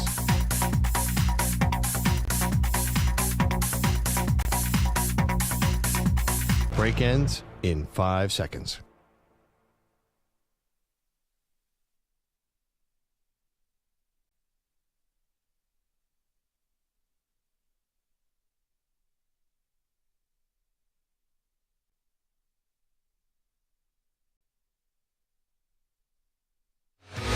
This is The Rich Eisen Show. Hey, everybody. Can't get enough of The Rich Eisen Show? You're in luck. You can find us everywhere. Watch us weekdays on the Roku Sports Channel from noon to 3 Eastern. Miss the show? We've got a podcast so you can listen anytime. But here's the best part. Our YouTube channel. Subscribe at youtube.com/Rich Eisen Show and you'll never miss a moment. Now, on with the show. We traded Anthony Davis. No, you didn't. Where are you seeing this at? The Rich Eisen Show. Brian Lindhorst, what was your first reaction? It was truly a stunning thing. Live from the Rich Eisen Show studio in Los Angeles. I'll be on the hunt for more information to understand why it is. And I'm still in a lot of ways on the hunt for that. Earlier on the show, NFL Network analyst Daniel Jeremiah, NFL Network insider Tom Pelissero. Coming up, Vikings quarterback J.J. McCarthy, two-time Super Bowl champion and Greenlight podcast host Chris Long. And now, it's Rich Eisen. Hour number 3 of the Rich Eisen Show is on the air. Chris Long going to join us. We'll ask him his thoughts on Super Bowl 59. That's coming up later on this hour. Tom Pelissero joined us from New Orleans already. We had a great first hour chat with Daniel Jeremiah, my buddy, and after this show is over, we head to Los Angeles International to fly to New Orleans ourselves all 3 days. The rest of this week, we'll be doing the Rich Eisen Show from the Super Bowl experience in the Convention Center in downtown New Orleans. So there's lots going on. 844-204-RICH is the number to dial. I've got my top 5 list coming up later on of the top 5 moments that led both teams to New Orleans. So that's coming up later on. Chris Brockman in his spot, Jay Felly in his spot, TJ Jefferson in his spot. And joining us now, courtesy of Sleep Number, is truly one of my favorite humans on the planet. I just smile when I see JJ McCarthy. How you doing, JJ? How you doing, bud? Woo! I'm doing fantastic, Rich. It's always an honor and privilege to be on. TJ, Chris, Jay, it's an honor to talk to you as well. Hey, what's up, JJ? Good to see you, man. How you been, bro? How's life? He's too nice. It's definitely not an honor to talk to these Why not? guys. You know, when we met JJ in Detroit, he won us over, and me and Brotman, we already like JJ, and now we like them even more now. So that's our guy too. And we have beads on. Like, come on. Yeah. It's too premature beads. You never want to do that. It's too early. We're not in New Orleans yet. But it's good to see you. How you feeling? How's it going? You good? I'm feeling fantastic, Rich. You know, couldn't be in a better spot, honestly, mentally, physically, spiritually. And we're just continuing to stack days at this point. And, you know, with around 67 days till OTAs, you know, we got a lot of time, but not a lot of time to waste. So we're enjoying it, though. Yeah, but who's counting, right? But I'm hearing you're ahead of schedule. Is that a fair way to term it? You're ahead of schedule? That's very fair.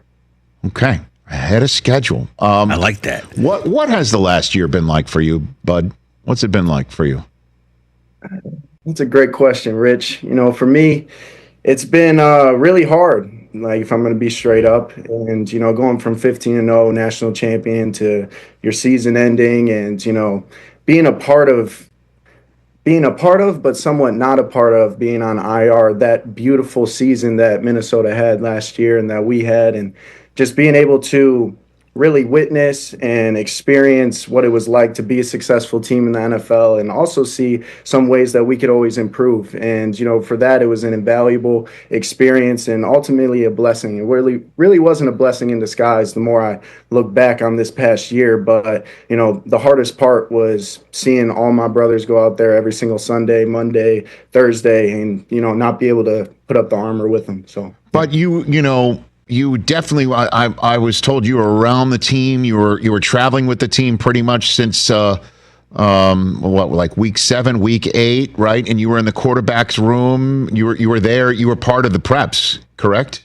JJ? I was definitely a part of a lot of the preps, and just being able to sit in on those Saturday QB meetings. You know, something that I really pinpoint is those meetings specifically is just KO talking about the offense, talking about the game plan for that week, what he likes, what he doesn't like, and most importantly, the why behind it. Because, you know, you don't get a lot of time with your head coach. You know, we've had great, you know, weekly hour-long meetings, but a lot of that's just on, you know, life and just getting to know each other and, you know, grow that chemistry that a quarterback and a head coach, especially play caller, needs. So, yeah, it was just awesome to be able to, you know, kind of pick Sam's brain, pick Nick's brain, Brett, Daniel, just be able to see like why they do the things that they do, and, you know, hopefully add it to my repertoire if, you know, it resonates with me. Yeah, I think Brett, you're referring to Rippon. He was in the room there, right? And Daniel Jones got there, late in the year. Nick Mullins, big Nick Mullins, and then there's Sam Darnold. What did you pick up, J.J. McCarthy, throughout the season that, in retrospect, might have been more difficult to pick up if you were actually playing? And obviously, there's nothing beats the experience of live action and reps and being the guy. But what were you able to glean watching that you think, now that you look back, might have been a little bit more, complex to pick up if you were trying to do everything else? For sure. It was, in the moment of stillness that is an injury as an athlete, there's a lot of ways you could capitalize on that time. And for me, it was all the busy work. Let me put in as much effort as possible on the front end. So by the time I'm playing next year, that week-to-week workload isn't as much in terms of, every single player we played, scouting report on their character traits, athletic traits, background, all that, defensive coordinator reports every single week. And, I did the 17, 18 games that we had of those teams, but this offseason's big on just getting the rest of the teams. So it was a lot of that busy work that kind of, I could anticipate rookie quarterbacks would go through playing, not having that foundational knowledge on the team, on the players. I wanted to make sure that I had a well-rounded approach going into each week and a well-rounded understanding of what I was going to get. J.J. McCarthy, courtesy of Sleep Number here on the Rich Eisen Show. What were you picking Sam Darnold's brain about? Like, give me some examples. Mostly just how he handles success. For me, it was more the observation of it and just witnessing how he was the same guy every single day. He had this beautiful ability to really not care too much and not care too little. And that was something that, I battle with because I care so much. And then I find myself in times when it doesn't really go your way, which is inevitable. And you kind of get down on yourself and that critic gets a little louder. But he had a great ability to just keep the main thing and just, focus on attacking each day. And he played really well this year. So it was really awesome to witness that. I would have taken the under of 5 minutes into the conversation, hearing my first Jim Harbaughism from you. I just heard it. I heard the attack each day, JJ. I heard that. With an enthusiasm unknown to mankind. I heard it. I would have taken the under. It took you 5 minutes to drop one of those. Yeah, that's the Michigan man. I picked it up. I heard that. But it is neat to see that from him, because his journey, right? I mean, his journey, being drafted as high as he was, and then go through as many teams as the number of the of the draft pick he was taken, 3. And then showing up here and then making the most of an opportunity that he really didn't know he was going to have for sure until obviously what happened to you. And I'm wondering what, seeing it get a front row seat for you, that was something you picked up. It's pretty cool to hear that. Yes, sir. Yeah. Everyone has their own individual quarterback journey, and to be a part of his at the time is a complete blessing and a lot of experiences, lessons that I'm going to carry with me throughout the rest of my career. J.J. McCarthy here on the Rich Eisen Show. What has Kevin O'Connell told you about what's to come and your opportunity? What has been communicated to you, J.J.?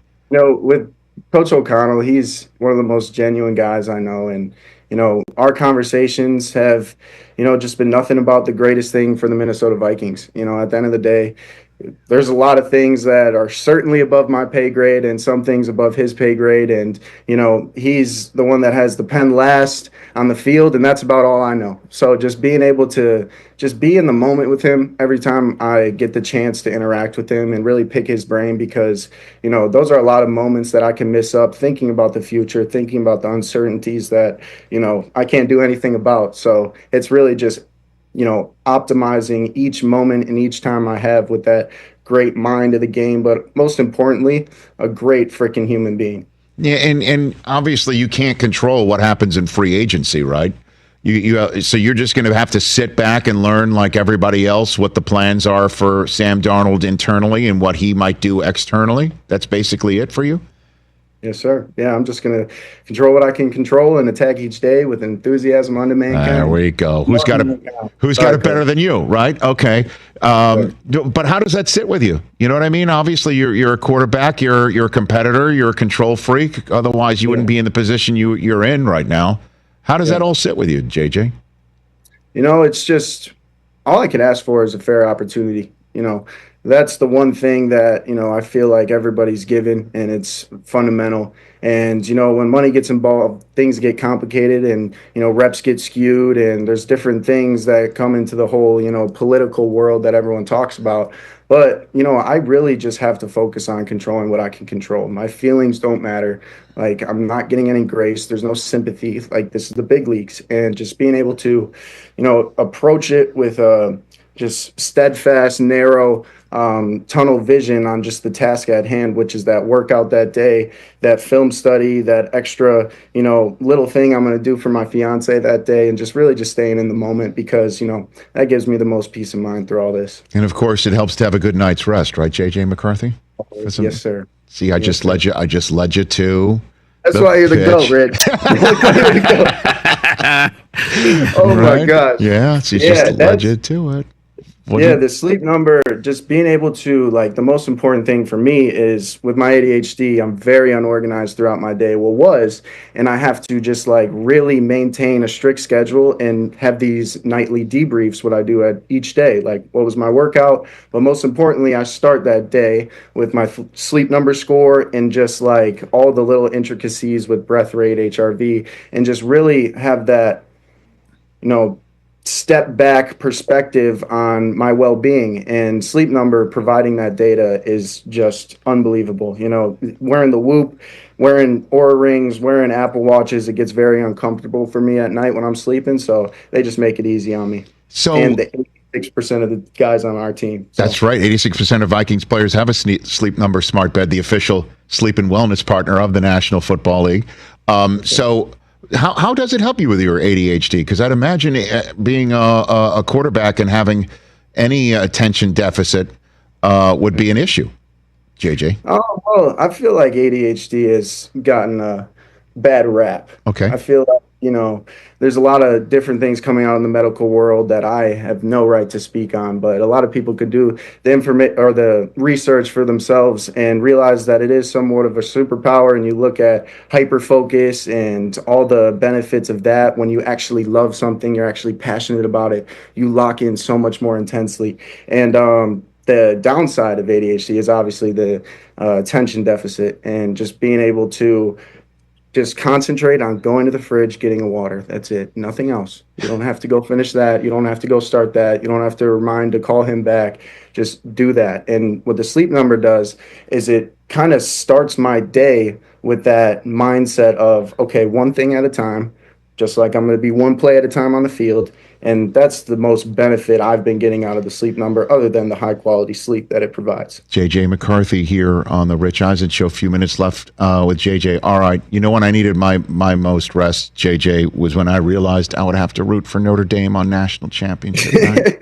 Likewise. Likewise. That one hurt. It hurt even more with the result. Exactly. I actually rooted for Notre Dame, and I wound up with nothing anyway. Right. We got hurt twice, man. Damn it. But there's always next year. That's the beautiful thing about sports. That is correct. That is correct. But I mean, what are your 2 cents about Michigan being followed up by the Ohio State as national champions? JJ McCarthy. I'm gonna go a route that most Michigan fans will not appreciate, but it comes from the heart. Emeka Egbuka, Jack Sawyer, those are my guys, throughout the high school recruiting process. And, just to see what they did this year and how they came together and they stayed back, kind of like we did last year. I would say we maybe paved the way for college sports to not turn into this whole basketball one and done thing. And it was just really special to see those guys, do it, because I understand the hardship, the heartbreak that game brings when you lose that one, just because of everything leading up to it. And it's nothing but respect for those guys. But within those 60 minutes, everyone knows what it is. But I'm pretty happy for them, but not happy for the university. Just those guys. Understood. The individual, when you just drill down, there's certain people you feel special about, but collectively. To heck with them. Listen, in that respect, I'll go the low road. You go on the high road. Let me do the low road. You know what I mean? I can do that. Because I would point out that there is a Big Ten champion who was an actual champion of the conference after beating their rival en route to losing to no one and winning it all. And that wasn't the most recent national champion, JJ. You know what I mean? There's that. Beautiful. That was beautifully said. Thank you. Last one. What are you hearing about Bryce Underwood? I heard he's the real thing. Like, for real. Hey, what are you hearing I'm about going to him? try and get out there and throw with him. I've Okay. heard the same exact things, but the conversations I've had with him is he's got the right head on his shoulders. And, obviously he looks like, if I went on Madden and created a quarterback, that's what would come out. And he is just like really dialed in on all the details. He's asking me about my film prep as a senior in high school and just like the little things like that. You can notice the intangible aspects that are going to grow and flourish. And he's just got to, stay the course, stay consistent, and keep God at the center, and that's it. He'll be well on his way. When you got married? You have a date? You got the day yet? All set? Don't have a date. Yeah. Okay. My fiance and I are, probably one of the best procrastinators out there. Okay. But, You'll have to sleep on it, right? We're on it. We're on it. You'll have to sleep on it, right? But there you go. Courtesy of Sleep Number, JJ McCarthy. I miss you. Thanks for doing this. I'll see you soon, hopefully. Yes, sir. You got Thank it. you. There you go. Appreciate you guys having me on. Same And hope to see you soon. You bet. That's JJ McCarthy of the JJ. Minnesota Vikings, everybody. All right, Be well, brother. There we go. Go Blue, a Michigan man of the first variety. See, I go low, he goes high. Yeah. And we'll meet in the middle, where we both hated rooting for Notre Dame and all meaning nothing in the end. But got to do what you got to do. Yeah, it was what it was. Got to do what you got to do. Why didn't you like seeing JJ show us love, though? That was odd to me. No, it's an honor. Got it. Well, it's nice, though. He heard your names. He remembered your names.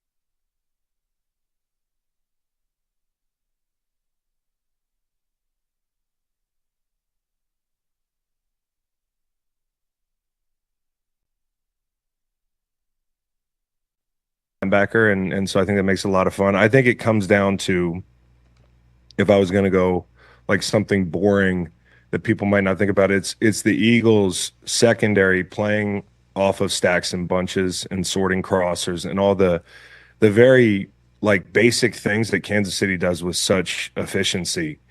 You saw it down the stretch in the Buffalo game. When you had to get those guys off the field, are you able to, and I think they can man up, but in situations, whether you're manning up or you're zone match, like not getting caught in traffic, I think it's also finding out where they want to line up Travis Kelce. Because the thing I just mentioned, the type of defense the Eagles play, you can line him up where you want and try to get the matchup you want. So I think it's that chess match. And then on the other side of the ball, it's middle pressure, for the Chiefs, trying to disrupt Jalen Hurts, make him hold the ball, take away the first read, and obviously stop Saquon Barkley. That's the number one thing. Hearing Cam Jurgens is coming back for this game, is going to be fine for this game, is a big deal. Because if you're not right in the middle, you're going to have a hard time against this group. So Chris Jones he feels inevitable in these games, man. So those guys have their work cut out for them. But if the Chiefs can't stop the run, it's going to be really hard for them. I think they have the better quarterback, the better head coach, and that's not taking anything away from, Nick or Jalen, but it really doesn't matter at the end of the game. The best team wins, and I feel like the Eagles have a better roster. So it's a lot of pressure to put on the coach and the quarterback, but as long as they take care of business, that involves everything I just talked about, both sides of the ball for the coach and obviously for Jalen, taking care of the football and kind of making sure that he's going in the right place with the football, because one mistake, as we saw in the last game, whether it's a fumble or a pick, can really cost you. Yeah, I mean, the Eagles doubled their Jalen's and added a Saquon from the last Super Bowl, and that potentially could be enough. So I'm trying to sift through this since we don't have our usual length of time, and we'll talk to you about Smirnoff in a second. Who are you taking? I'm trying to figure out who you're taking from that Rich, reason. You're going to have to wait a little bit longer. Come on. What is it, Tuesday? I came on just to deny you the satisfaction, Rich. You can break this out on the internet. Put me in a breakout video picking against X team. I don't have honestly, this is as evenly matched as Super Bowl as I can remember. I remember last year thinking, it's the Chiefs, but I think later in the week, as I jot some more notes down, I'll be able to give you a final score. Okay. I don't have one right now. Okay. So you think the Chiefs get the three-peat? That would be. Did I say that? I think, did he say that? Yeah, but Chris, are you going to have bigger numbers in the score or lower numbers? I just can't. I'm just wondering. I'm just curious. Now that I feel a little bit more. Here's why I think lower numbers. Because I could be dead wrong, and this is why I don't like giving picks out on a Tuesday. And for the record, I didn't give Rich a pick. He just tried to extract one from me. But I think I do think if the Chiefs play this game the way they want to play it, and I have no reason to think they won't be able to dictate some of the terms. Like, they want to possess the football and go on long drives. That's what they do. Vic's going to make them drive the field, right? I think they're going to come out and say, hey, like, we are, 17 and we're 1,000,001 in one-score games. Like, let's keep this game close. We know how to win them. I think if the scoring gets going, it's going to be hard for Kansas City to keep up a little bit, which is a crazy thing to say. But, like, the Eagles' defense is much different than the defense that they played last week against Buffalo. So I kind of think it's one of those deals where the Chiefs will try to keep this game lower scoring. And if they do that, I think they have a good chance. But if the scoring gets going, I have a hard time imagining that if the Eagles are scoring, they're going to be able to stop them late in the game because of this run offense. All right, I guess I should have plied you with Smirnoff, the official vodka of the NFL, before asking you for your pick. What are you doing with Smirnoff this week, Chris Long? What are you doing? Well, I'm doing the longest tailgate. The longest tailgate, where Smirnoff is setting up like a 60-foot like flatbed. And we've got like Chef David Rose cooking up jambalaya. He's like a celebrity chef. We're going to be doing the Green Light Pod. It's going to be the longest Green Light Pod ever. And boy, is that saying something? Yes, it is. Somewhere in that podcast, you'll get my pick. But okay. Yeah, no, it's your content. There's room for everybody. Rich, there's room there for you. There's room for everybody, no matter what team you're rooting for. Longest podcast, longest tailgate. And it's 201 Canal Street. There it is.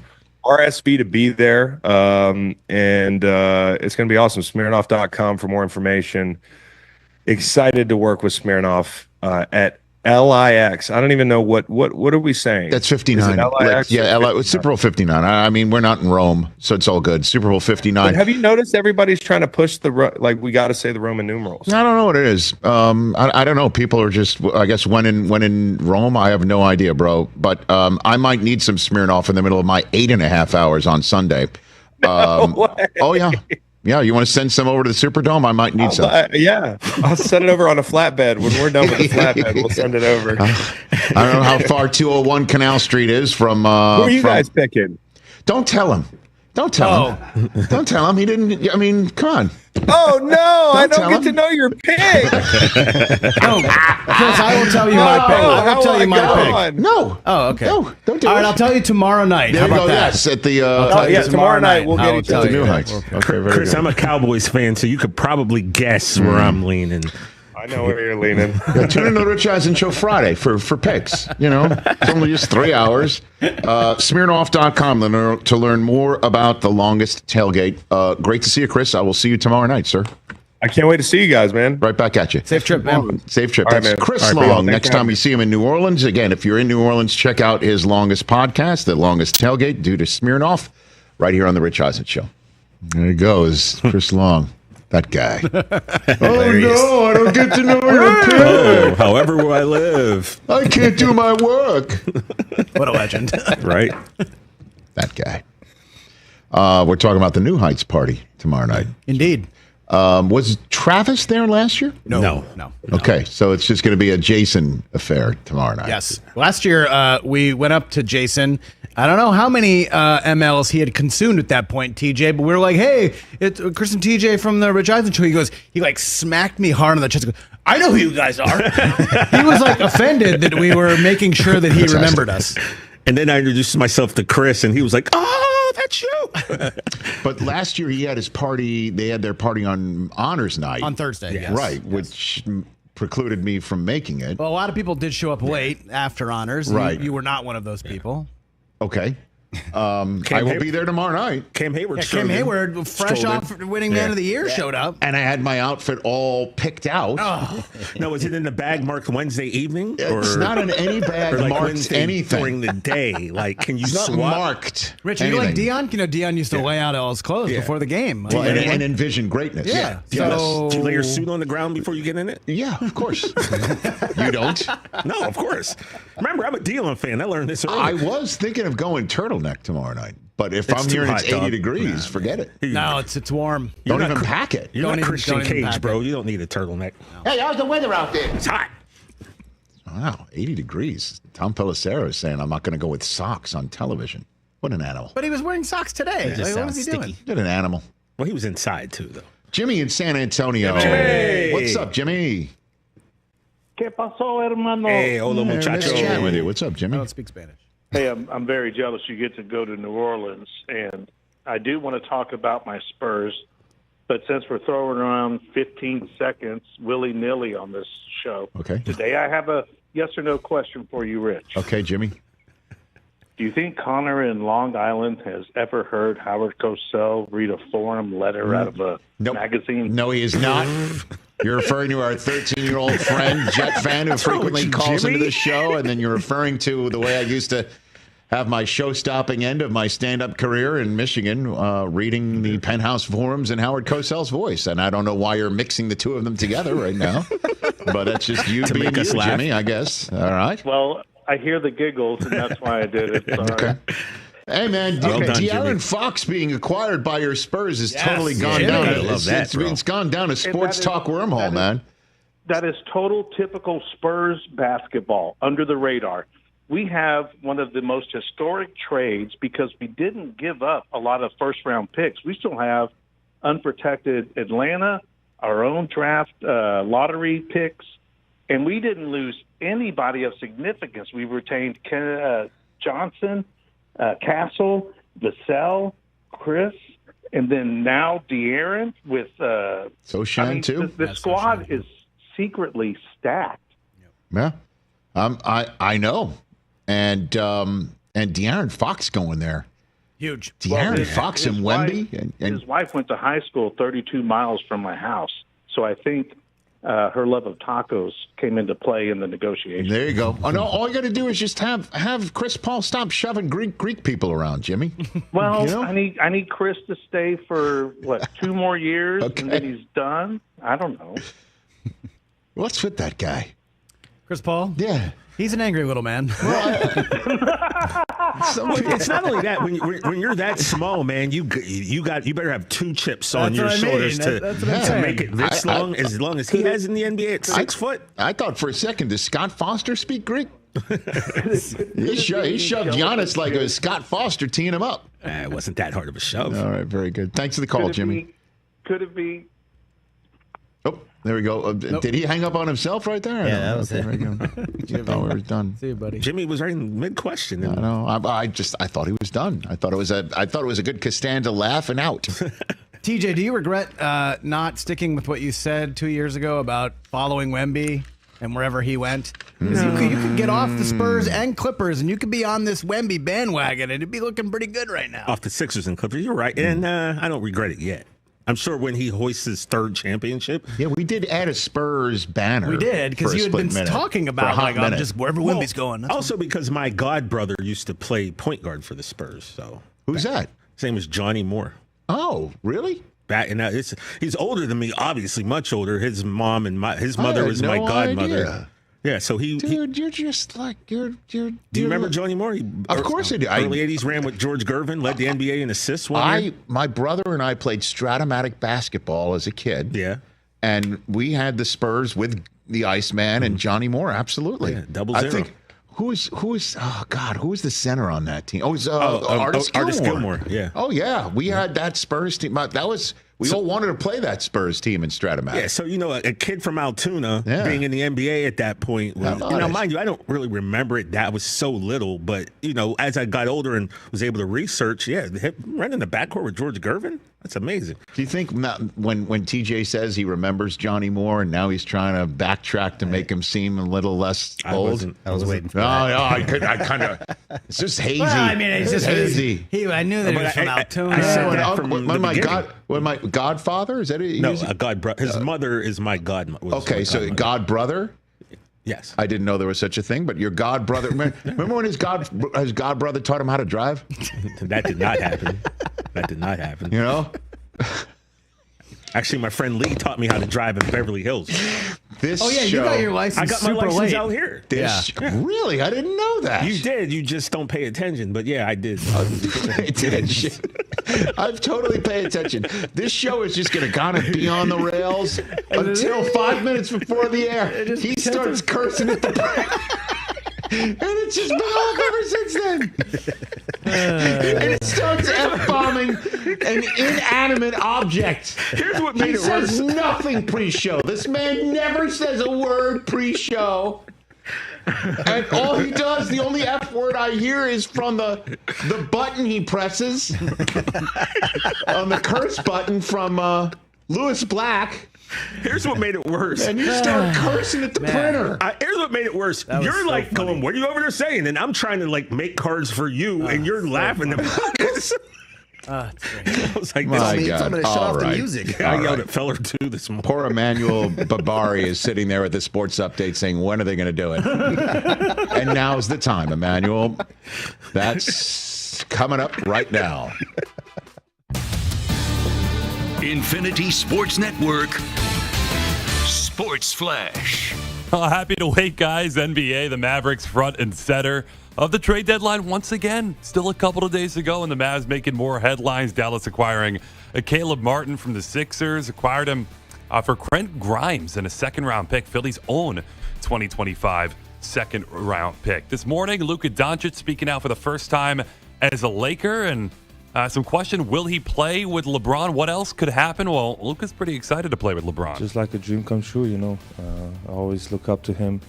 There's so many things I can learn from him, and I'm just excited, just to learn everything, and now I get to play with him. So it's an amazing feeling. NFL, Kirk Cousins revealing this morning he was dealing with right shoulder and elbow injuries this year And on top of his recovery from a torn Achilles and a lingering ankle injury, he and the team had previously said that he was completely healthy, but Cousins saying a Week 10 hit against the Saints that started the Falcons' 4-game losing streak caused the additional injuries. He's 36 years old, uncertain where he'll play next year. He signed that 4-year, $180 million contract with Atlanta last offseason, $90 million guaranteed. I'm Emmanuel Barbari. Hey, like us on Facebook. Our handle is INF Sportsnet. That's INF Sportsnet for our Facebook page. This is the Infinity Sports Network.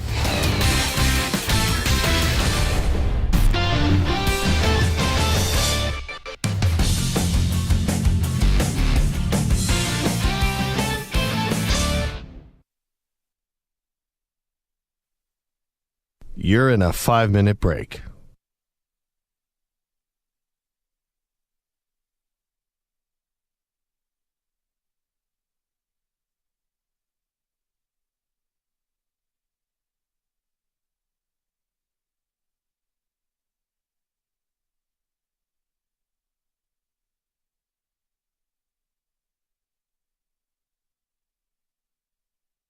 Four minutes, 30 seconds remaining.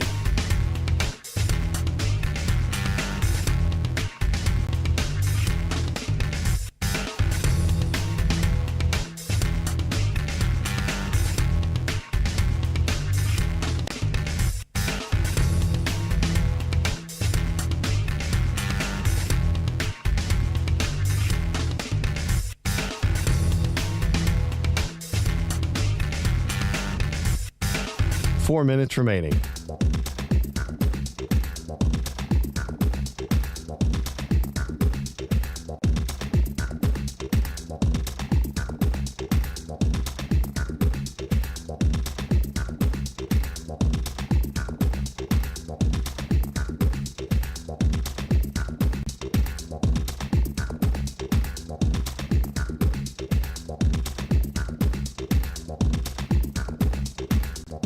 Three minutes, 30 seconds remaining.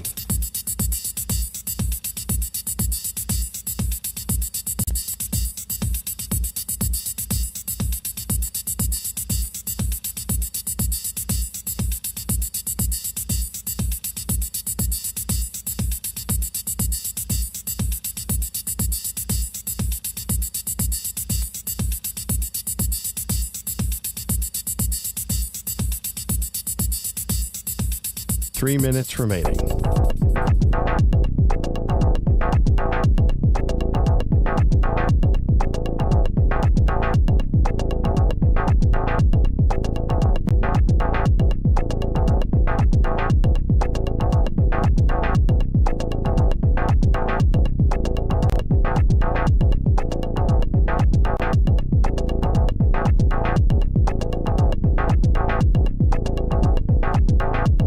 Two minutes, 30 seconds remaining.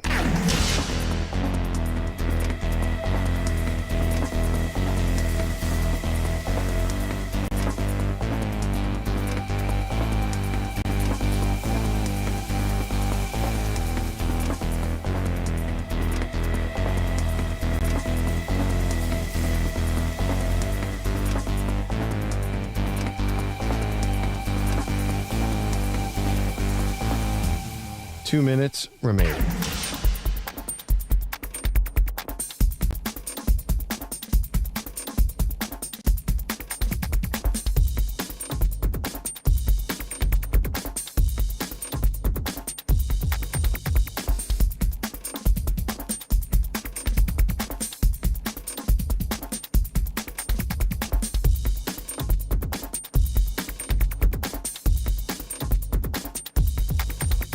One minute, 30 seconds remaining.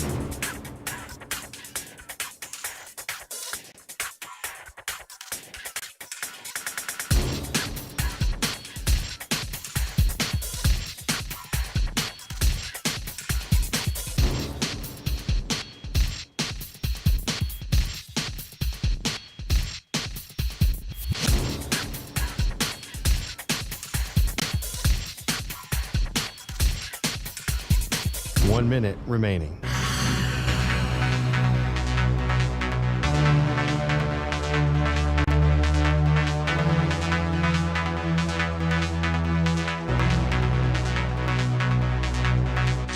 45 seconds remaining.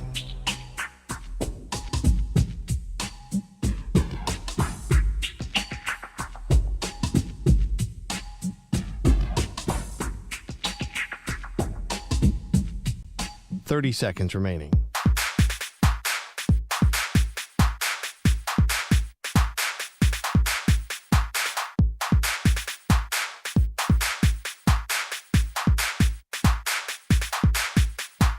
Seconds.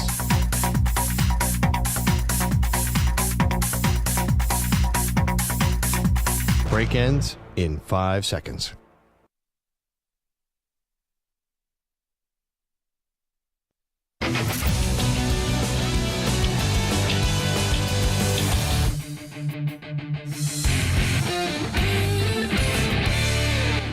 Here on the Rich Eisen Show. When we are done, we're going to New Orleans, and there's no turning us back. Let's do it. That's right.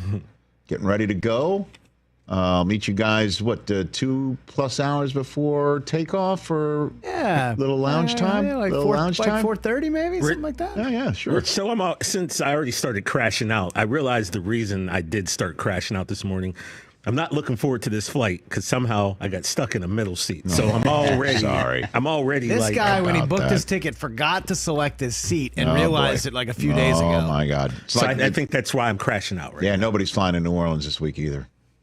No. We got a top five moments that got the Eagles and Chiefs to New Orleans, presented by Hyundai. Hit it.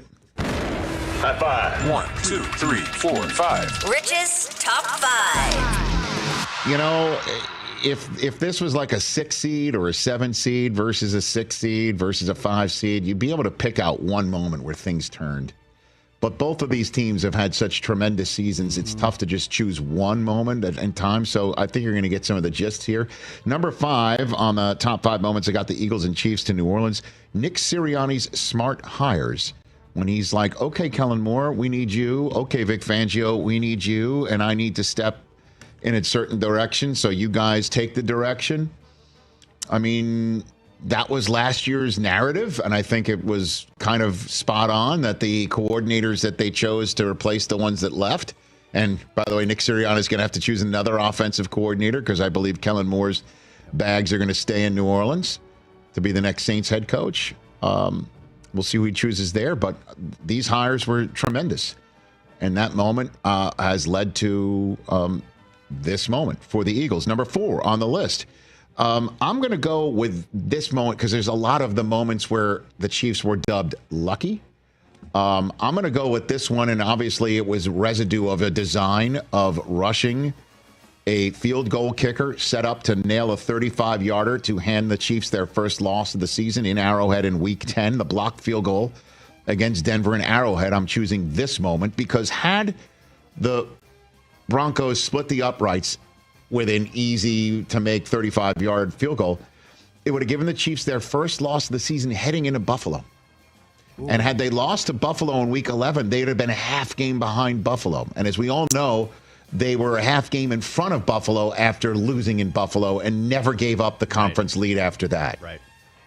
So that's where I'm going with that one. Also, 2-game losing streak would have been a lot of what's wrong with the Chiefs conversation. And again, narratives don't tear teams down like the Chiefs, but it's still one that I would just choose there. Yeah. Number 3, choose any of Saquon's 12 runs in which he was tackled at the 1-yard line. 12 times. That's insane. The ball was spotted inside the 2 thanks to Saquon Barkley's runs. Wow. And it led to 7 Jalen Hurts tush-push touchdowns, 2 field goals, 2 Saquon touchdowns, and 1 Jalen Hurts touchdown pass. 12 times. Wow. Number 2 on the list, I'm choosing this from the AFC Championship game, the 4th and 5. And the play call to get Josh Allen off the spot and immediately making a throw that damn near wound up in the arms of Dalton Kincaid. That essentially sealed the deal against the Chiefs. Now, you could sit here and go, what about the ball spot at the KC-41? That should have been the Bills. Well, that was with 13 minutes to go. Who the heck knows what would have happened after that? This one was late in the game. I'm choosing this one. And the number 1 moment that got the Eagles and Chiefs to New Orleans, number 1 is choose any of Saquon's 7 60 or more yard long touchdown runs. What? That is a crazy 7, number. including the playoffs. And if you have to choose one, obviously the one in the NFC Championship game that turned a 3-0 deficit into a 7-3 lead right off the bat, a lead that the Eagles never relinquished. The ones against the Rams? You could choose any of them. There were 4 against the Rams, 2 in the regular season, 2 in the playoffs. The first game. And I'll give you one more. All right, we'll get one The more. first 2 draft nights in Detroit, where Xavier Worthy, the Chiefs traded up to go get him, and then the Eagles had already taken Quinyon Mitchell. And then on the second night, when they traded up from 50 to 40 to take Cooper DeJean, and guess who might be covering Xavier Worthy in the Super Bowl? Or guess who Xavier Worthy might be trying to torch in the Super Bowl? And that's my top 5 moments that got the Eagles and Chiefs to New Orleans, presented by Hyundai. Now you can buy a new Hyundai from the comfort of your home at Amazon. Visit HyundaiUSA.com for more details. Thanks to Chris Long, J.J. McCarthy, Daniel Jeremiah, and Tom Pelissero, and you. Next time we chat, we'll be from New Orleans. Chat on Wednesday.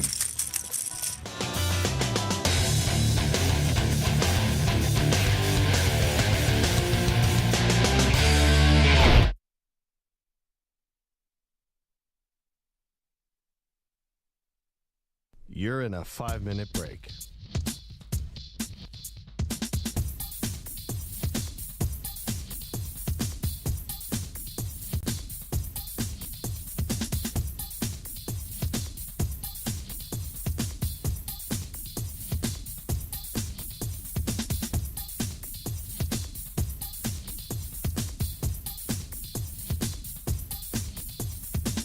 Four minutes, 30 seconds remaining.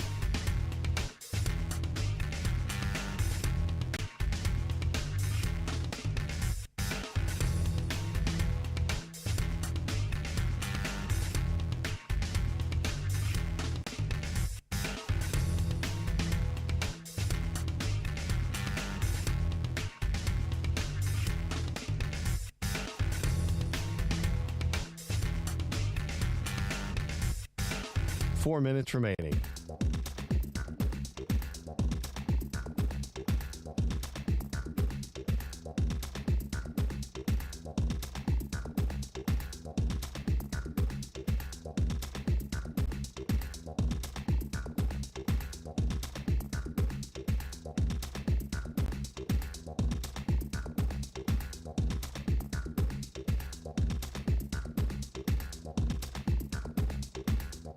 Three minutes, 30 seconds remaining.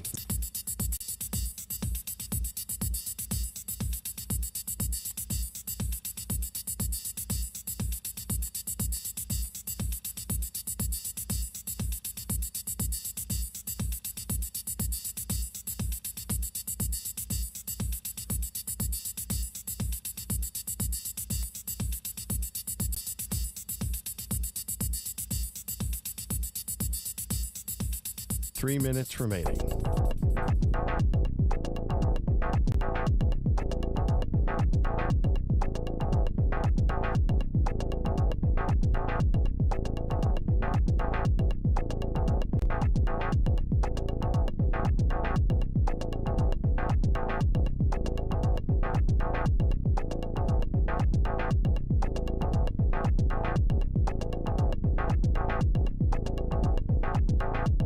Two minutes, 30 seconds remaining.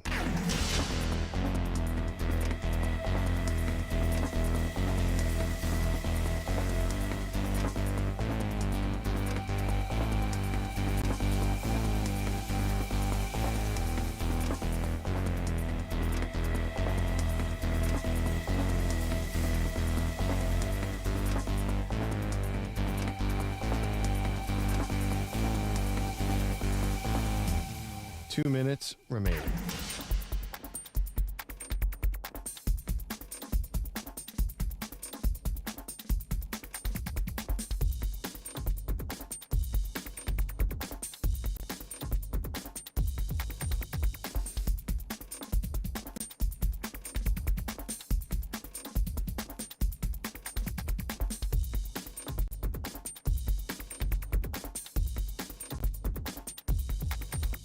One minute, 30 seconds remaining.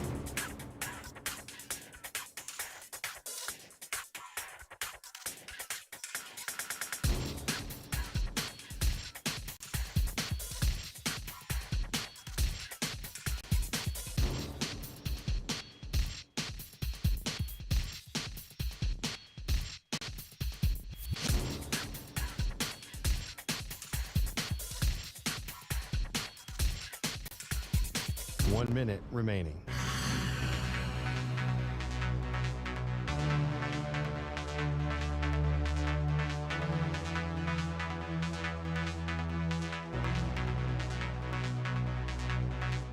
Forty-five seconds remaining.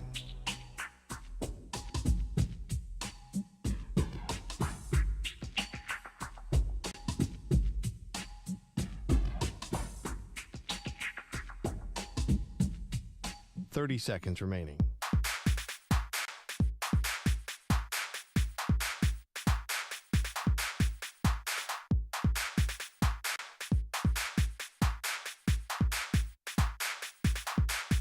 Fifteen seconds.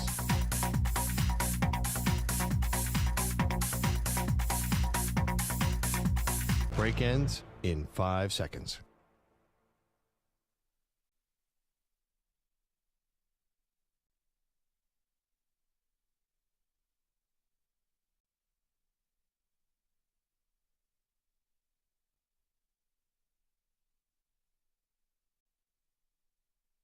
To infinity and beyond. He's live. He's nationwide. This is the Zach Gelb Show.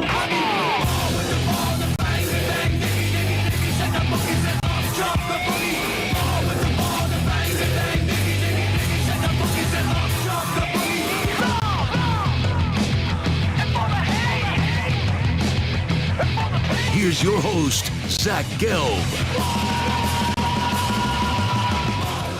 Live from the palatial yet not overly ostentatious studios of the New Orleans Convention Center. This is day number 2 of the Zach Gelb Show, live in NOLA for Radio Row, Super Bowl 59, getting you set for the big game between the Kansas City Chiefs and also the Philadelphia Eagles. 855-212-4227 is the number to jump on in. That's 855-212-4227. You could always get at me on Instagram, where I'm straight flexing, or via the good old cesspool of Twitter at Zach Gelb. That's ZACHGELB. We have a loaded guest list for you today. Things are starting to pick up inside the New Orleans Convention Center as we welcome you in across all of our great local Infinity Sports Network affiliates, Sirius XM, Channel 375, the free Odyssey app, and of course, as always, hopefully, streaming on YouTube. Kayvon, Thibodeaux, and Bobby Okereke will stop by today from the New York Football Giants. Tom Pelissero will join us from the NFL Network. We will also be joined by Dominic Easley as well, former Patriots defensive tackle, and then Paige Spiranac, who a lot of people know on social media,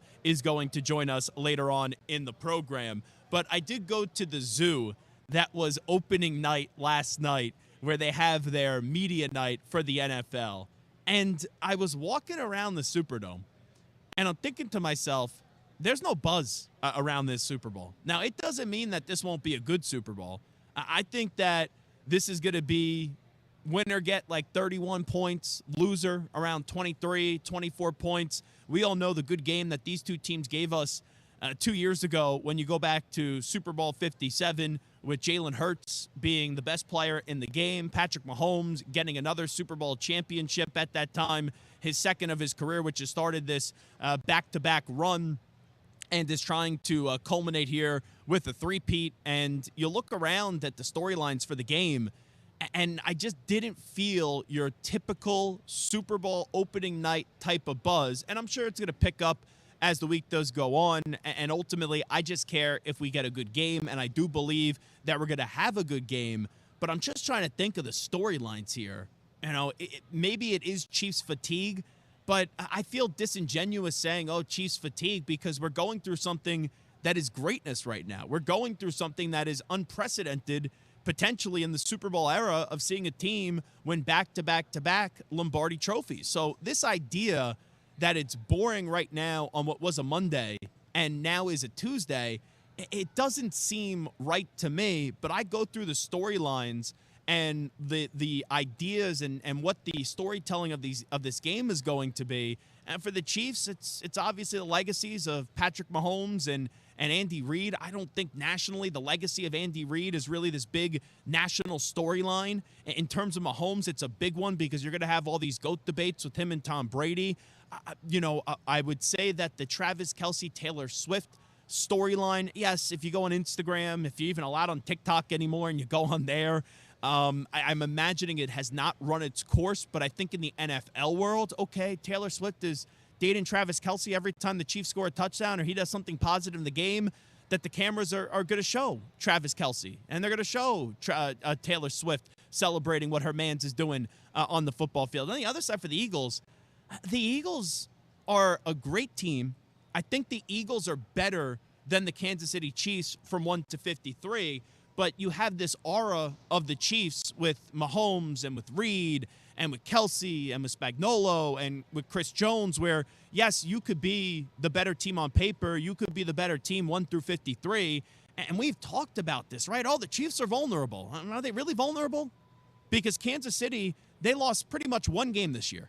And the last game of the season against the Denver Broncos, probably easier for me to tell you who was playing rather than who wasn't playing for the Kansas City Chiefs. So this vulnerability idea with the Chiefs, I get it because they're not blowing teams out. They're not scoring 40, 50 points a game. The offense hasn't been as sexy as what it was a few years ago, but you still have Mahomes, who's a killer. You still have Kelce, who's a killer. And you still have a team that I would say their biggest flaw, and when I look to start to break down this game, the biggest thing that concerned me about Kansas City is just the offensive line. Like, Tooney's a heck of a player.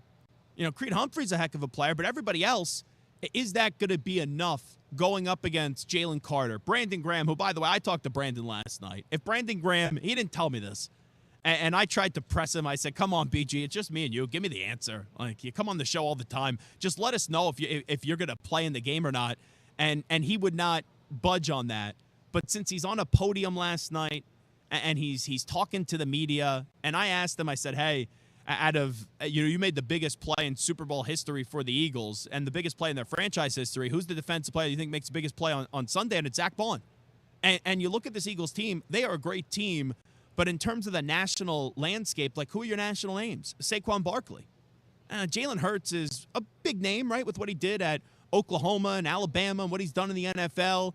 But that's not a name that really pops nationally. Like, Jalen Hurts is a really good quarterback. No one's looking at him as he's an elite quarterback in this league. A.J. Brown, right, you had the stuff with the inner excellence in that book. That was funny. But A.J. Brown, as great of a wide receiver he's in, he doesn't resonate nationally like the way Justin Jefferson does or the way that the Cheetah in Tyreek Hill does. And on the defensive side of the ball, the Eagles have a phenomenal defense. And Vic Fangio is a good defensive coordinator, but he's not Steve Spagnuolo. And yes, the Eagles have big names on the defensive side of the ball, but are they big names? Like, Jalen Carter is a heck of a player. Jalen Carter could be one of the better defensive players in the league. Nationally, I don't know how much he resonates. Darius Big Play Slade doesn't resonate nationally. Quinyon Mitchell is a phenomenal player, rookie, but it's his first year in the league. Zach Bond, no one even know who he was a year ago, and now Zach Bond is a finalist for Defensive Player of the Year. So you look at it from a marketing standpoint with the Super Bowl. Last year was the Taylor Swift, Travis Kelce, right, Super Bowl. The last time these two teams played, it was the Kelce Bowl with Jason Kelce and with Travis Kelce and with Ed and Donna Kelce, right? It was all about the Kelce family. But you go into this one, and there's not a lot of pomp and circumstances around this game outside of the fact that I think we're going to see a superb matchup coming up on Sunday. But in terms of the marketing of this one and in terms of the storylines on this one, if you had to encapsulate it with the Eagles, it's Saquon Barkley, right? And then Jalen Hurts and Nick Sirianni trying to shut everybody up. But is that something that on the national landscape, people are like, oh my God, when you think of this Super Bowl right away, it's, all right, if Nick Sirianni wins, he's going to tell people to shut the bleep up, and same with Jalen Hurts, because Jalen Hurts isn't the biggest personality guy in the world. I've talked to him when he punched a ticket to the NFC Championship game a few years ago, and you would have thought it was a regular season victory, for crying out loud. And on the other side, the Chiefs story, it's funny because people try to portray the Chiefs as a villain. The Chiefs aren't a villain yet. You may be tired with the Chiefs, but the Chiefs really aren't this national villain. Like, okay, you may not love Patrick Mahomes' wife, and even that's died down a bit, and his brother, right? You can't stand him. The father's a pain in the ass. We know that. But there's no reason to really hate Patrick Mahomes. And Travis Kelce, do people really hate Travis Kelce? Yeah, he's a fun superstar. He's one of the greatest tight ends of all time. And Andy Reid was once the coach that couldn't get the job done in the big game, and now all he does is get the job done in the big game. So I don't think there is a polarizing factor in this Super Bowl. Even if you're somebody, I can't stand seeing Taylor Swift on the TV set, it's not as if that's really on your mind when you're watching the game, even though they're going to just show you her over and over again during the game. So from a polarizing standpoint, this is not a polarizing Super Bowl. And there is no hated team. Sure, some of you may not like the Eagles fans. Some of you may be tired with the Kansas City Chiefs. But when you put your head on the pillow at night, do they really own real estate in your head? Are you really that livid about either Kansas City or the Philadelphia Eagles? I don't see it. So I think that plays a factor into it. And Kansas City, so much of their story has been told, and all that's adding on from here is just icing on top of the cake when it comes to them entering different levels in the annals of NFL history. And for Philadelphia, yeah, it's the job not done yet. It is something along the lines of, hey, they were here 2 years ago. They outplayed the Eagles for 3 quarters. They didn't get the job done in the fourth quarter. But are the Eagles going to be the team that takes down Kansas City when it matters, or are they going to join the list of, even when the Bengals did it, right, they didn't win a Super Bowl, and then after that, they haven't been the same team since. The Baltimore Ravens have been a group where they've been close, but yet so far. Buffalo, 4 postseason losses to the Kansas City Chiefs. Now, they could beat them all the time in the regular season because they won 4 straight in the regular season. And you look at the San Francisco 49ers. It is, hey, the San Francisco 49ers were up 10 twice in a Super Bowl, 2 different times, and they couldn't get the job done up against the Kansas City Chiefs. So I look at the Eagles in this one and the Kansas City Chiefs in this one from a national standpoint, and then also pop for a huge Super Bowl, which I think is going to be a good game. So then it will be remembered in a positive way. But the build-up to this week, I'm ready for the game to play. I'm ready for the game to be played tomorrow. Quite frankly, I think it's a bunch of nonsense that they take the week off, and I get why they do it. They want the build-up and all that stuff. But in a year like this, there's not a lot of build-up because so much of this Kansas City Chiefs story has already been told. And for the Eagles, there's not one storyline that really pops nationally outside of Saquon Barkley. Like, outside of Saquon Barkley, to me, and also how much does a running back, even though he is an MVP candidate, he'll probably finish 3rd for the award, right? Josh Allen, Lamar Jackson will be 1, 2, and then Saquon will be 3. But when you look at the faces of the league, it's usually quarterbacks. And you got 2, one great quarterback and another one who's trying to prove everyone else that he can be great. But from a marketing standpoint, it's not as if Jalen Hurts is the most marketable name in the league because he's not a big personality guy. I made a joke yesterday. We're sitting at Radio Row. The 2 players that they put up to market the Eagles are Jalen Hurts, fine, he's the quarterback, and then it's Josh Sweat. Like, Josh Sweat's a really good player. But if Josh Sweat was walking down the streets here of New Orleans, are most people recognizing him? Probably not. But you know what has become a big storyline? And I thought this was interesting at media night and then also on the commissioner's press conference. How much the Chiefs, right, who have heard it all at this point, and who they have been told, oh, it's rigged, oh, you're the villain, oh, you're the big bad bully, how much this has served as some motivation. Because sometimes, right, you have players say, ignore the noise, tune it out, and it's a bunch of robot answers and players speak. Well, this is Travis Kelce last night at media night. He went out of his way to bring up the referees. Like, this wasn't, hey, Travis, what do you think about the referees? The question was something along the lines of, Travis, if you could ask the media one question, what would the question be? And this is how Travis Kelce responded. If I could ask the media one question, why are you guys leaning into this whole ref thing? You know what I mean? Like, why are you guys leaning into it? That's all I got, though. So he's going after the media for the whole referee thing. And I will say this about the refs. Do I think the league is rigging the games? No. Do I think the league is getting in the ears of the official? Hey, let's make sure that we get Travis Kelce and Patrick Mahomes and Andy Reid and Taylor Swift in the Super Bowl. No. And they're not upset, I would imagine, that the Chiefs are here. But there are some bad officiating calls. And a lot of them go in Kansas City's favor. Now, do I think that the officiating is the reason why the Chiefs are here?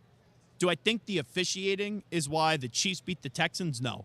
Did I not like the spot on the 4th and 1? I didn't. Did I not like the idea of Xavier Worthy, right, when the ball hits the ground, that getting called a good catch? No, I didn't. But the Chiefs didn't get to the Super Bowl because of the officiating. And 2 things could be true. I could think the officials do a bad job, And I could also acknowledge that the officials aren't making calls to put the Chiefs at an advantage. But I hope that's something we're not talking about on Monday. I hope we're not sitting here on Monday saying, oh, the Chiefs, all right, they won a Super Bowl because this call or because that call. But the Chiefs, this has really annoyed them.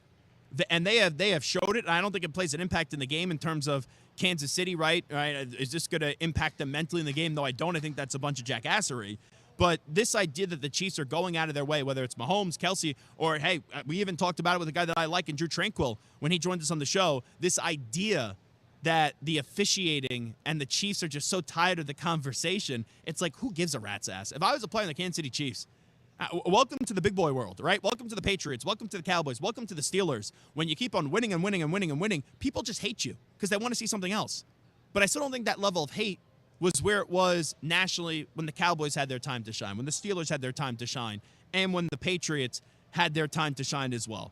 So this storylines for the Super Bowl, I think a lot of them have been played out, and I don't think a lot of them are popping nationally. Like, I'll tell you what I think from a coverage standpoint, for me, is the biggest storyline in this game, and it's Mahomes adding to his legacy, right? When you have Brady calling the game, Brady, that's who he's chasing. He's trying to be the greatest quarterback of all time. We've discussed this, right? Brady to me is number one. Right now, Joe Montana's 2. Patrick Mahomes is right there at 3, and then Peyton Manning is 4. Those are the 4 best quarterbacks, in my opinion, in NFL history. And I've said this before, if Mahomes wins on Sunday, I think he moves past Montana. I think you have Brady 1, Mahomes 2, Montana 3, and then Peyton Manning 4. That's what I think it would be if the Chiefs do win.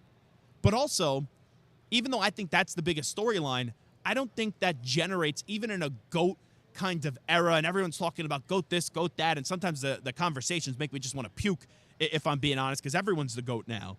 But there's still so much of the story to be written about Patrick Mahomes that even those GOAT conversations do feel premature, even though for his legacy and for the history and the impact of the game, he has had an unbelievable impact to the NFL so far. Stu, what's your biggest storyline heading into this Super Bowl? If I say it's Mahomes' legacy for me, that's what stands out the most. What is it for you? I think it's Kelsey's future, and I think it's twofold. I think it's his future on the field and off the field. I think especially on the field. Could this be his last game?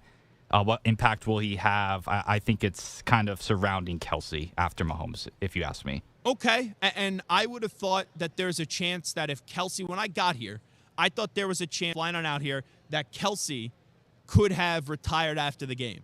But then you hear this last night. Travis Kelce on his NFL future. Listen up. Where will I be in 3 years? Oh man, I don't know. Hopefully still playing football. I love doing this. I love coming into work every day, and you know, I feel like I still got a lot of good football left in me, but we'll see what happens. I know I've been setting myself up for other opportunities in my life, and that's always been the goal, knowing that football only lasts for so long. You got to find a way to get into another career, into another, profession. And I've been doing that in my off seasons, but for the most part, I plan on being a Kansas City Chief and playing football. So that doesn't sound like a guy that he's retiring after this game. Now, I'm not saying he's going to play for 3 more years. And could he be wanting to avoid that? So you just say, oh, you'll play and then you'll figure it out at the end of the season? Yeah, anything's possible, right? I'm not saying that I expect him to be rather, 100% truthful. But in that case, I do believe Kelsey that he's going to be back next year with the Kansas City Chiefs. Samter, what do you got cooking for us? So Kelsey off the board, Mahomes' legacy off the board. What do you think the biggest storyline is for this game? See, I want to say the Chiefs three-peat. Recently, we had talks about whether Pat Riley, who owns the trademark, I saw that today, would allow them to use three-peat. Apparently, they came to a deal that they would use the word three-peat if they won it. I still think Chief Pete is the way to go. But there's so much stuff on the Chiefs side. We've seen them here so many times, and kind of like the Patriots, kind of like the Warriors and the Cavaliers. Yeah. After a while, there's only so many things you can say about Travis Kelce and Taylor Swift and legacy of Patrick Mahomes. With and also the Chiefs. just without sounding jealous. Like, you hate them so much, eventually you just got to respect what they do. If Yeah, just being for fair. sure. But, I mean, we've been talking about these guys for 3 years. We've been talking about Travis Kelce and Taylor Swift for 2 years. The thing that's fresh to me is the Eagles. Saquon Barkley is fresh. Jalen Hurts is fresh. This Eagles team is fresh.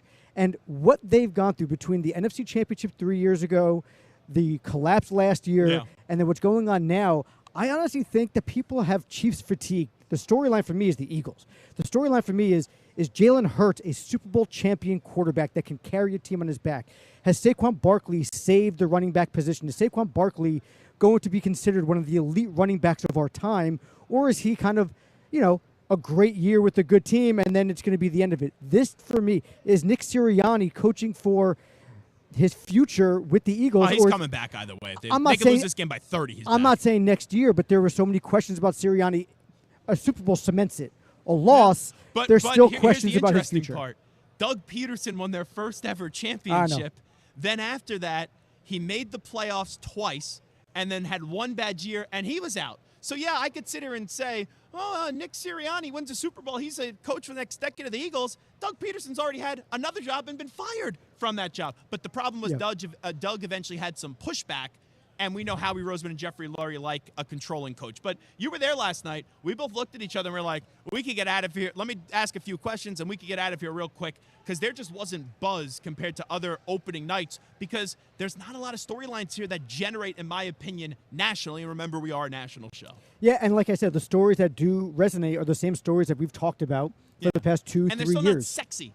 Like, there's nothing. Well, Travis sexy. Kelce, Taylor Swift is sexy, but we've had a year and a half to talk about it. Yeah. Mahomes as the GOAT or his legacy, it's sexy, but we've been talking about early, it for 2 or 3 years. And it's early, and Brady is the rings. You're right, there are sexy storylines, but they're old sexy storylines. There's not a lot of new, fresh things. That's why I think, for me, the Eagles are the most interesting. We need a midlife crisis with this Super Bowl. Yeah, that's what I think it is. We need someone to go buy a Ferrari. Where is that Lamborghini? Vroom, vroom. All righty, we'll take a timeout. When we come on back, 2 members of the New York Giants are going to join us. Kayvon Thibodeaux and Bobby Okereke will join us next. Zach Gelb here with you on Radio Row for Super Bowl 59, live in New Orleans. We're coming on back after these short messages. You're in a 5-minute break.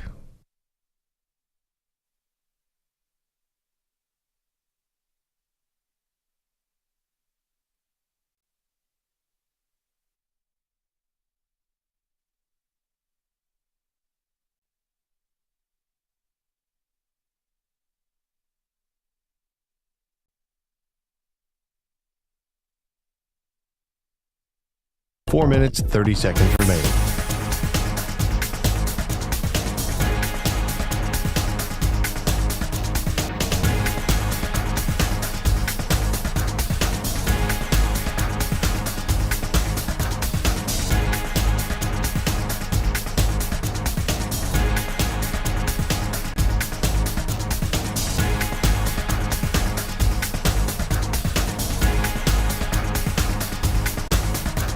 Four minutes remaining.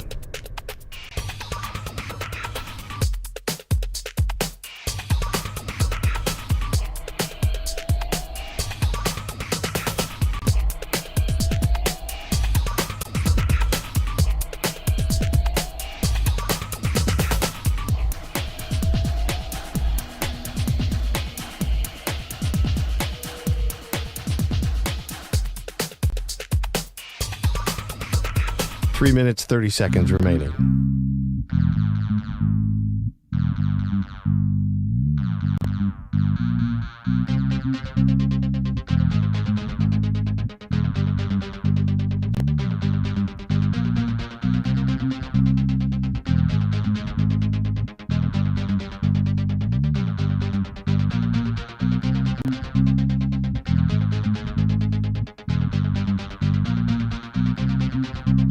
Three minutes remaining.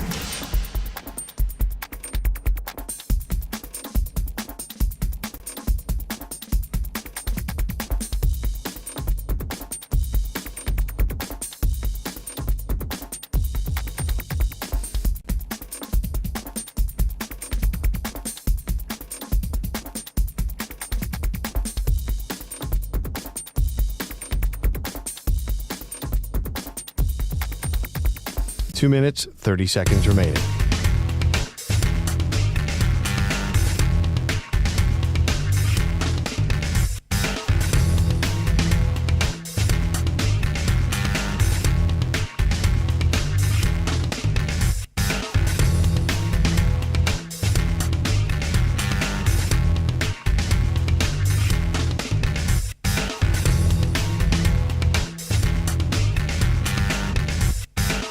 2 minutes remaining.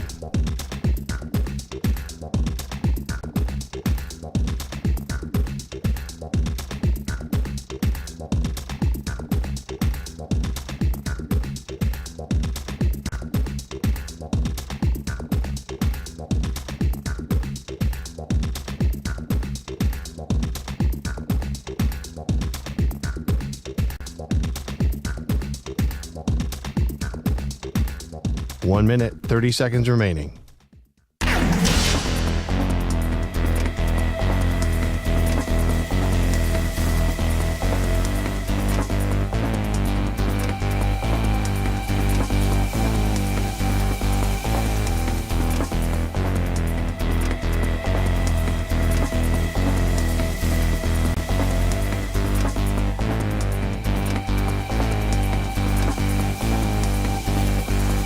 One minute remaining.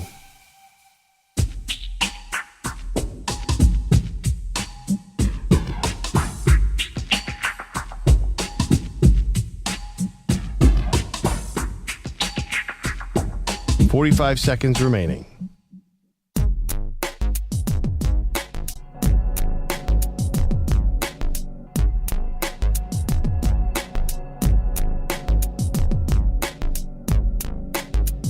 Thirty seconds remaining.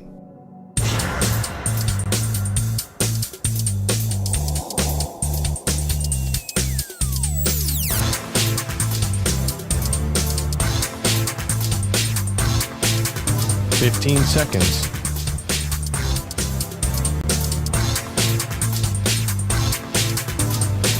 Break ends in 5 seconds.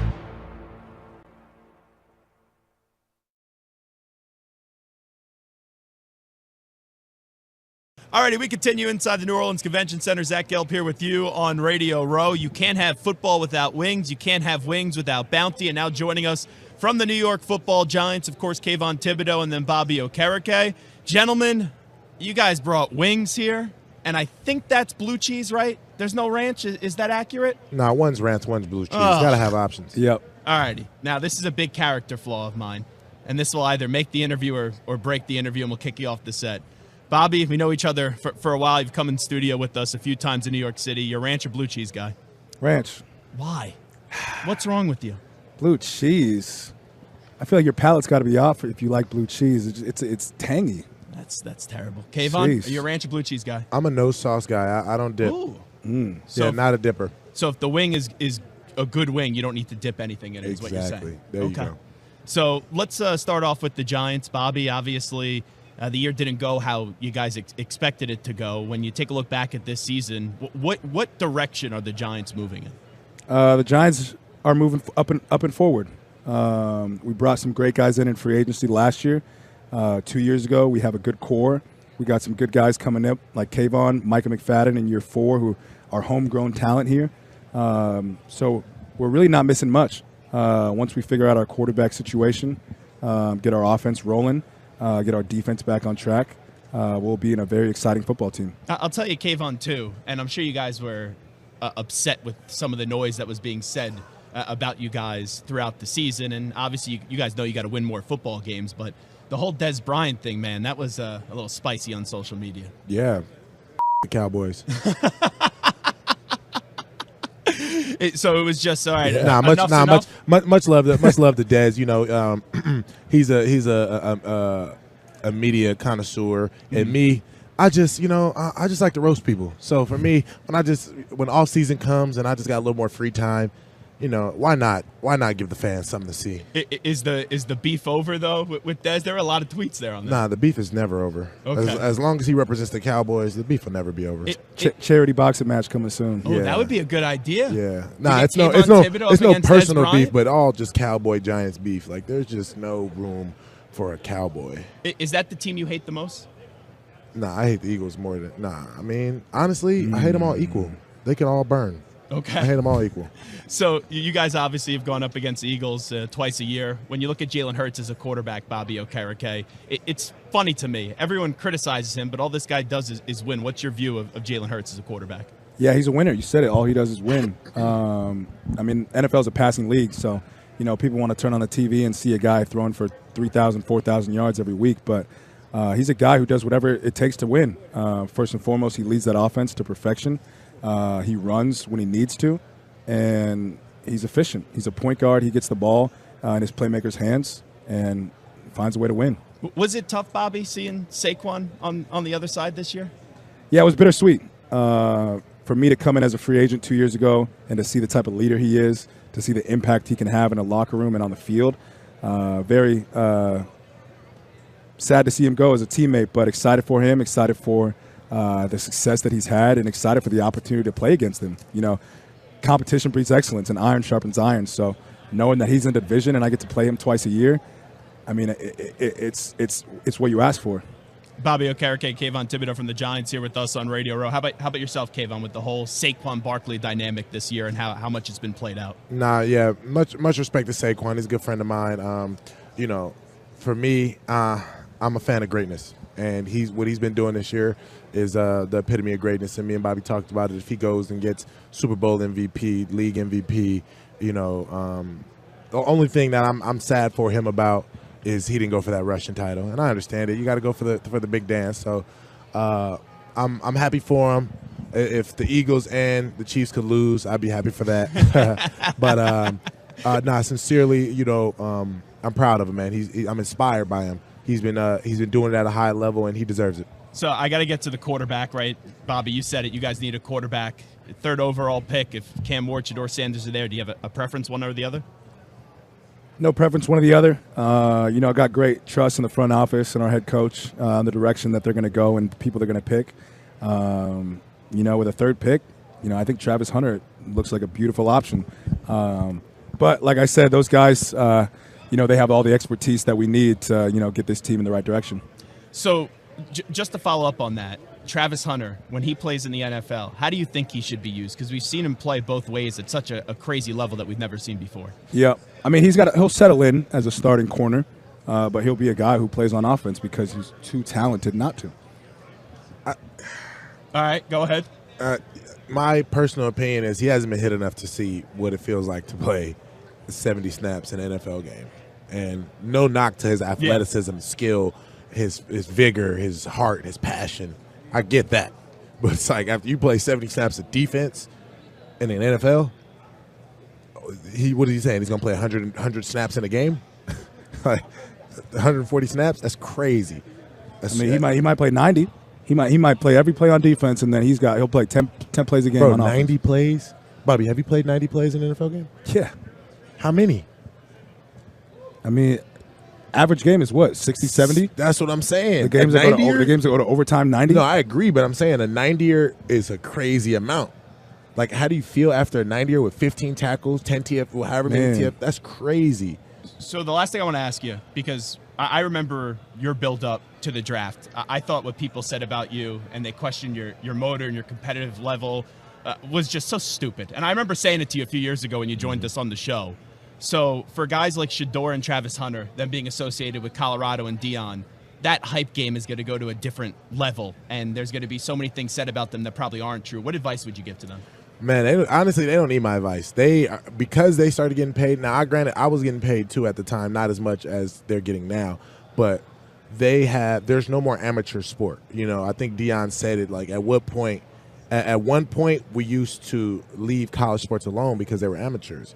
But now media are going after them just as much as they're going after NFL players. So I think they have handled it well. I think they're doing a great job. I think only thing I would say, you know, is the media isn't missing what they don't know. And I think as a young person, you feel sometimes that if they don't know, then you're missing out.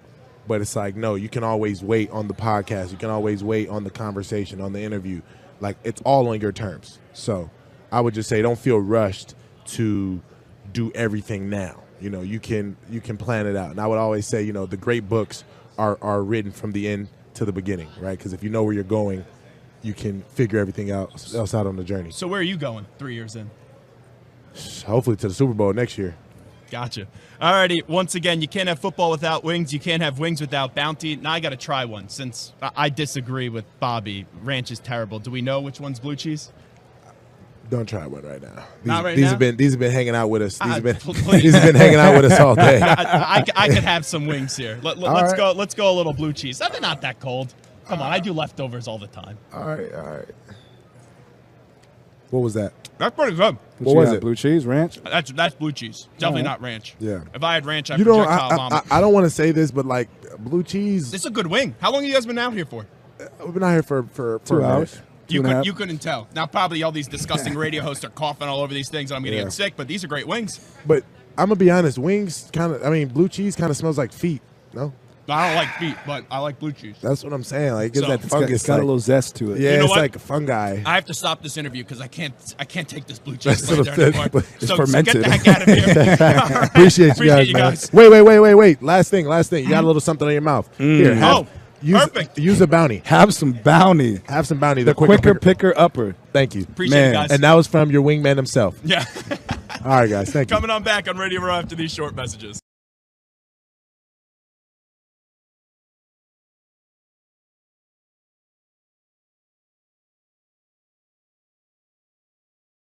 Man. Guys. And that was from your wingman himself. Yeah. All right, guys. Thank you. Coming on back on Radio Row after these short messages. Infinity Sports Network. Sports Flash. All right, Zach, a riddle sponsored by Progressive Insurance. What do your home and auto have in common? Progressive protects them both. It was an easy riddle. Learn more at progressive.com. So let's say the Chiefs three-peat this Sunday. History made, right? Would Andy Reid take that and ride off into the sunset? He's already a surefire Hall of Fame head coach. Well, today he confirmed he's at least coaching one more year. I enjoy being around the guys. I enjoy football, the game. You can't put in the hours that we do and not enjoy it. I love the game. NBA, Luka Doncic, first public remarks as a Laker. Emotionally, it was really hard, but every day that like today was much better. I'm just very happy to be here for this opportunity. It's the Lakers. It's one of the best clubs in history, so excited to be here. And for any more confusion as to why he was traded, Luka asked if he hinted that he wouldn't sign a supermax with the Mavs. Luka said absolutely not. Speaking of the Mavs, they're trading Quentin Grimes to the Sixers. Caleb Martin is heading to Dallas. Sixers also receive their own 2025 second-round pick. I'm Emmanuel Barbari. This is the Infinity Sports Network. Follow us on X. Our handle is INF Sports Network. That's INF Sports Network on X.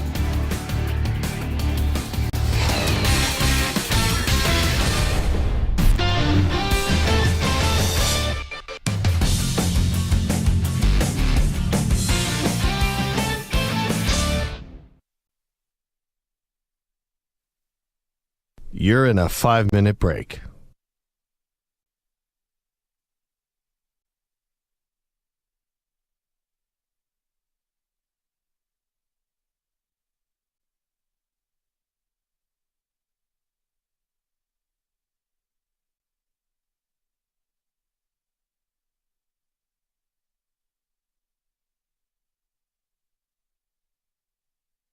Four minutes, 30 seconds remaining.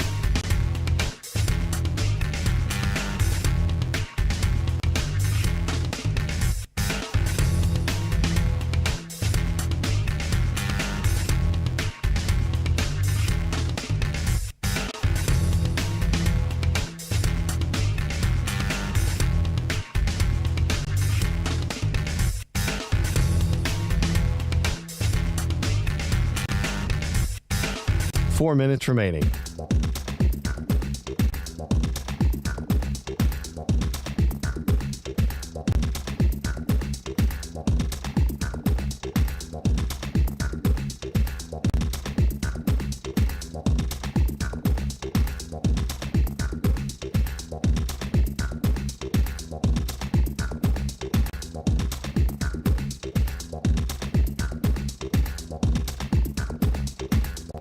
Three minutes, 30 seconds remaining.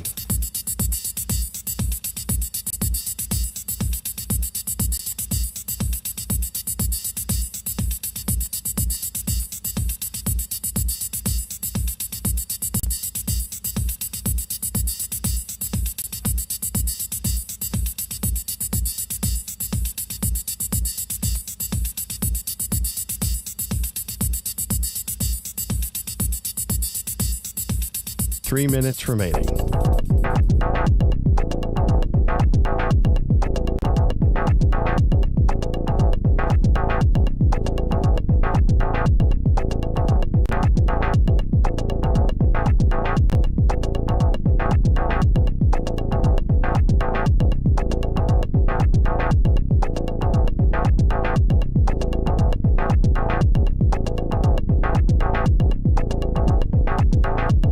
Two minutes, 30 seconds remaining.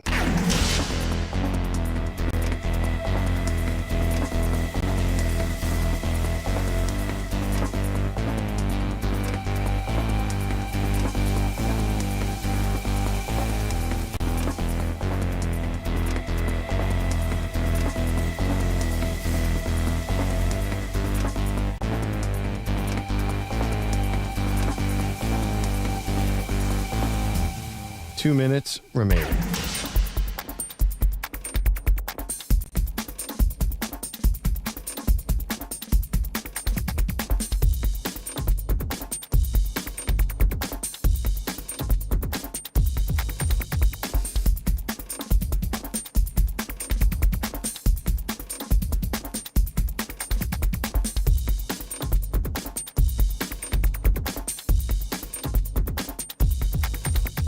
One minute, 30 seconds remaining.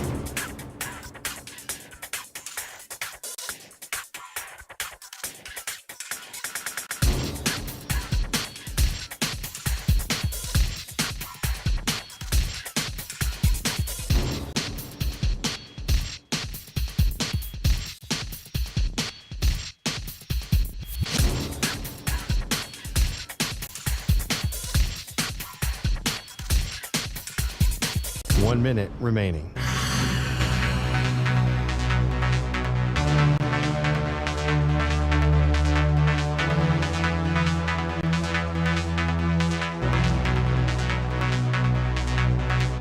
Forty-five seconds remaining.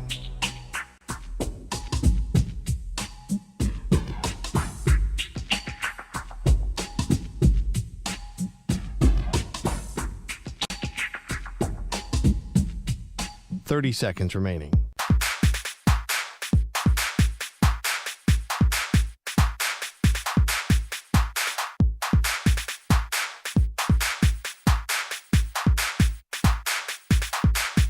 Fifteen seconds.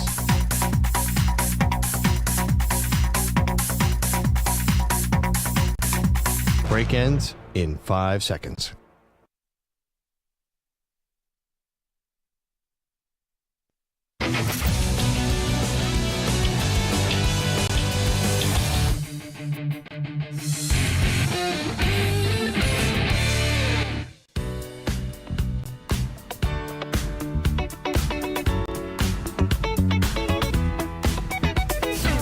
You're listening to the Zach Gelb Show on the Infinity Sports Network.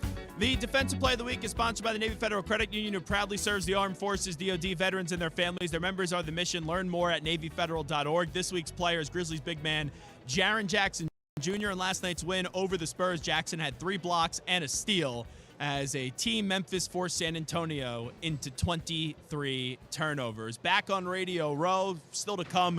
We were just joined by Kayvon, Thibodeaux, and Bobby Okereke. We'll get to more on that in just a second. Tom Pelissero is going to stop by from the NFL Network 20 minutes from now. Maybe we'll touch on the Cooper Kupp and Myles Garrett stuff. Dominique Easley will join us at 5 p.m. Eastern. And then Paige Spiranac is going to stop by at 5:20 p.m. Eastern time as well. But without further ado, and I'm not talking about Freddie Adu, it's time to get to a little overreaction, proper reaction. Another NFL week is complete, which means it's another week to freak out about your favorite team. Which takes are truly crazy. But sometimes a game can be so bad, it's almost good. You know what I'm saying? No. And which are so crazy, they might be right. He's 6'5", he's 245 pounds. He's probably a Popeye's biscuit away from being a tight end. Zach lets you know in this week's edition of Overreaction or Proper Reaction. So we know how to kill a bit, obviously, but that doesn't mean that we'll ever stop doing the bit, because blue cheese and ranch is such a character issue for me. I think less of Bobby Okereke, who's a friend since he's a ranch guy, and I wasn't thrilled with Kayvon Thibodeaux, who basically gave us a no answer. But, Stu, here's my question for you right out of the gate in a little overreaction, proper reaction Tuesday. Okay. Kayvon Thibodeaux cautioned me and basically instructed me not to eat the wings because they've been doing this tour for a while, and I guess they're walking down from set to set. The wings look fine to me, but overreaction or proper reaction, that was a bad call that I ate those wings, even though Kayvon Thibodeaux told me not to do so. I think it's an overreaction. I think you're fine if it was like an overnight situation or 12 hours, something like that, then I'd be more concerned, but I think you'll be okay. That wing tasted as if it was out for 30 minutes. So that's fine. It wasn't that cold. He made it seem as if it was out for 5 hours. Now, when you got the bank account of Kayvon Thibodeaux and you go to all these high fancy schmancy places, maybe that's why he said, hey, my guy, don't eat those wings. All righty, what do you got cooking for me today, Stu? All right, so the Titans, they, of course, have the first overall pick in April's draft, and while many expect them to take a quarterback, the new front office has hinted that they may go in another direction. Well, yesterday, former Falcons GM Thomas Dimitroff joined us here on Radio Row and gave us his thoughts on what he would do if he were the Titans GM. I would have scrutinized and analyzed those quarterbacks up and down like I would do all the time. But I would, in my back of my mind, and my background is not trading back a whole bunch, right? My background is Trader Thomas moving forward. That said, this is the one time I was just kind of salivating at the thought of, hey, being in that spot to be able to move back and create this, this great gathering of talent. And take Will Levis one more year and really see where he is, help him grow. All right, so overreaction or proper reaction, the Titans should follow Dimitroff's advice and trade the first overall pick. So there's so many possibilities there because the cupboard is so bare for the Tennessee Titans. So if you're passing on a quarterback, that's one thing with Mike Borgonzi now as their general manager, which may be my favorite name in the NFL right now, Borgonzi. But when you look at Borgonzi, if you're passing up on a quarterback, all right, then you should probably take advantage, would be my thought, of a team looking to rush up to go get a quarterback and see if you could get a bunch of picks. But I also look at someone like Travis Hunter, and I look at Abdul Carter, and I think Abdul Carter's the best player in the draft, and then after that it is Travis Hunter. But those are guys that get that generational talent tag. So I don't think there's a wrong answer here, but you're making me give an answer. So Tennessee should follow Dimitroff's advice and trade the pick. Yeah, I'm going to say that's a proper reaction because I think they're the team that's not taking a quarterback. I think Cleveland's taking a quarterback. I don't think Tennessee is now.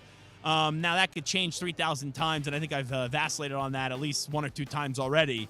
But right now, I would say trading the pick is okay because if you're not taking a quarterback at one, sure, you would like Abdul Carter or you would like Travis Hunter Jr., but you could really then take advantage of setting yourself up in what is now the official rebuild for Tennessee. And the coach isn't safe, but the new GM coming on in, that restarts the 3-year clock. So I'm okay with trading the pick. So I'll go proper reaction and agree with Trader Thomas there, Thomas Dimitroff. All right, yesterday at opening night, Jameis Winston unveiled his new role as a Fox analyst and became the story of the night with his personality and fun questions. We walked in with him. Oh, did you? Wow. We walked into the Superdome last night. He's coming on the show Friday, I believe, Jameis Winston. And you know what? Can't wait. We talked about how pathetic the storylines are for the Super Bowl. So far, the best storyline from the Super Bowl has been the media career of Jameis Winston through 2 days. Yeah, he had a lot of good questions to Eagles and Chiefs players. Perhaps the best one came when he asked Saquon Barkley which quarterback-needy teams should sign him this offseason. In this free agency, man, I'm a free agent. I really don't got no job. Who should sign me in free agency? I think New York need a quarterback right now. New York? Who? It's John. Okay, brother. Yeah, thank you. I'll give him a call. Yeah. All right. You know what makes Jameis awesome? There's an innocence to him where he's funny, and sometimes people, when they're funny, they know they're funny, but it doesn't seem as if he's trying to be funny. He's just naturally funny still. He is. No, he has a great personality. He's one of my favorites. So what do you think here? Overreaction or proper reaction? The Giants should sign Jameis Winston even if they do draft a quarterback with the third pick. In New York. Yeah, proper reaction. Number one, it would be great to have Jameis in New York. It'd be awesome to hear his interactions with the media. But that's a guy that, I thought he was stupid for doing this, but he was defending Deshaun Watson. So if you would defend Deshaun Watson, there was nothing really to defend Deshaun Watson about. I don't think that he would be a malcontent in the locker room or be one of these quarterbacks that come in is like, oh, I have to start, and then doesn't deal well with when you eventually get benched for the youngster. So I'm fine with the veteran presence of Jameis Winston having to work with either Shedeur Sanders or Cam Ward if the Giants are, in fact, taking a quarterback. So that's a proper reaction to me. More Jameis, the better, too. Definitely. So Kirk Cousins' time in Atlanta seems to be at an end after the team benched him for 8th overall pick Michael Penix Jr. Today, Cousins joined the NFL Network and explained his subpar performances that led him to being benched. Was playing well, doing a lot of good things, even if the right ankle wasn't perfect. Nobody's perfect in this league. We're never feeling 100%. So it didn't really affect me too much. But then against the Saints, got hit pretty good in my right shoulder and elbow. And from there, kind of dealing with that, was something I was working through and just never really could get it to where I wanted it. So overreaction or proper reaction, you believe that Cousins, when he says that he wasn't healthy and that he can still be an effective starter in the NFL next year? Well, he wasn't healthy last year. Even when he was playing, he clearly did not look 100%. So I take a look at Kirk Cousins. Do I think he's great? No, I don't. Do I think he could be serviceable somewhere else? Yes. Does he need to be in Atlanta next year? Absolutely not. There's going to be a market for Kirk Cousins. You know who Kirk Cousins is going to be this year? Kirk Cousins is going to be this upcoming year what Russell Wilson was last year, maybe just a smidge better, where it's, he's not great, he's not a franchise quarterback, but since he just got such a big deal that didn't work out, as long as he gets released, then he could go take a veteran minimum deal because of the $100 million or the $180, I think it was, if memory serves me right, that was guaranteed. And Kirk Cousins goes and he lands somewhere on the cheap, and he could be serviceable, but I don't think at the end of the year anyone's saying, I have to have Kirk Cousins. But the way you worded it, you believe Cousins that he wasn't healthy and that he could still be an effective starter in the NFL next year? Yeah. I think that he could be serviceable, so proper reaction. All right, so the Rams, they informed Cooper Kupp that they were going to shop him around in trades this offseason. His teammate with the Rams, Puka Nacua, responded, tweeting, quote, "So I thought it was just NBA trade season," end quote. Now the odds for Kupp's next team have come out, with the Chargers first at 3-1, followed by the Bills at 4-1, the Steelers at 5-1, and the Broncos at 6-1. So overreaction or proper reaction, Cooper Kupp would be the number one receiver on each of those four teams. Ooh, great question. So for the Chargers, Ladd McConkey or Cooper Kupp? Very similar. I would say I give the slight edge to Ladd McConkey just because there's health issues with Cooper Kupp. The Bills, Amari Cooper, Cooper Kupp would be the number one wide receiver. And the Steelers, that would be a fun 1-2 punch. George Pickens and Cooper Kupp, but Pickens would be perceived to be the number one. Kupp is really good. We saw what he did 3-4 years ago, but since then, Cooper Kupp has only played in 33 games in the last 3 seasons. So right now, Cooper Kupp, can he be a number one on some teams? Yes. Will he show vintage Cooper Kupp 4 or 5 games in a season? Yes. But I think he's in that in-betweener stage. I said this, I kind of came up with this. He's an in-betweener when talking about Juju Smith-Schuster years ago when he was with the Pittsburgh Steelers. Some days he looks like a 1, other days he looks like a 2, so you put him at a 1.5. He's in that in-between stage of being a 1.5. So Kupp would be the number one wide receiver on each of these 4 teams that we mentioned. The Broncos were the other one. I think Kupp would be the number one wide receiver there. So it's split. So I'm going to go overreaction. He won't be the number one wide receiver on all 4 of those teams. All right, last one here. The Eagles are set to play in the Super Bowl in just a few days. Yeah, apparently so. And owner Jeffrey Lurie is already getting the fans into a bit of a frenzy. At opening night last night, Lurie told the media that he was open to building a dome for the Eagles' next stadium, but not for weather reasons. I don't have a strong opinion about it because you're torn. I love outdoor football. I love it. I love the cold games. I like the hot games. I like the snow games. On the other hand, does Philadelphia deserve to host the Super Bowl, NCAA Final Four, lots of great events? It's an incredible sports city. Does it deserve that? Yes. So you got to balance all those things.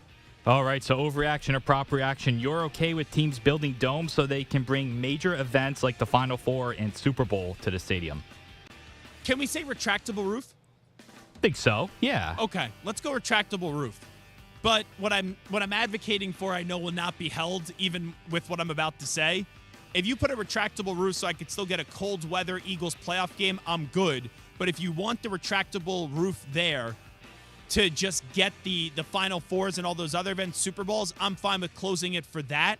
But when it comes to, okay, that roof always has to be closed for any bad weather, that I would not be okay with. I think that there are a lot of weak teams in the NFL, and there's some cold cities that I want to see those teams still play outdoors. But if you want to suck up and get, a Final Four, a Super Bowl there, so you have to put a roof on your building, I'm okay with that. So you're okay with teams building domes so they could bring major events like the Final Four and Super Bowls to their stadium? Yes, that will be a proper reaction. We'll take a break. Tom Pelissero from the NFL Network will join us next. Zach Gelb here with you live in New Orleans, Super Bowl 59. Coming on back from Radio Row with more after these short messages.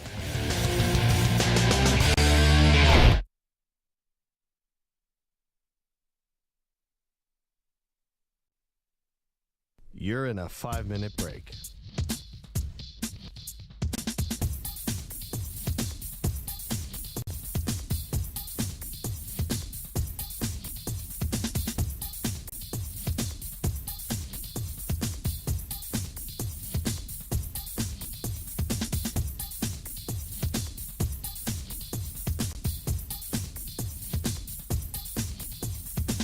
Four minutes, 30 seconds remaining.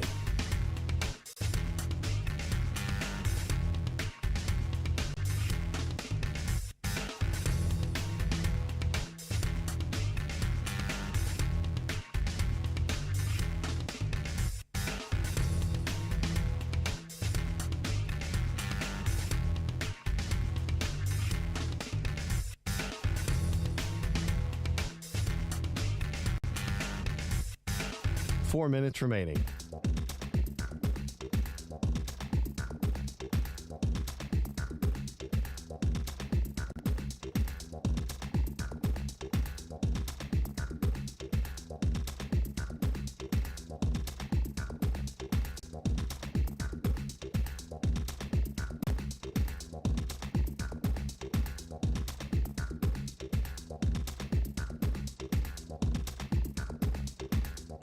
Three minutes, 30 seconds remaining.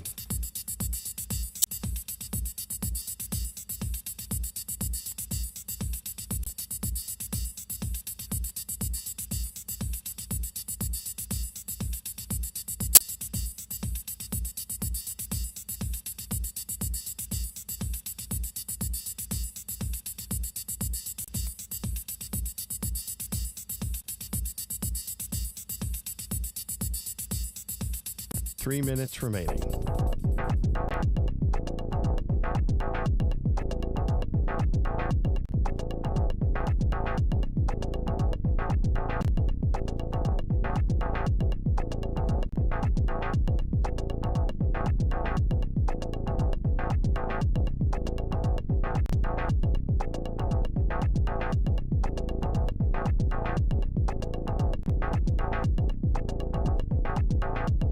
Two minutes, 30 seconds remaining.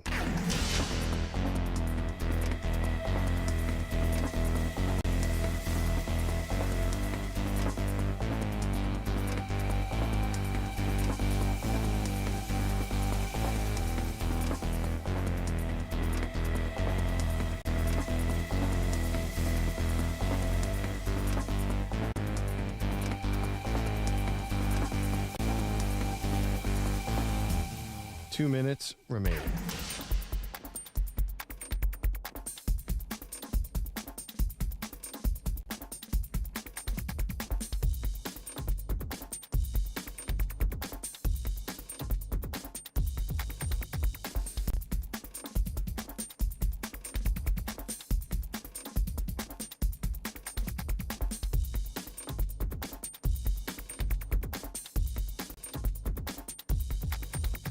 One minute, 30 seconds remaining.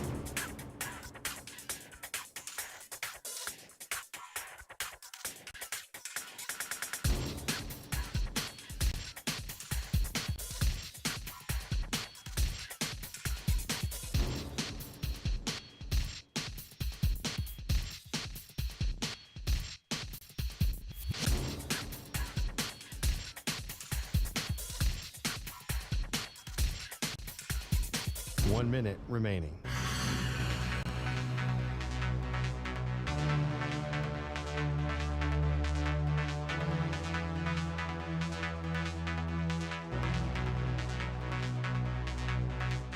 $45 seconds remaining.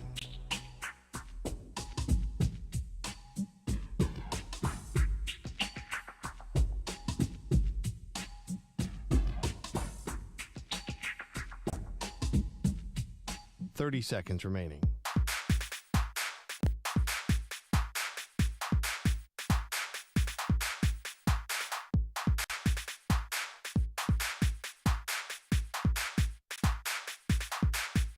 $15 seconds.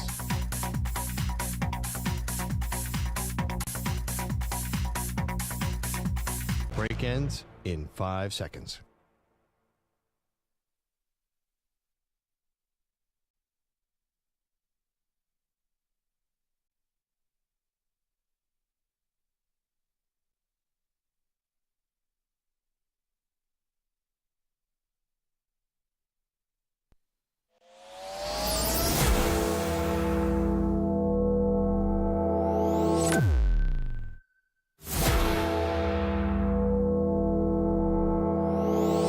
Infinity and beyond. He's live. He's nationwide. This is the Zach Gelb Show.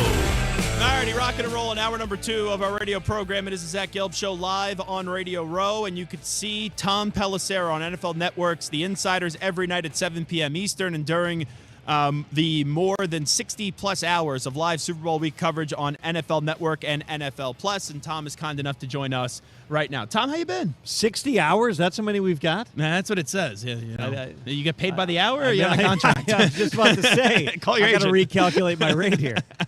So has there ever, I'm sure there has been a moment, but the insider job, I always respect it because you guys don't sleep like you, Schefter, Rappaport. Right, you guys are the creme de la creme insiders, Jay Glazer as well. Where's the weirdest place that you've taken a phone call to kind of break a story? I mean, everywhere that you can think of. I remember, 1 year ago, and it was the Thursday of Super Bowl week, and I was at NFL Honors. My wife had flown in town. We're all there, and I found out that the Cowboys were hiring Mike Zimmer as their defensive coordinator.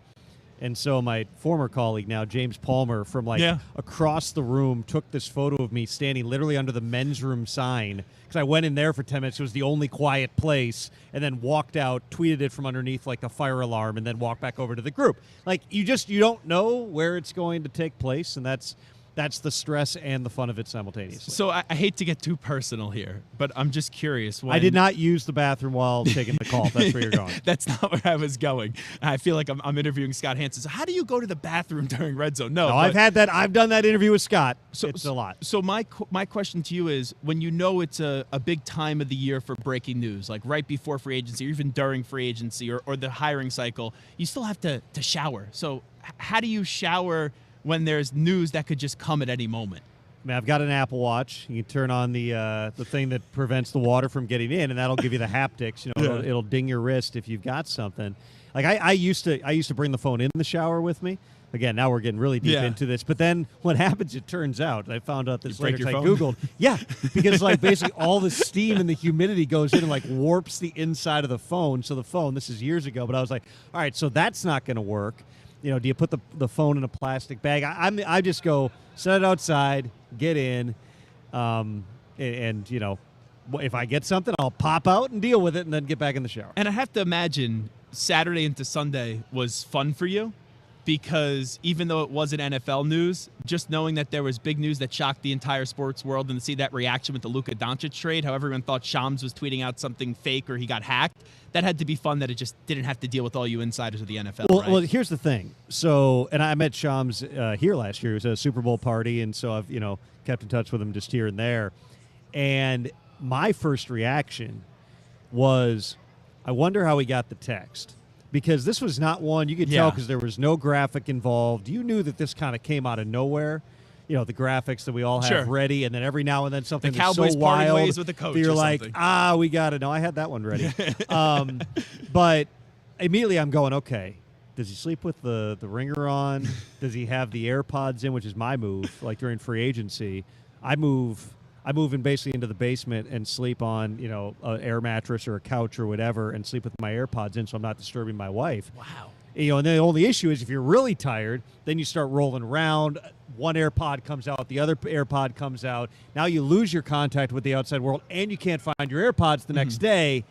So there's a lot of strategy involved. So I'm like, if I see Shams, I'm going to ask him what was the strategy? There's no way. I know it's a busy time. I thought of I'd year. be getting pranked. Even if the owner of the Lakers, like Jeannie Buss, called me, I would think I'm getting pranked with that kind of news. Yeah, I mean, I'm sure there's a tip. There's usually a tip. It's rarely somebody just calls and goes, "Here's the full trade details." I mean, like one of the out of the blue ones a couple of years ago is I broke that when Darren Waller was traded to the Giants, which was a big deal at the time because Waller was a star tight end. The Giants needed a weapon. He actually said on this show that he was never going to get traded, and they told him that they weren't going to trade him. Right. There was nothing on our radar that said Darren Waller's about to be traded. And then I got a text from somebody just saying, "Hey, is this Waller to the Giants stuff real?" And I'm like, what Waller to the Giants stuff? Wow. And then so immediately I placed 2 calls. One person got back like, "Yep, he's on FaceTime with them right now. He's being traded." So I was like, all right, that's it. And that was I had the graphic. And the reason I had it was because he was supposed to get traded to the Packers the year before. Yes. My tweet drafts, as long as you don't delete the app, the X app, and reinstall it, as long as you keep it, all your tweet drafts stay in there. It was the oldest one I had, so I switched Packers to Giants and fired the tweet out. Look at that. We find out how the sausage gets made from the NFL Network. Zach Gelb here with you. Tom Pelissero's here with us on Super Bowl Sunday. Wake up and catch Tom and the rest of the crew for a special 8.5-hour edition. 8.5? Of NFL Game Day morning starting at 9 a.m. Eastern Time on NFL Network and NFL Plus. We're going to be on the roof of a parking garage. Me, Mike, Ian, and Judy are going to be out there. One of those garages is attached to it in the middle of like a party. We'll have a stage out there. It should be pretty cool. Do you bring your air mattress to New Orleans, or they at least get you a good hotel room? No, I'm staying at a nice hotel. We got a memo this morning saying don't say where we're staying, so I won't tell you where. Okay. But it's fine and everything. I like the convenience of the city. So, all right, let's get into the big news items right now. Myles Garrett. I threw out 5 teams yesterday. Chiefs, Eagles, added luxury for both those teams. The Commanders were one, and then in addition to that, I had the Bills getting thrown out there, and then who else did I throw out there? The Lions. What are you kind of hearing already on the immediate returns on Myles Garrett? I would just say, number one, the Browns don't want to trade him. Sure. They have not backed off that. Myles Garrett wants to be traded. This is not like we've seen other trade requests, like Brandon Ayuk being a perfect example last year.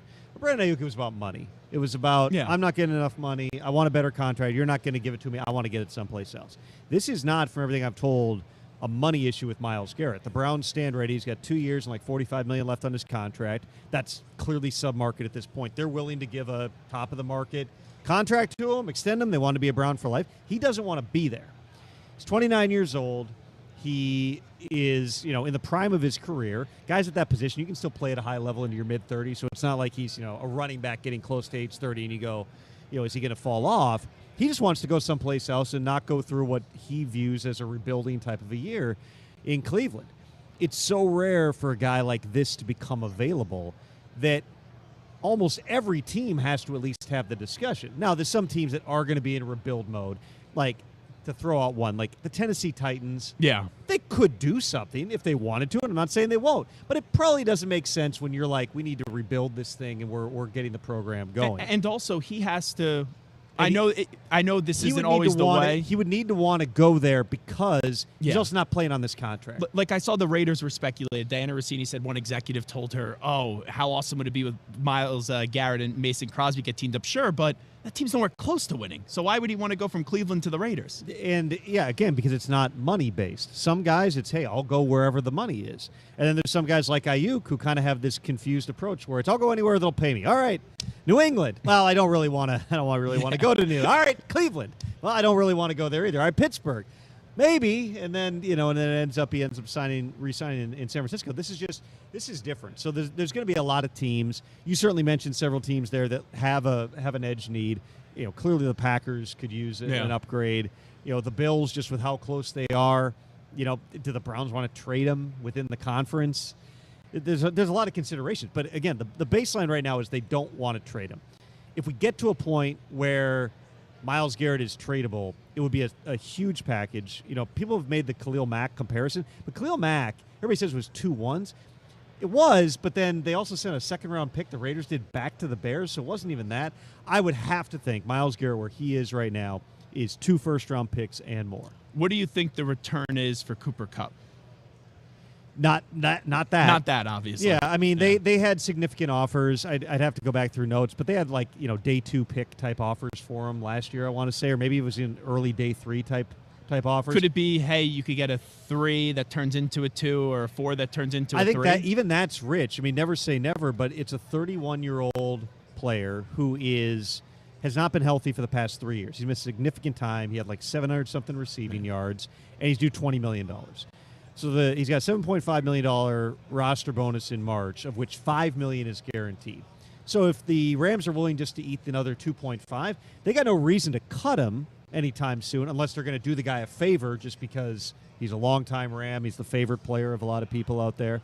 But they could hold him and just go, yeah, we're not going to do it now, and then hold him up until the draft or whatever the logical time is. You always have checkpoints with these trades. The first checkpoint is the start of free agency, which this year I think is March 16th. And then that plus a lot of guys have third day, fifth day league year bonuses. In Kupp's case, it's third day. So let's say it's March 17th. Okay, at that point, if you get past that, now they can hold him all the way till the draft. If you go past the draft, now you're downgrading from 2025 picks to 2026 picks. I would think one way or another we know where Cooper Kupp is going sooner than later. I'd be very surprised if we don't know prior to the draft. But to the extent that anybody's sitting there and going, the Rams are just going to cut him, we'll wait. I'm not certain they'll do that because they owe him the $5 million either way, subject to any offsets here. And I just don't know that Cooper Kupp, at this stage in his career, is demanding a significant enough contract. What does your gut tell you, Tom Pelissero, on Russell Wilson? Back to the Steelers, or could you see this Pete Carroll reunion happening with the Raiders?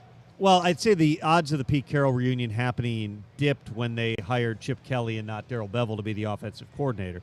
Bevell was the logical guy. He'd been with Pete. They won a lot of games. A veteran type of coach, experienced play caller. So is Chip. But Chip's got a vastly different view of offense here. I would say that his style of offense probably points the finger more toward maybe some of the quarterbacks the Raiders could be looking at in the draft. So now Russ is back to him. I'm not saying it's impossible. I mean, could this work out? Sure. Could him and Pete have a conversation, just decide? I mean, he's not going to get a ton of money. If not, then we're back to who besides the Steelers is signing Russell Wilson, and in turn, what's the market for him? What's a fair deal for Russell Wilson? I don't see anybody signing him to a $50 million a year contract, which would be barely enough to get him into the top 10 highest paid quarterbacks, especially after some of these other deals get done. So is he a $40 million player at this point? There's really no mid-tier for the quarterbacks. It's like you're either making $40 million plus or you're on a 1-year, $10 million deal. There's really not a lot of guys in between there. And so is Russ closer to the $40 million quarterback or the $10 million quarterback? Those are all parts of the conversations that his agent, Mark Rogers, who Russ is his only client, he's really only dealt with Russ. That's the conversation he'll be having with the Steelers and potentially other teams. What about Aaron Rodgers? You think he's back with the Jets? I don't believe there's been any final decisions made. I think that there's so many moving parts. You're talking about Tanner Engstrand coming in. He runs kind of a derivative of a similar offense because Engstrand trained under Ben Johnson, who picked up a lot of things from the Gruden tree, of course, trained McVay. So there's elements of the same stuff, but it's still a departure because Aaron runs his own offense at this point. It's very much based upon checks at the line of scrimmage and him controlling the game. Is he going to come in and work with an offensive coordinator who's a first-time play caller, who's younger than him, has no relationship with him? Is that the best spot for Aaron? And then do the Jets think that this is a workable situation? I would just say based on what I know right now, there's not a final decision on that. I don't think that Aaron is making the money that's left on his contract. He's one of the guys who is in that mid-tier range because he's in the last year of that new deal that he signed when he went to the Jets. I don't even know that he's making that type of money. So, that's going to be a really interesting one to watch play out. And I would imagine sooner than later we know what the Jets piece of it is. So last thing I'll ask you, Tom Pelissero, the draft to me is fascinating because the teams at the top 1 and 2 both need a quarterback. It wouldn't surprise me if one take a quarterback, both take a quarterback, or if both pass. What it kind of tells you what is going to early projections happen with Tennessee and Cleveland right now. Well, I think that just in my conversation, I dive deeper into the draft as we get a little bit further down the road and get to the combine just because I got other things going on. But I would say based on just my casual conversations, I don't know that Cam Ward or Shedeur Sanders are going to have true top 5 grades on a whole lot of draft boards. That's just the honest truth. Are they going to go in the first? Probably. Could they go in the top 5? Absolutely. But these are not. It's not like last year's draft class. I mean, if you ask quarterback. Yeah, I've asked. Yeah, there were 6 in the top 12, and I've asked a handful of GMs this question. These guys would not have been rated above the top 3, maybe 4 or 5 quarterbacks from last year's draft. And so, listen, quarterbacks almost always get pushed up. Every now and then, there's a Kenny Pickett, Malik Willis type of year where they all fall. Yeah, and we're all like, what they're the heck supposed happened? to all go, It humbles you. And I think that, I haven't asked that question in terms of where they would have stacked up against those guys, but I would imagine based upon what they've done at the college level, they're probably above Malik Willis, who was a big projection. And they're probably above Kenny Pickett just because with Pickett, you knew where the floor was, but you also kind of had an idea where the ceiling was. I think that it's going to be interesting to see where do people believe the value is. You already heard Chad Brinker, the president of football operations with the Titans, generational talent, make the comment, you can't pass up on a generational talent. That might just be him saying a thing that if you ask all 32 teams, they'd all kind of say the same thing. I never know what to believe. Do you pass on Myles Garrett to take a quarterback? You're like, he might be a top 10 guy eventually. Probably not. But it's also, the Titans need a quarterback, and the Browns need a quarterback, and the Giants and the Raiders, and go down the list. There's like 7 in the top 10 who could use a guy. Those guys will probably go in the top 10. Are they going to go 1, 2? I'm not there just yet. All righty, you can see Tom Pelissero on NFL Network's The Insiders every night at 7 p.m. Eastern and during the more than 60 hours of live Super Bowl week coverage on NFL Network and NFL Plus. Tom Pelissero, appreciate you doing this. You got it, Zach. All righty, we'll take a time out. More from Radio Row after these short messages. We'll get into the Cooper Kupp rumors when we come on back. You're in a 5-minute break.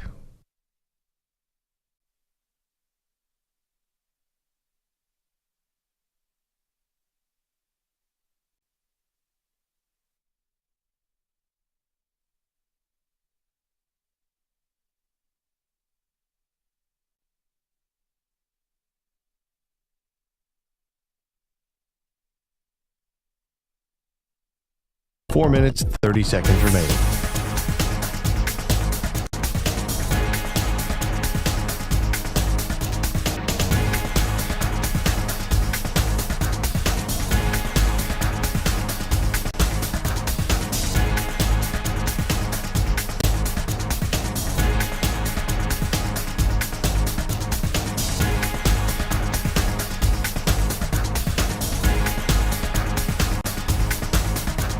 Four minutes remaining.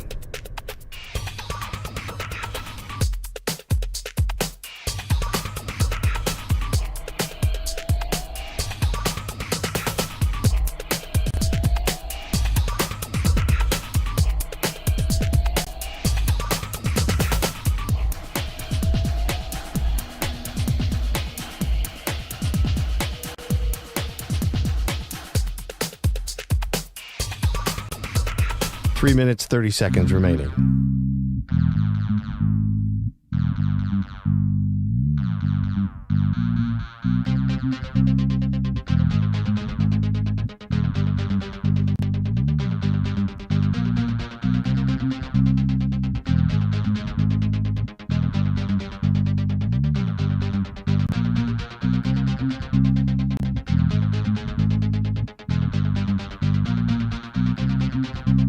Three minutes remaining.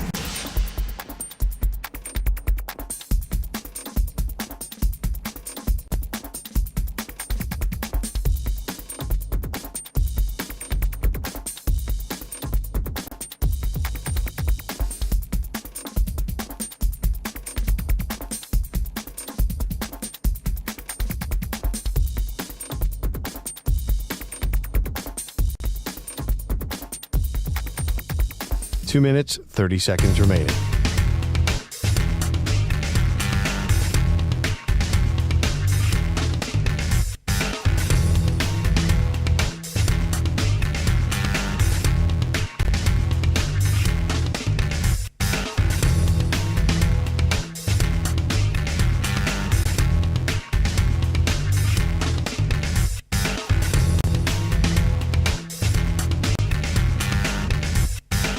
2 minutes remaining.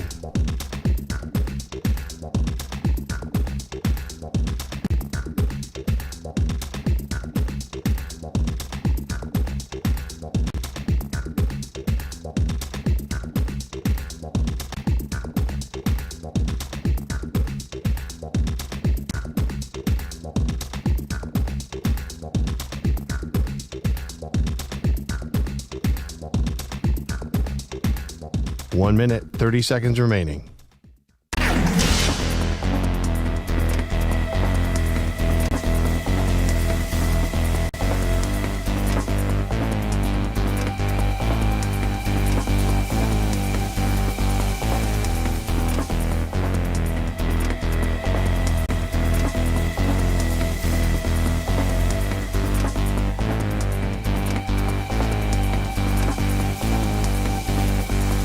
One minute remaining.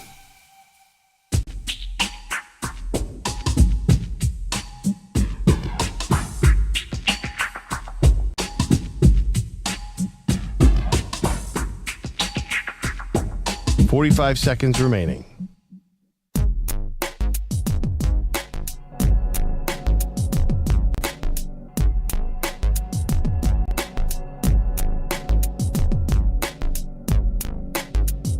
Thirty seconds remaining.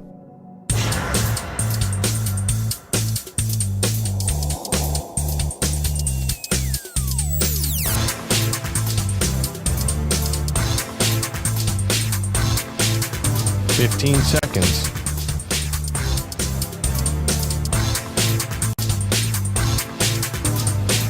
Break ends in 5 seconds.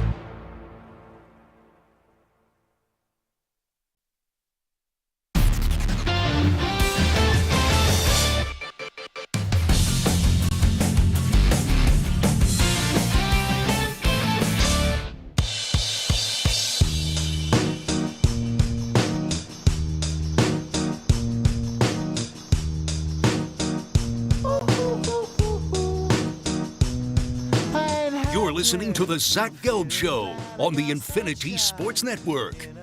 Alrighty, welcome back in from Radio Row, Super Bowl 59. We get you set for the big game on Sunday between the Philadelphia Eagles and the Kansas City Chiefs. Now, I realized this in the moment, Stu, and I did not ask him this because I just don't know if he would be able to give us a good power ranking order. So you know everyone that I'm about to mention. Ryan Hickey, Evan Washburn, Tom Pelissero. When it comes to the best hair, how would you rank those three? Because Pelissero, I saw it was happening in the YouTube chat, and even when he sat down, you know, I was looking at him and I go, this guy has a good head of hair. There is no doubt about that. Oh, it's tough. I would probably. This is like, yeah. It's kind of funny. It's kind of like KMF here, except we're doing it with whose hair is the best, with Pelissero, Hickey, and Evan Washburn. I think I will go Pelissero 1. Wow. I like his hair. It's good hair. Hold on. Today's show, we have Stu saying, I like his hair. And we've also had Samter say, Travis Kelce is sexy. Yes. How about the words that have just been uttered today? Samter, professing his love for Travis Kelce, and then Stu professing his love for Tom Pelissero. You know, get Pelissero back here. I got to tell him about Stu. Creepy Stu here. So I would go him first, and I'd go Hickey second and Washburn third. Wow, you guys were not impressed with Washburn? Or you weren't, Stu? It's not that I'm not impressed. Again, they're all three are very strong. I'm just trying to parse who has the best. I don't know. Alrighty. I don't think Evan Washburn's hair is bad by any means. Yeah, there's the take-awful announcing. Stuart Kovac says Evan Washburn has crappy hair. Samter, how would you rank those three? You got Hot Take Hickey, you got Tom Pelissero from the NFL Network, and then you also have Evan Washburn from CBS Sports. Who has the best hair? Now, are we talking about Evan Washburn's hair when he joined us the other day, or are we talking about Evan Washburn's hair normally? Can I defend? Because his hair was not It wasn't done great. up. Can I defend Evan Washburn? No. Even when he has a bad hair day, his hair is still immaculate. It is amazing how much we criticize and throw people under a microscope. The guy, when he had about a 6.5 out of 10 hair day, is still better than Stu, myself, and you, Samter, all combined when we're talking about a good hair day. Now listen, Evan Washburn amongst us schlubs with our hair is going to beat us any day. But if we're talking about the elite of the elite in hair, and we're putting up against Pelissero and Ryan Hickey, he's got to come correct with the best hair that he can have available. He did not come with his best hair day with us. So for that reason, I'm going to go Ryan Hickey 1. Wow. Pelissero Santa's saying 2, something nice about Hickey. And Evan Washburn 3. Now, Evan Washburn normally would be in my number 1, but I'm going to put him 3 in this category because I was a little bit disappointed with his hair when he joined us. I'm going to say my rankings. Washburn 1. I have seen Evan Washburn -2 degrees in Buffalo on field before the Patriots got stomped in a playoff game up against the Buffalo Bills. You talk about a guy when it's windy and his hair was still immaculate, he's got to be 1. I would then say Pelissero 2, and I put Hickey 3, and here's why. I've noticed this. Hickey, since he stopped working with me, and since he started working with JR about 2 years ago, there's some days where his hair is popping, but there's other days that he gets a little lazy. And I think because he's wearing so many different other hats, right, doing Hick at Night, JR Sport Brief, also his 3,000 college football podcasts, I think there are some days where Hickey is even entitled to a bad hair day. So all 3 are immaculate, but I think that's the toughest question that we've ever had to ask. In terms of best hair, I would go Washburn 1, Pelissero 2, and then Ryan Hot Take Hickey 3. Those are my rankings right there. Anyway, we're going to have coming up at 5 o'clock, we are going to have Dominic Easley stop by, and then Paige Spiranac is going to join us too at 5:20 p.m. Eastern time. But the story yesterday, you get to the Super Bowl, and obviously there's going to be news stories that get thrown out there. So Myles Garrett was the big one, and we'll see what else Myles Garrett to say throughout the week. I don't think Myles Garrett looks bad here whatsoever. To me, it's obvious. Myles Garrett is a phenomenal football player. The Cleveland Browns stink. The Cleveland Browns right now don't have a quarterback. So I don't think anyone looks at Myles Garrett and goes, man, that's a bad guy because he requested a trade. That's not the case. Myles Garrett has every right to request a trade. The Browns have every right to play hardball right here. Ultimately, they're going to end up trading him. And sometimes there's trades that are requested, like Jimmy Butler. Jimmy Butler has basically been a jackwagon, if we're being serious, what has happened the last few days, in the last few weeks. The Jimmy Butler thing is just absolutely ridiculous. Oh, I got to feed my family. I got to do what's in the best interest of my family. If the Heat just gave you a brand new contract, Jimmy Butler would be like, oh, Pat Riley's the best, and I'm all good with staying in Miami. So this idea that Jimmy Butler, right, is going to get like the same treatment, or you're going to have negative treatment to Myles Garrett because whenever someone requests a trade, it's usually, oh, the player's selfish. No, I think we're fair. The Jimmy Butler thing's ridiculous. The Myles Garrett thing is not. So I have no problem with Myles Garrett requesting a trade. So that was the big story item so far from Super Bowl week with all the media here, just talking about all these stories and all these things break. And I want to hear more from Myles Garrett throughout the week. He gave us a statement, right? They had that statement that was put on out. And I don't think there was blowback or pushback in terms of, oh, screw this guy and Myles Garrett. If you're talking to a Cleveland Browns fan, some of that may be there. But if they're being transparent, if you want to shoot them up with true serum and talk to a Cleveland Browns fan and say, do you understand what Myles Garrett is requesting a trade? If they say anything other than yes, well, they're just lying to you. And they're letting their stupid fandom just get into the way. But the one that I don't want to say I was not expecting it, but I still don't know what direction they're going in, and that's the Rams. Cooper Kupp is not requesting the trade. The Rams are telling to Cooper Kupp, we're done with you. So I'm thinking to myself, okay, why is that the case? Well, number one, Cooper Kupp has a nice-sized contract. Number two, Cooper Kupp has only played in 33 games in the last 3 seasons. Cooper Kupp is in the stage where 4 years ago, Triple Crown winner, Super Bowl MVP, #1 wide receiver. He is phenomenal. But now Cooper Kupp has flashes of being a #1 wide receiver, and then there's other days where Cooper Kupp looks like a #2 wide receiver. So Puka Nacua is now going to be their #1 wide receiver, or I'll throw this out there. Is there a possibility that Cooper Kupp, with this trade going down, can it lead to something else for the Rams? And I'm not just talking about a medium-sized move. The Rams have been very aggressive I'm not even saying that this is a trade, but does getting rid of Cooper Kupp maybe open up the door for T. Higgins? I'll just throw that out there.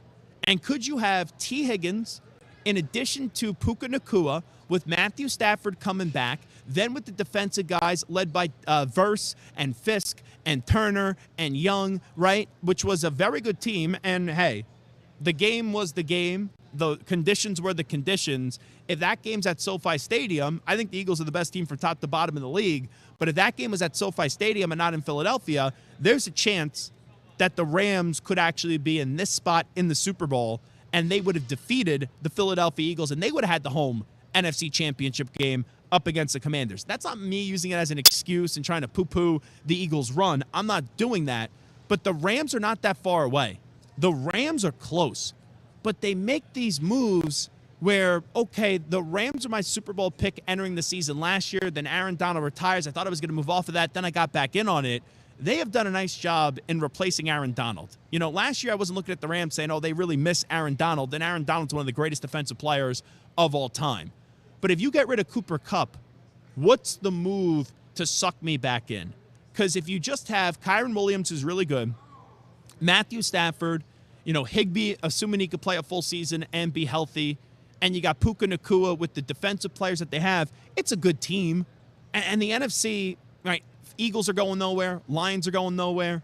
We'll see what the Vikings are going to be next year, depending on who their quarterback is. We'll see if the Packers can find a way to get back into the good graces. Even though they made the playoffs this year, they didn't take that next step.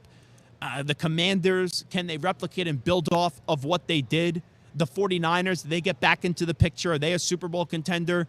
So it's there for the taking. You know, I still believe the two best teams, if you ask me right now in the NFC, are the Eagles and the Lions. That third spot is right there for the taking. So if you want to get rid of Cooper Kupp, I don't object to it, but you got to go make a medium size to a big move to kind of reignite that excitement. And I'll give credit to the Rams. When they lost Aaron Donald, I said I liked their approach, their committee, getting multiple guys with continuity like Jared Verse and Braden Fisk to come in together and play a part of already some younger defensive players on that team. They did a good enough job in a very tough situation, making it something that's working for them, where you're not sitting there saying, oh my goodness gracious, we're missing one of the most ferocious defensive players of all time. Cooper Kupp's a big identity piece for them. Cooper Kupp, though, has not been healthy the last 3 years. So I wonder if a guy like T. Higgins becomes in play if you get the domino to fall of Cooper Kupp being out. And if Cooper Kupp gets traded, you know, who's going to come calling? Because the contract's a mess right now. And Pelissero basically said it. I said, what about a 4 that turns into a 3 or a 3 that turns into a 2? And he said even that may be too rich. You know, obviously the discrepancies and the disparity on the Myles Garrett return and the Cooper Kupp return was going to be large.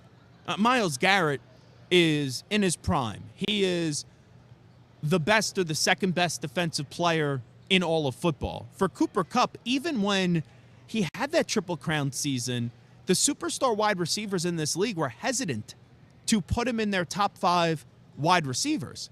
So, with now being 3 years removed from that great season, winning that Super Bowl 56, and having a Super Bowl MVP, having that Triple Crown, I don't think the trade return on what you're going to have to send and the draft capital and what you're going to have to send to the Rams is really going to be something that moves mountains.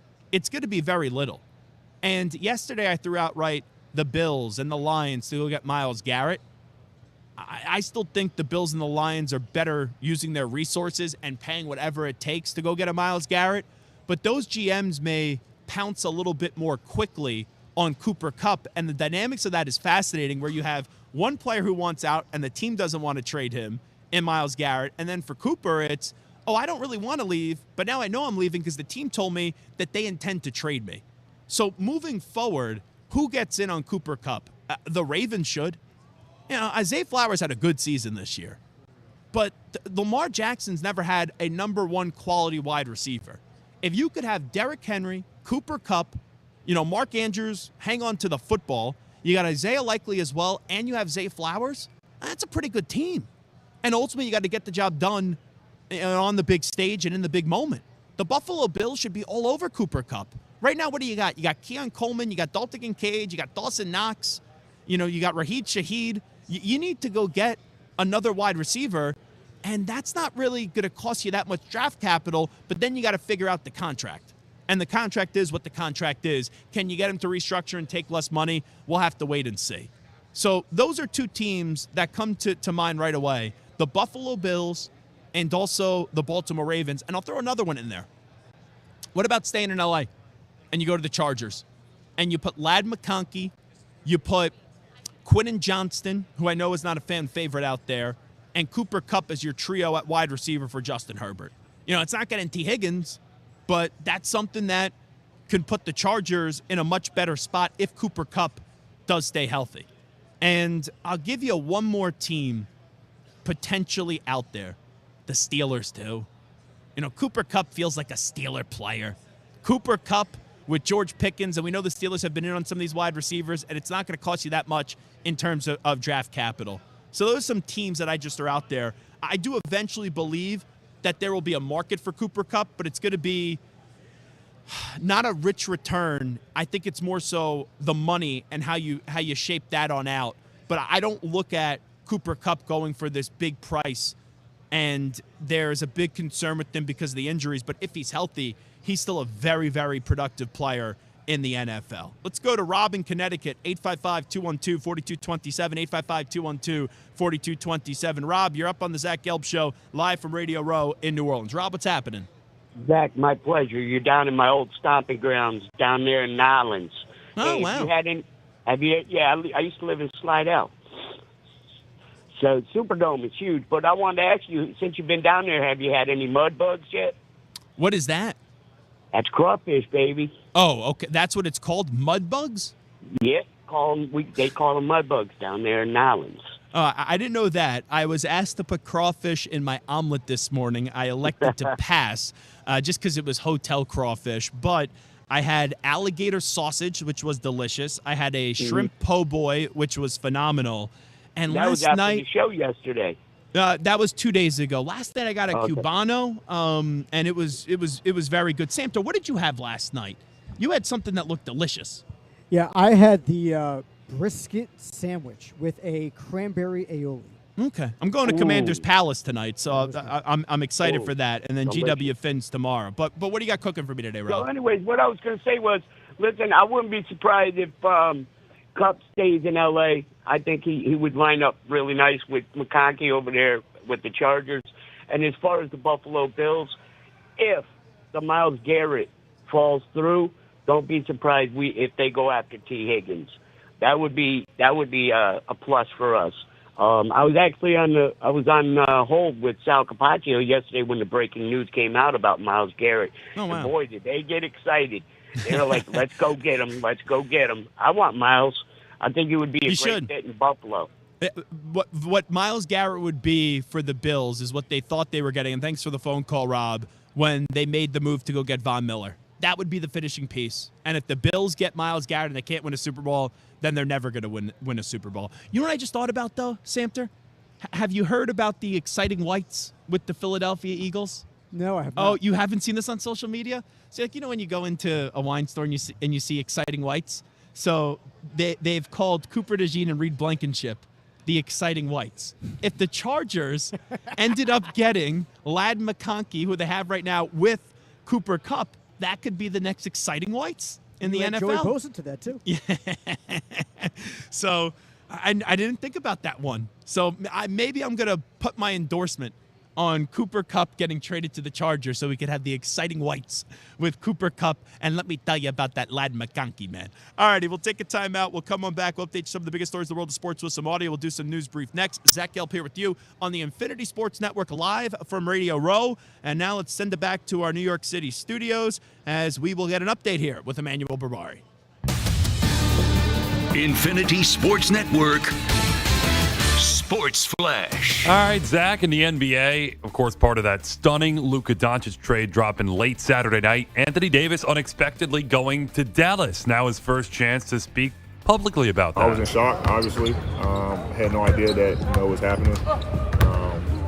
But now it's I'm kind of over it and just kind of getting ready to play with Dallas. And while this trade separates AD from LeBron James, it unites Luka Doncic with LeBron. Just like a dream come true, I always look up to him. There's so many things I can learn from him, and I'm just excited, just to learn everything, and now I get to play with him. So it's an amazing feeling.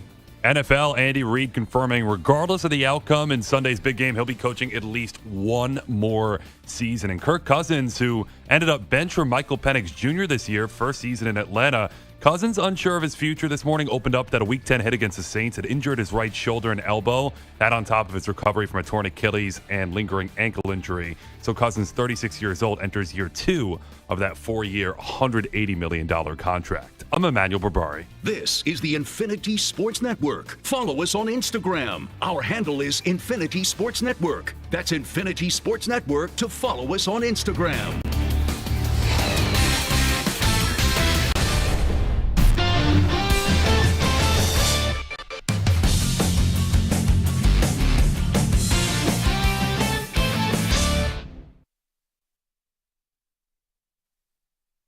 You're in a 5-minute break.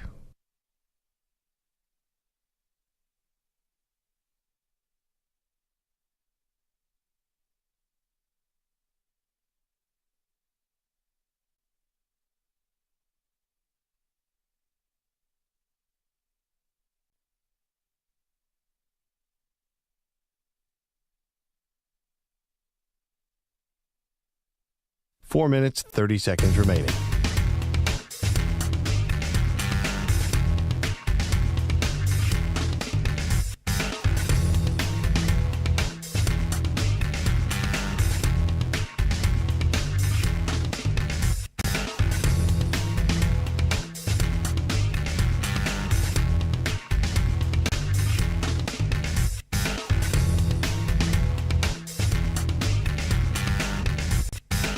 Four minutes remaining.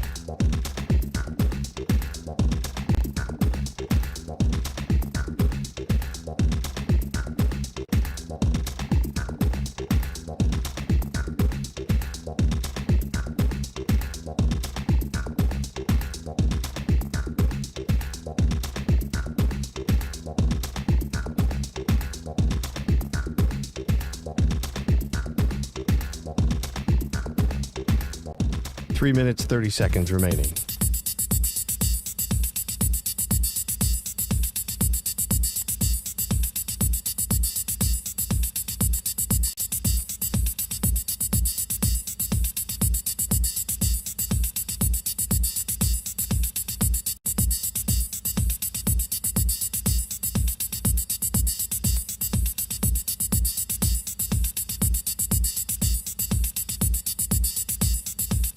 Three minutes remaining.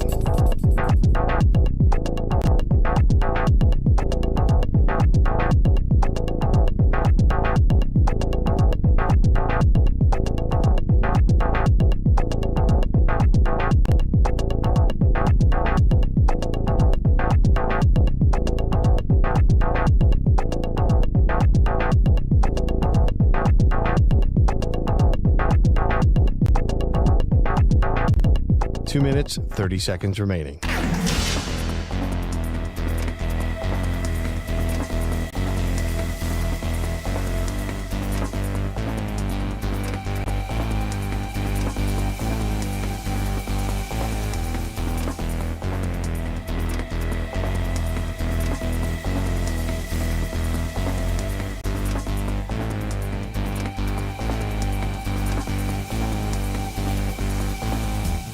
Two minutes remaining.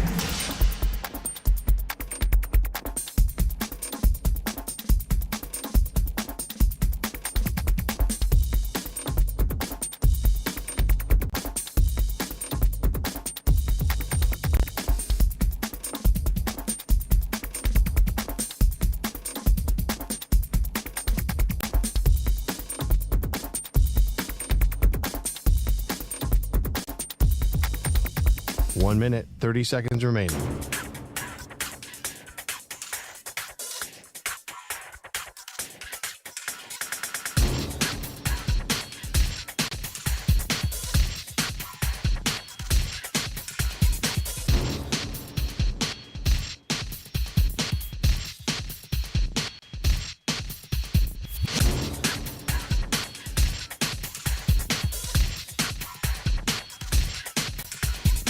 1 minute remaining.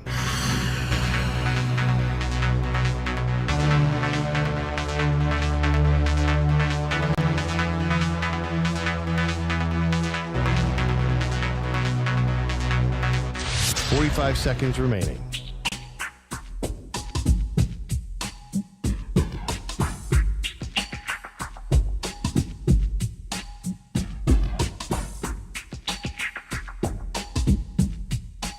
Seconds remaining.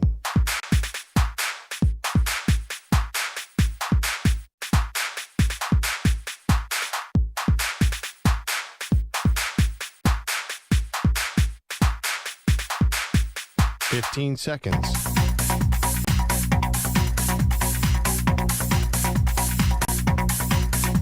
Break ends in 5 seconds.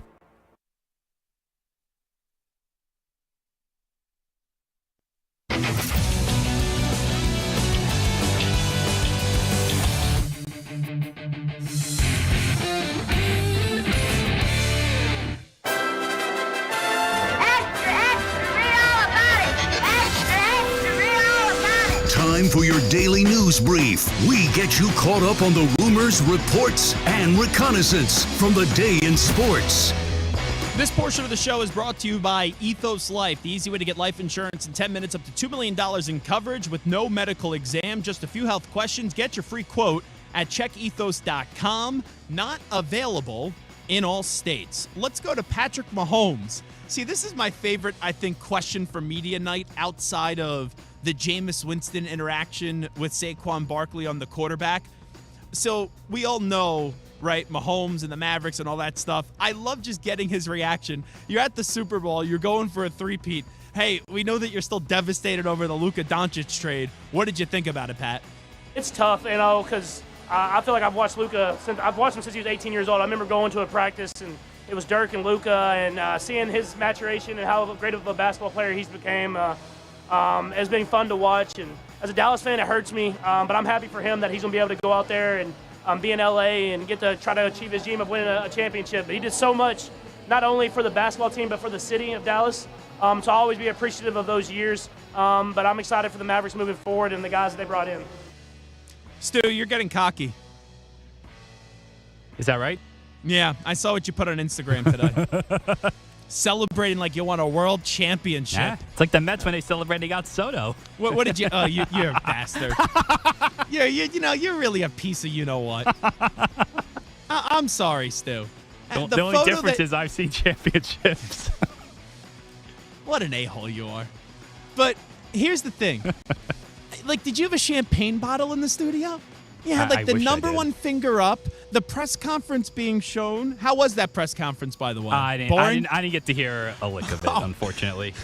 I've been here, in this room for 6 hours. I will listen to it tonight in its entirety, I'm sure. So I'm just reading the subtitles of this video. Did you hear what Travis Kelce was asked last night? He was asked, what do you love more, Taylor Swift or the 15-yard phantom roughing the passer penalties that the Chiefs always get? Oh, my God. That's a good question. I'm surprised that opening night at the Super Bowl is still a thing, Samter. Because even last night, I didn't think it was that zany. Last year, it was Entertainment Tonight was all over there, right? Everything to Travis Kelce was Taylor Swift, Taylor Swift, Taylor Swift. It didn't feel as if there was that much pomp and circumstances as there normally are.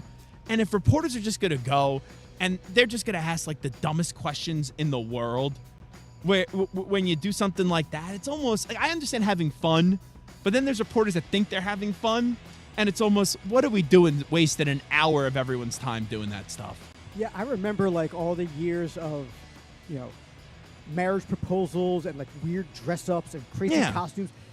It's at least fun though. Yeah, and I saw one guy dressed as the Blue Hulk. I saw one guy dressed as the Blue Hulk, and I saw one guy with a baby doll, strapped to a carrier on his chest. Oh, really? Like he was Alan from The Hangover? I guess, yeah. But that was it. Otherwise, it was pretty normal. Jameis was fun. I saw some guy ask, hey, you've had a lot of people help you in your career. Which ref is your favorite that's helped you? And Mahomes got a laugh out of it, right? So there's still some of the fun questions. And here's the thing. I think the fun questions, it helps because these guys are so used to getting these boilerplate questions at their lockers all the time. So the fun questions, sometimes it disarms them. Sometimes it comes from a guy like Jameis or you when you're talking to BG, someone that you know. And so maybe they're more willing to open up about something that they wouldn't have normally opened up about. Or you can get a natural reaction when something's really funny. So I think that there's still a benefit to it. But you're right. That pop in circumstance seems to have kind of gone by the wayside from years past. So let's go to Jameis Winston and Chris Jones from last night. Here was their exchange. You've been here before, man. You going for your fourth Super Bowl with this organization, man. What all of us really want to know here today, brother, is what's your favorite color? Oh, man, Jameis, man. It's always a pleasure, man. Favorite color is always red, man. Red?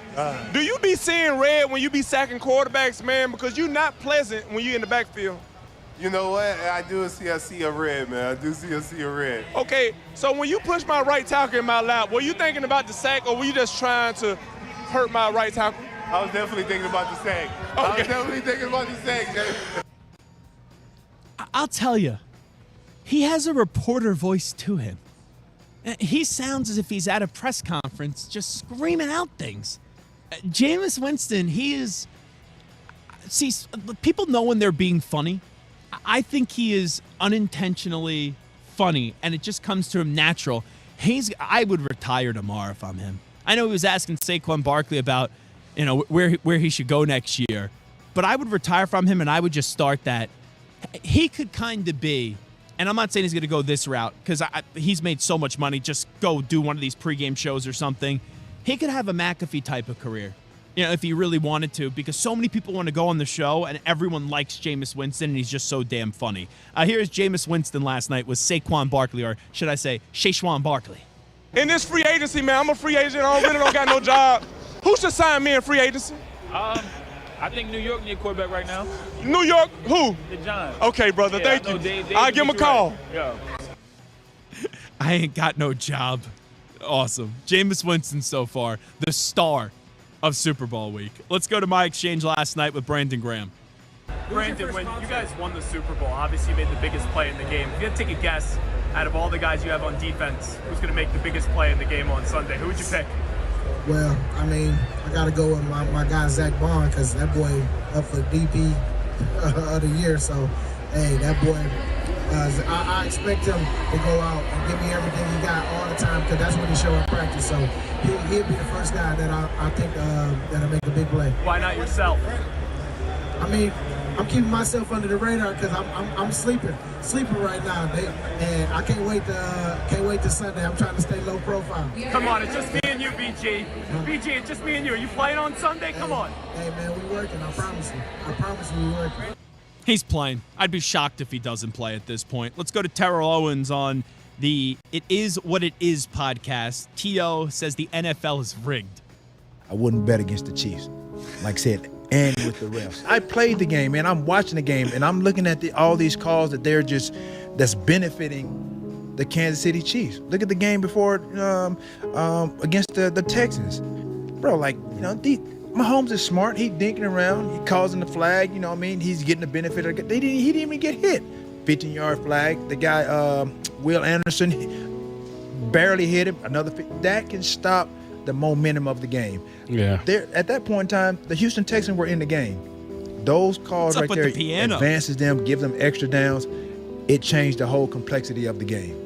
Do you think this has been going on all season with Kansas City, or just as recently? With the referees? You can even go back to the last couple of Super Bowl, even when the Niners played the Super Bowl. Look at all the holding calls. If you watch that tape, bro, it was crazy. They were getting clotheslined, and they were not calling it, bro. It is blatant. The piano in the background is just great. Finally, here is Roger Goodell and the idea that the refs favor the Chiefs. Well, this sort of reminds me a little bit of the script, right? That I write a script, and I have the script for the entire season. Listen, I think from a lot of those theories are things that happen in social media and they get a new life. As you say, it's not your theory, but it's out there. Nobody wants it to be their theory. And so I understand that. I think it reflects a lot of the fans' passion. And I think it also is a reminder for us how important officiating is. And I think the men and women that officiate in the NFL are outstanding. They have the highest possible standards. That's ridiculous theory for anyone who might take it seriously. But at the end of the day, it's something we always have to continue to work on. How do we make our officiating better at all times? I get it. He's the commissioner of the NFL. But you don't need to give a 45-second answer defending the league on people saying that it's rigged. Like, come on. What are we doing here? Just keep it moving. What a waste of a press conference, too, because Goodell, that's the one thing he answered. Everything else he's not going to answer. You know that, but that's usually the commissioner. Dominic Easley's in the house. He's going to join us next on Radio Row. Zach Gelb here with you. Coming on back from New Orleans after these short messages.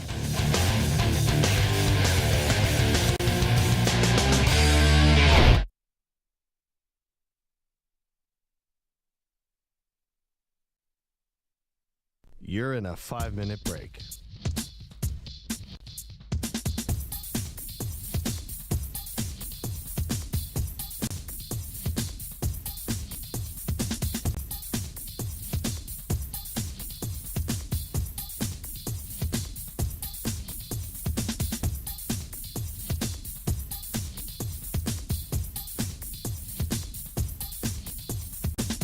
Four minutes, 30 seconds remaining.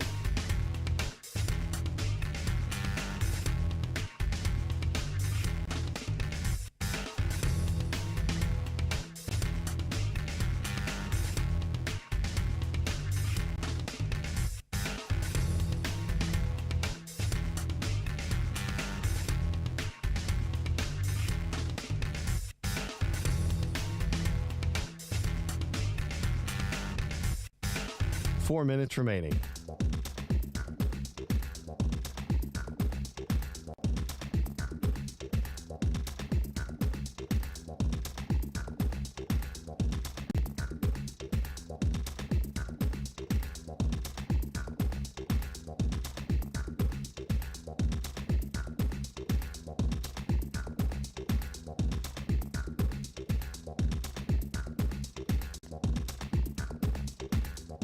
Three minutes, 30 seconds remaining.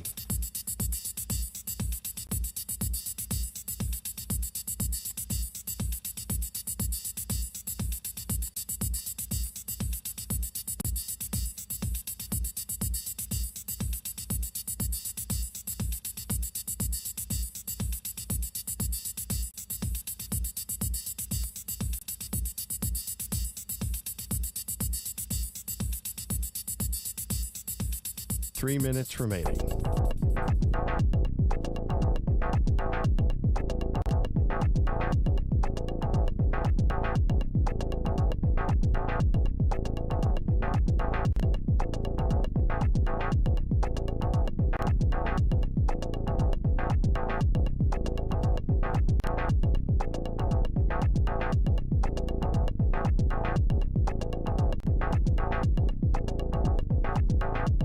Two minutes, 30 seconds remaining.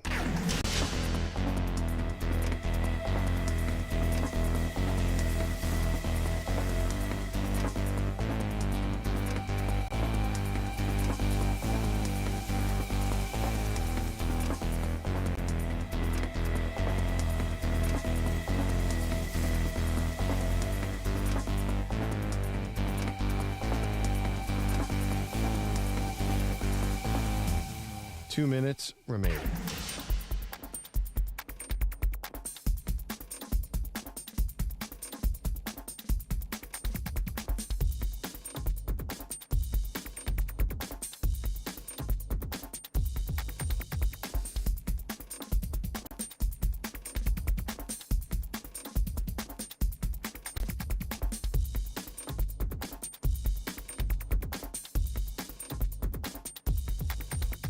One minute, 30 seconds remaining.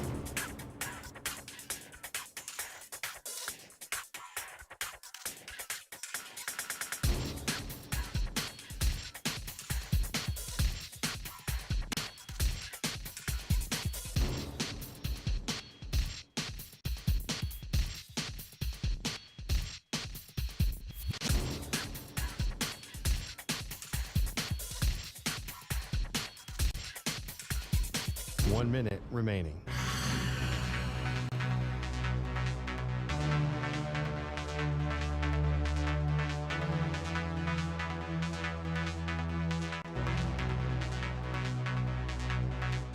$45 seconds remaining.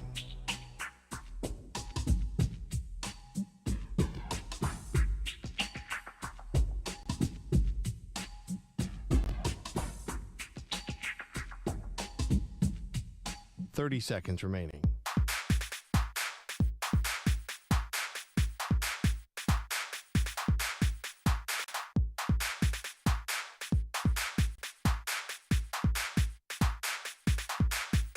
$15 seconds.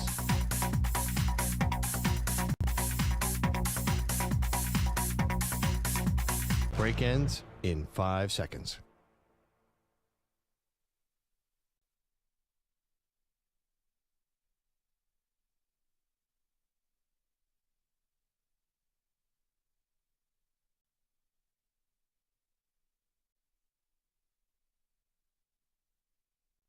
To infinity and beyond. He's live. He's nationwide. This is the Zach Gelb Show.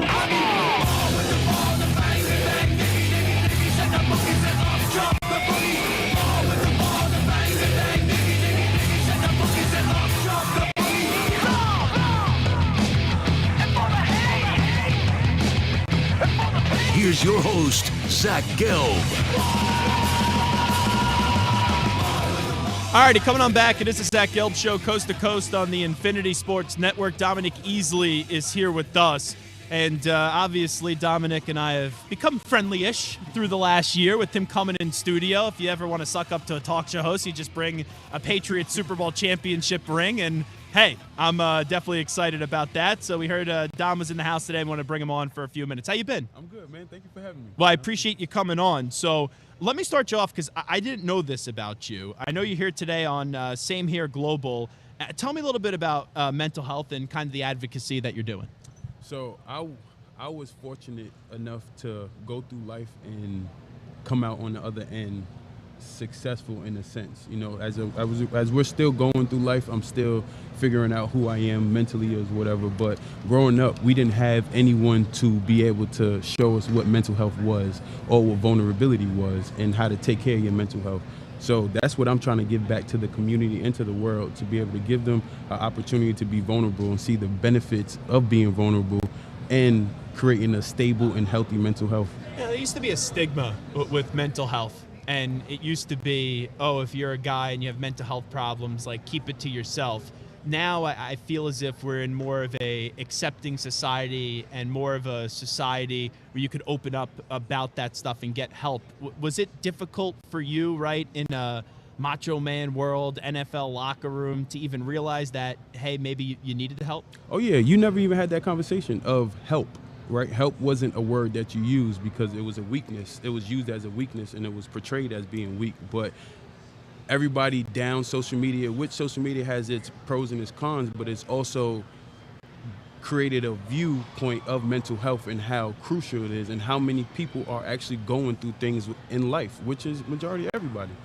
Dominic Easley here with us. What do you want people to know more about what you're doing today? Definitely go to Easley.org, EasleyFoundation.org, and definitely go ask for help. Ask for resources. If you're going through anything, reach out and understand that people are here to help you. So just wondering, because now, right, your career's over, right? You won a Super Bowl ring. You played in, you were part of 2 Super Bowls. You were also with the Rams when they got to a Super Bowl and lost to the Patriots, and then you won one with the Patriots. What's the next chapter for you? Obviously you had the foundation, you're being a mental health advocate, but what do you kind of envision the next professional kind of thing for Dominic Easley when you also maybe tie it into football? I feel coaching and advising things like that. So outside of mental health, being partnered up with Same Here Global and the Easley Foundation, I actually started coaching. I started coaching. Yeah, I started coaching at Cherokee High School. Started coaching defensive line, and actually, I'm in love with it. Like, I really miss the game. It's really making me miss the game, and I miss coaching these kids. What type of coach are you? You a loud coach? No, I'm not allowed. I'm the same type of player as I was. I'm the same type of coach as I was a player. I'm very intimate with the players, and I'm not a loud coach. You're not a but get on the line coach. Let's run 110-yard sprints. Nah. But you're gonna know we are gonna run those sprints as hard as possible because I'm gonna be right there with them. So, and that's the thing. Like, I work out with the players, I run with the players, and I go through plays with them so they can understand. I've been here, I've done this, so I'm gonna help you get through this and get farther than where I've ever been. All righty, let's get to your Super Bowl experiences. Take me through the Malcolm Butler interception at the goal line. As we know, we was all sitting there expecting one thing to happen, which the whole world expected it. Common sense would have allowed it to happen. And once Marshawn didn't get that ball, we all knew what play was coming, and we all was right there at the goal line after he caught that interception and ready to celebrate. You know, I was watching something the other day. I think it was Patricia was on with Edelman. Yeah, I seen that. Yeah, yep. And they put in that formation and that In package practice. that week. Yep, in practice. And Bill was saying all through the build-up for 3 years, you know, let's go put in this three-corner package on the goal line. Yep. And it worked. they finally put it in, and then it works. Yeah. When things like that happen with the Patriots, and then you find out those stories, you just go, man, Belichick is always just one step ahead. And that's the thing, like, practice. What you practice is what you preach, and he made that apparent, and he has a success to show that behind it. All right, Belichick coaching at UNC. Your thoughts? I'm excited. I'm actually excited to see him in college because what he tried to create in the NFL with grown men was kind of hard in a sense, but you had Tom Brady. But now he's able to mold them as kids to be professionals by the time they get to the NFL, especially they starting with all this money and the NIL nowadays. So I'm happy that he's there. I'm annoyed, though. Don't get me wrong. Good for Bill, right? He's coaching again. Mm-hmm. It's going to be interesting. I'll tune into more of UNC this year than I ever have before. But he belongs in the NFL. And you had 7 jobs this year. 6 have already been filled. Probably Kellen Moore's going to get the Saints job. Yep. You're telling me that there's 6 or 7 coaches getting hired right now that are better than Bill Belichick? That's the thing. It's not better. Times has changed. Belichick, the Urban Meyers, the from Alabama, Nick Saban. Nick Saban's, like, it's just not their time anymore. You know what I mean? As far as the NFL is concerned, because you got kids from college going up to the NFL. The kids from college ain't like who we were coming up from college. They coming up with money already. So it's a different mindset. It's a different way to connect with the players. And honestly, I don't think Bill would be able to have that connection with this generation of players in the NFL. But I think he can get and he can help mold these kids into grown men. Dominic Easley here with us. On the other side, we talk about winning a Super Bowl. Yep. Losing the Super Bowl, walking off the field. It was 13-3. It was one of the more lopsided 13-3 games. Yes. The Patriots looked so much better. The Rams offense really couldn't do much that day. But when you get so close and yet so far, it's not fun walking off the field. But how do you kind of remember those emotions? I mean, it was a bittersweet. You know, it sucked because obviously I won one with them. But when I faced them, I was hoping to win another one. But facing the Patriots, man, you know what you're going to get into. You know what I mean? It was a hard game. It was a hard-fought game. I mean, you heard it from Tom Brady. One of his toughest games was that game, you know? So it was a bittersweet moment. I'm also surprised how quickly the Rams were able to replace Aaron Donald. I know there's no replacing Yeah, that's what I was about to say. Aaron Donald, but when I watched the Rams this year, I didn't say – clearly everyone misses Aaron Donald, but I didn't feel as if his presence was missed because they did a good job in the draft, adding to what they already had, getting those guys like Jared Verse and Braden Fisk. Yeah, Jared Verse definitely filled in the spot, and I think when Aaron left, he left a culture there. He left the culture. He left the type of culture there that continue on without him, and when Jared Verse came in, I think they just added on to a recipe for greatness. Where do you think the Rams are heading to? Because I saw that Cooper Kupp, they're going to trade him. The Rams said that they no longer want Cooper Kupp. You still got some good players there in Stafford who's coming on back. They got to figure out the contract. You got Kyron Williams. You got Puka Nacua, and we just mentioned all the defensive players. Yeah. The Rams, are they close to winning it all again, or do you still just think they're just a good team? I think they're a good team. I love Sam Bradford, but I think it's definitely time for a new type of quarterback to come in there. You mean Matthew Stafford? Matthew Stafford, Yeah. I apologize. Matthew Stafford to come in there because he's old, man. You know what I mean? Like, he's still playing at a high level. Don't get me wrong. He's still playing at a high level, but I think the Rams personnel is starting to change. So it's interesting because when Stafford, whenever he leaves, and I think he'll be back with the Rams next year, I wonder, and you know McVay a little bit playing for him, I wonder if that's McVay then saying, okay, I'll go to do TV for a few years and then get the whatever job I want when I'm done with TV and take a little stress off your life? Or does Sean McVay kind of get reinvigorated to say, I've never been able to go draft that young quarterback? I don't see. I think Sean McVay had a very interesting career. He's been a winner for a long time. I think after Washington, he had his goals, and I think he's beat his goals before his time. And I think he's ready to spend time with his family because, he wants to start a family. He wants to be a family man. So I think him winning the Super Bowl, him doing what he did at the Rams, he's able to now leave on a great legacy and create another legacy for him. So he'll go the Sean Payton route, right? I think so. Where it will be TV for a little bit, maybe probably longer than Sean did. Yeah, without a Because if doubt. he leaves, I don't know if that itch is going to be there right away to return. Yeah, now I think he might. I can see him returning. He'd come back. Yeah, without a doubt. I think he's going to miss it. It could be a little bit like Gruden, where I don't know if it's going to be 10 years. Yeah. But there's maybe like 5 or 6 years off. You do because he would be a rock star on TV. His memory, It's when he crazy. recites some of these plays, how you could remember a full drive script from 7 years ago is just I mean this in a good way, a stupid memory. Yeah, no, it's ridiculous, and that's how he is at all times with everything, and that's how. And me being in Georgia, I've been hearing about him from me coaching in Georgia, and that's how everybody's been saying he always been. And it kind of stinks if you're a player and you have a coach with a memory like that, because if you make a bad play, he knows. If you ever have an issue with that coach, he goes, oh well. In 2018, on 3rd and 3 with 3:33 left against the Las Vegas Raiders, you messed up this play. He reminds me of an Ernie. You know who Ernie is? Oh, Ernie Adams? Yep. Wow. Yeah, he reminds me of an Ernie. Yep. Because Ernie has that photographic memory. Crazy. Except everyone knows who Sean McVay is. Yeah, no one knew who Ernie was. Ernie was that guy that's friends with Bill that is just a mad scientist that sits in some office somewhere. You always, it's crazy because every day at practice, people who didn't know who Ernie was, and even me at a certain time, used to always look back because Ernie's the only person that's always in the backfield. If Bill is not back there, it's only Ernie. So it's just like, if Bill is not back there, then how's he getting to stand back there? Then you realize how important he is to the Patriots organization and they're winning. So when you're a young player in this league, right, sometimes it doesn't always come to you right away. And right, you had big expectations too, and unfortunately had to deal with some health problems.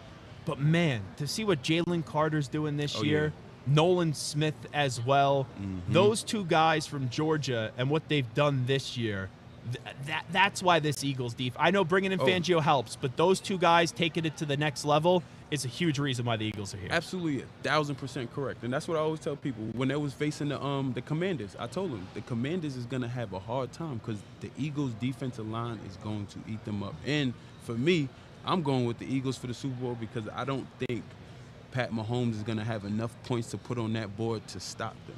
So I look back at the Texans game in the divisional round. Will Anderson, he was feasting, but their offense just wasn't ready to go this year for the Texans. The Eagles' offense, Saquon doesn't have a good game. Dallas Goedert, A.J. Brown, Devontae Smith, Jalen Hurts, they'll pop off. All around. There's enough there where I think they could outscore the Chiefs, but more importantly, I look at that defense. I think that defense could do to the Chiefs' offensive line, which is good on the interior, but the tackles are a weakness. I think that Eagles' defensive line could do to the Chiefs' offensive line what the Texans did, except they'll have the point production Without a that the doubt. Texans didn't have. People are going to be so surprised. Like you said, the Chiefs tackles are weak. I guarantee you, majority of all their sacks is going to come from inside this game. Why is that? You, because of how much effect. Once you affect the middle, he has nothing but to do but run outside. And then Pat Mahomes not going to be running out. We got players. People run. We got sideline to sideline plays. We got the linebackers. We got the D-line. We got the D-ends. The inside, I guarantee, is going to make the most effective because they're going to stop the run and they're going to continue doing what they did.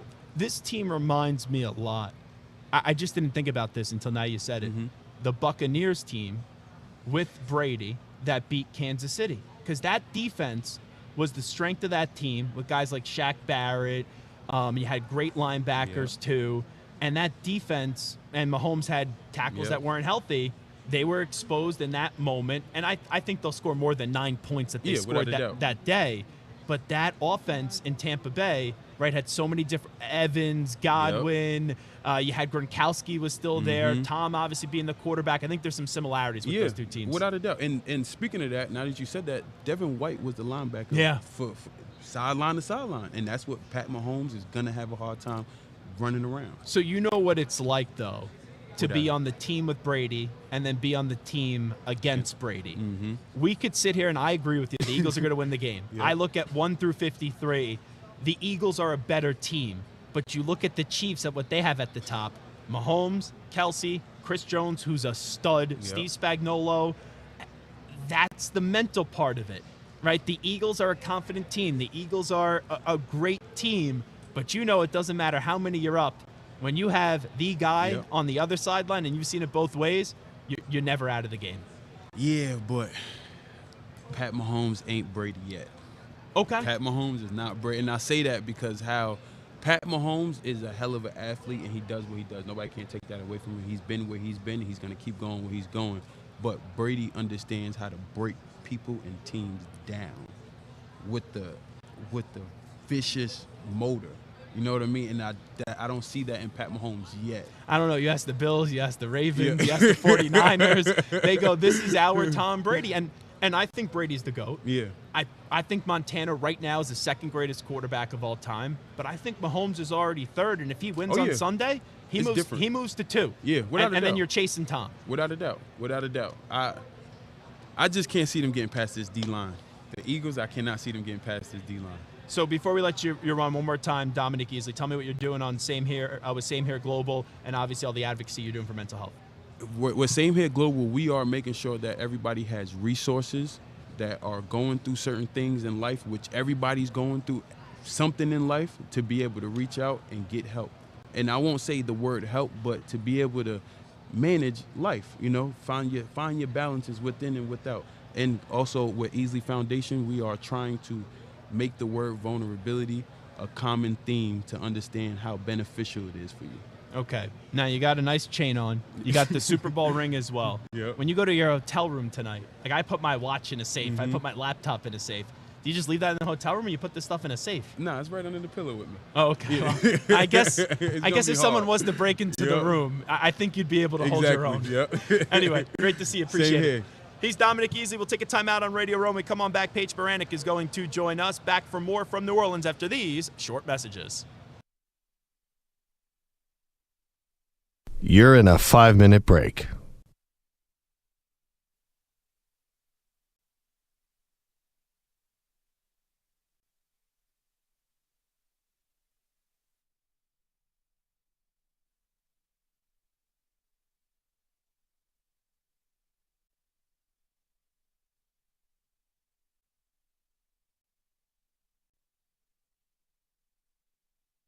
Four minutes, 30 seconds remaining.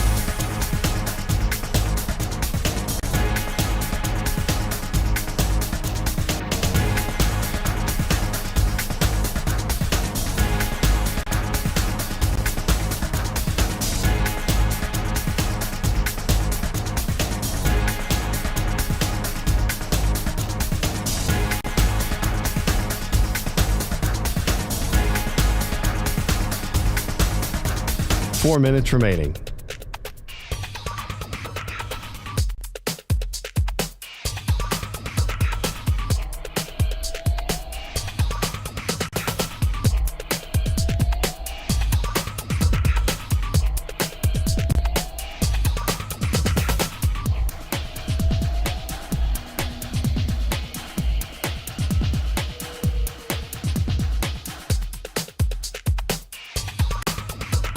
Three minutes, 30 seconds remaining.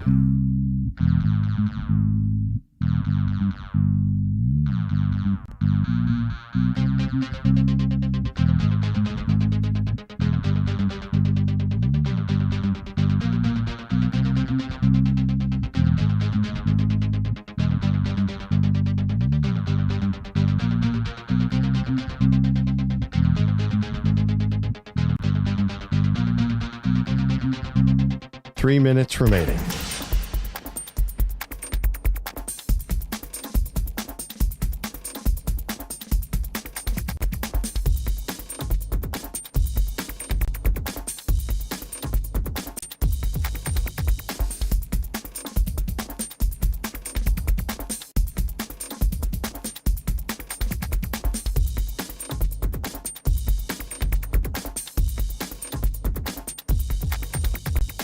2 minutes, 30 seconds remaining.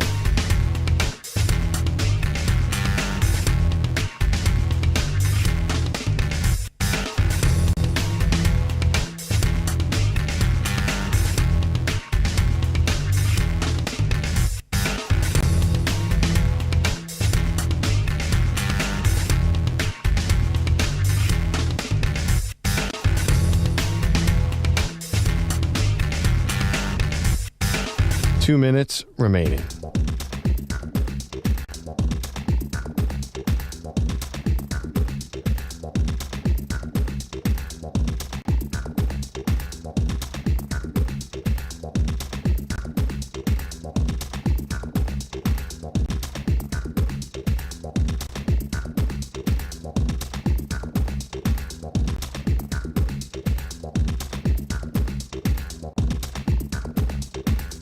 One minute, 30 seconds remaining.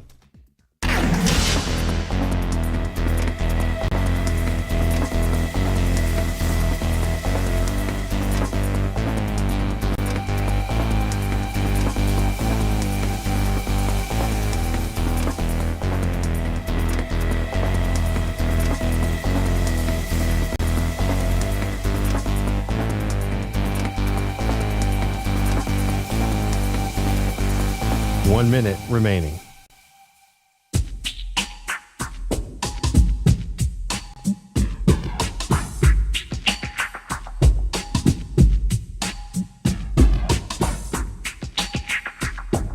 Forty-five seconds remaining.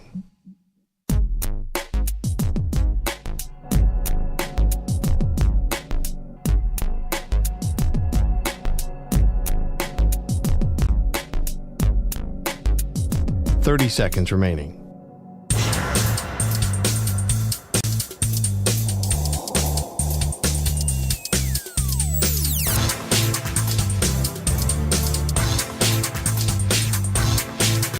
Fifteen seconds.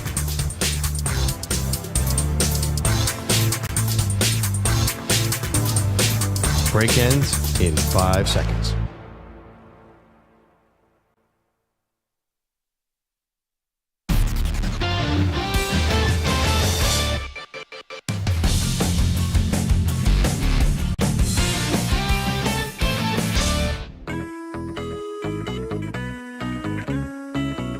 Welcome back to the Zach Gelb Show.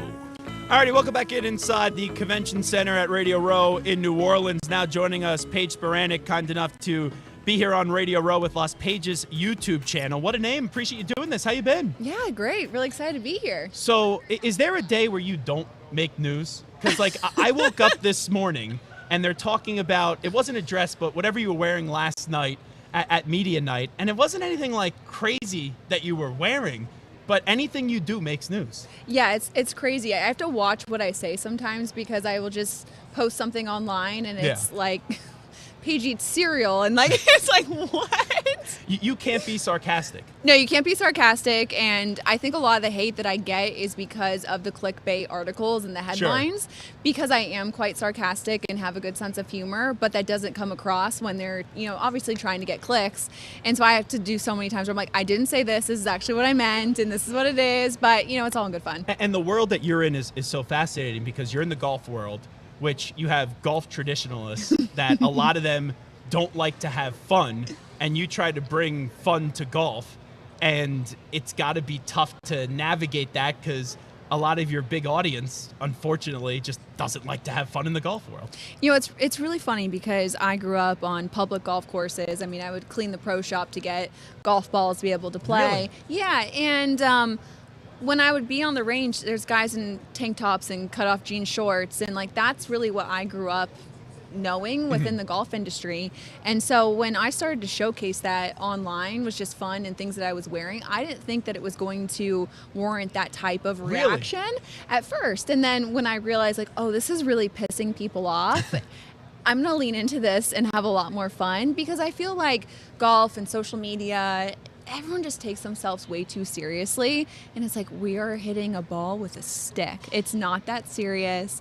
And what we post online isn't that serious. And life is so hard and you see so many bad things online. I want people to have fun when they come to my platform. And I'm in on the joke, in on the bit, and I have good self-awareness. And I really just lean into it and try to have as much fun as possible. When did you realize, okay, life was different for Paige Spiranac and you were really blowing up on the internet and overtaking on any time you go on Instagram or TikTok, there you are? It's so funny. I was getting frozen yogurt with my mom after I won a golf tournament, and my phone was just blowing up, which was kind of a weird occurrence because I'm pretty introverted, and everyone's like, someone wrote an article about you, and I was getting hundreds of thousands of followers. I went from having 500 followers to 100,000 followers overnight, and my life from that moment has never been the same, and it's been a really crazy journey, but still I wake up today and I'm like, I can't believe that this is my job in my life, and I'm so humbled, and like, I can't believe that people support me in the way that they do. And I know people always talk about, you know, hate and how you deal with hate. I have so much more support and like such a really healthy, positive, amazing community of people who have followed me, some for 10 years now. And they're the first people to wish me happy birthday or like happy holidays, or they're always there for me. And that just means the world to me. And so I'm so lucky to be able to do this. But your DMs are still probably crazy. They are intense. they are crazy. It's so funny because I'm so desensitized to it now because I've been doing this for such a long time. And people are like, oh, your DMs are crazy. I'm like, oh, they're not that bad. And then I'll give them my phone for a second, and they're looking through them, and they're like, are you okay? Like, I'm now sick in the head because I'm so desensitized to it. Where is it the worst for you? Because whenever someone is a public figure, you have Twitter, you have Facebook, you have Instagram. Like, what DMs are your worst? Because I have a theory on where I think the worst are with the DMs. Most people will think it's X, but it's actually Instagram. Okay. Mm-hmm. I thought it was Facebook. Oh, interesting. There's a message request.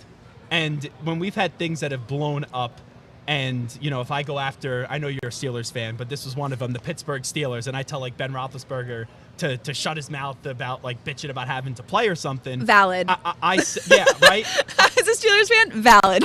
I'll get a DM telling me I'm, like, the worst human being on the world, but it's okay if it's coming from, like, a 45-year-old guy that's a father or two. When it's like some 75-year-old Pittsburgh with a grandmother, Bible verse in the bio, yeah. I just want to treat everybody well, and I go, not according to your DMs. Treat others like, yeah, it's crazy, and it's always like a picture. The profile picture is always like of their dog with a Bible verse in it, and then it's the most like horrendous message you've ever received. But it's like, if I wake up and someone didn't tell me to, you know, like, unalive myself, then it's not a good day. You know, it's not normal. You want 50% of the people to love you, 50% of the people to hate you. It's true. I always say you want 70% to hate you and like dislike what you do, and 30% to love it, because that's how you grow and you start conversations. And that's the most important part with what we do. All right. Do you think there's any chance after the game, if the Chiefs win, Paige Spiranac, that Travis Kelce proposes to Taylor Swift? No way. And even if he did, they wouldn't talk about it.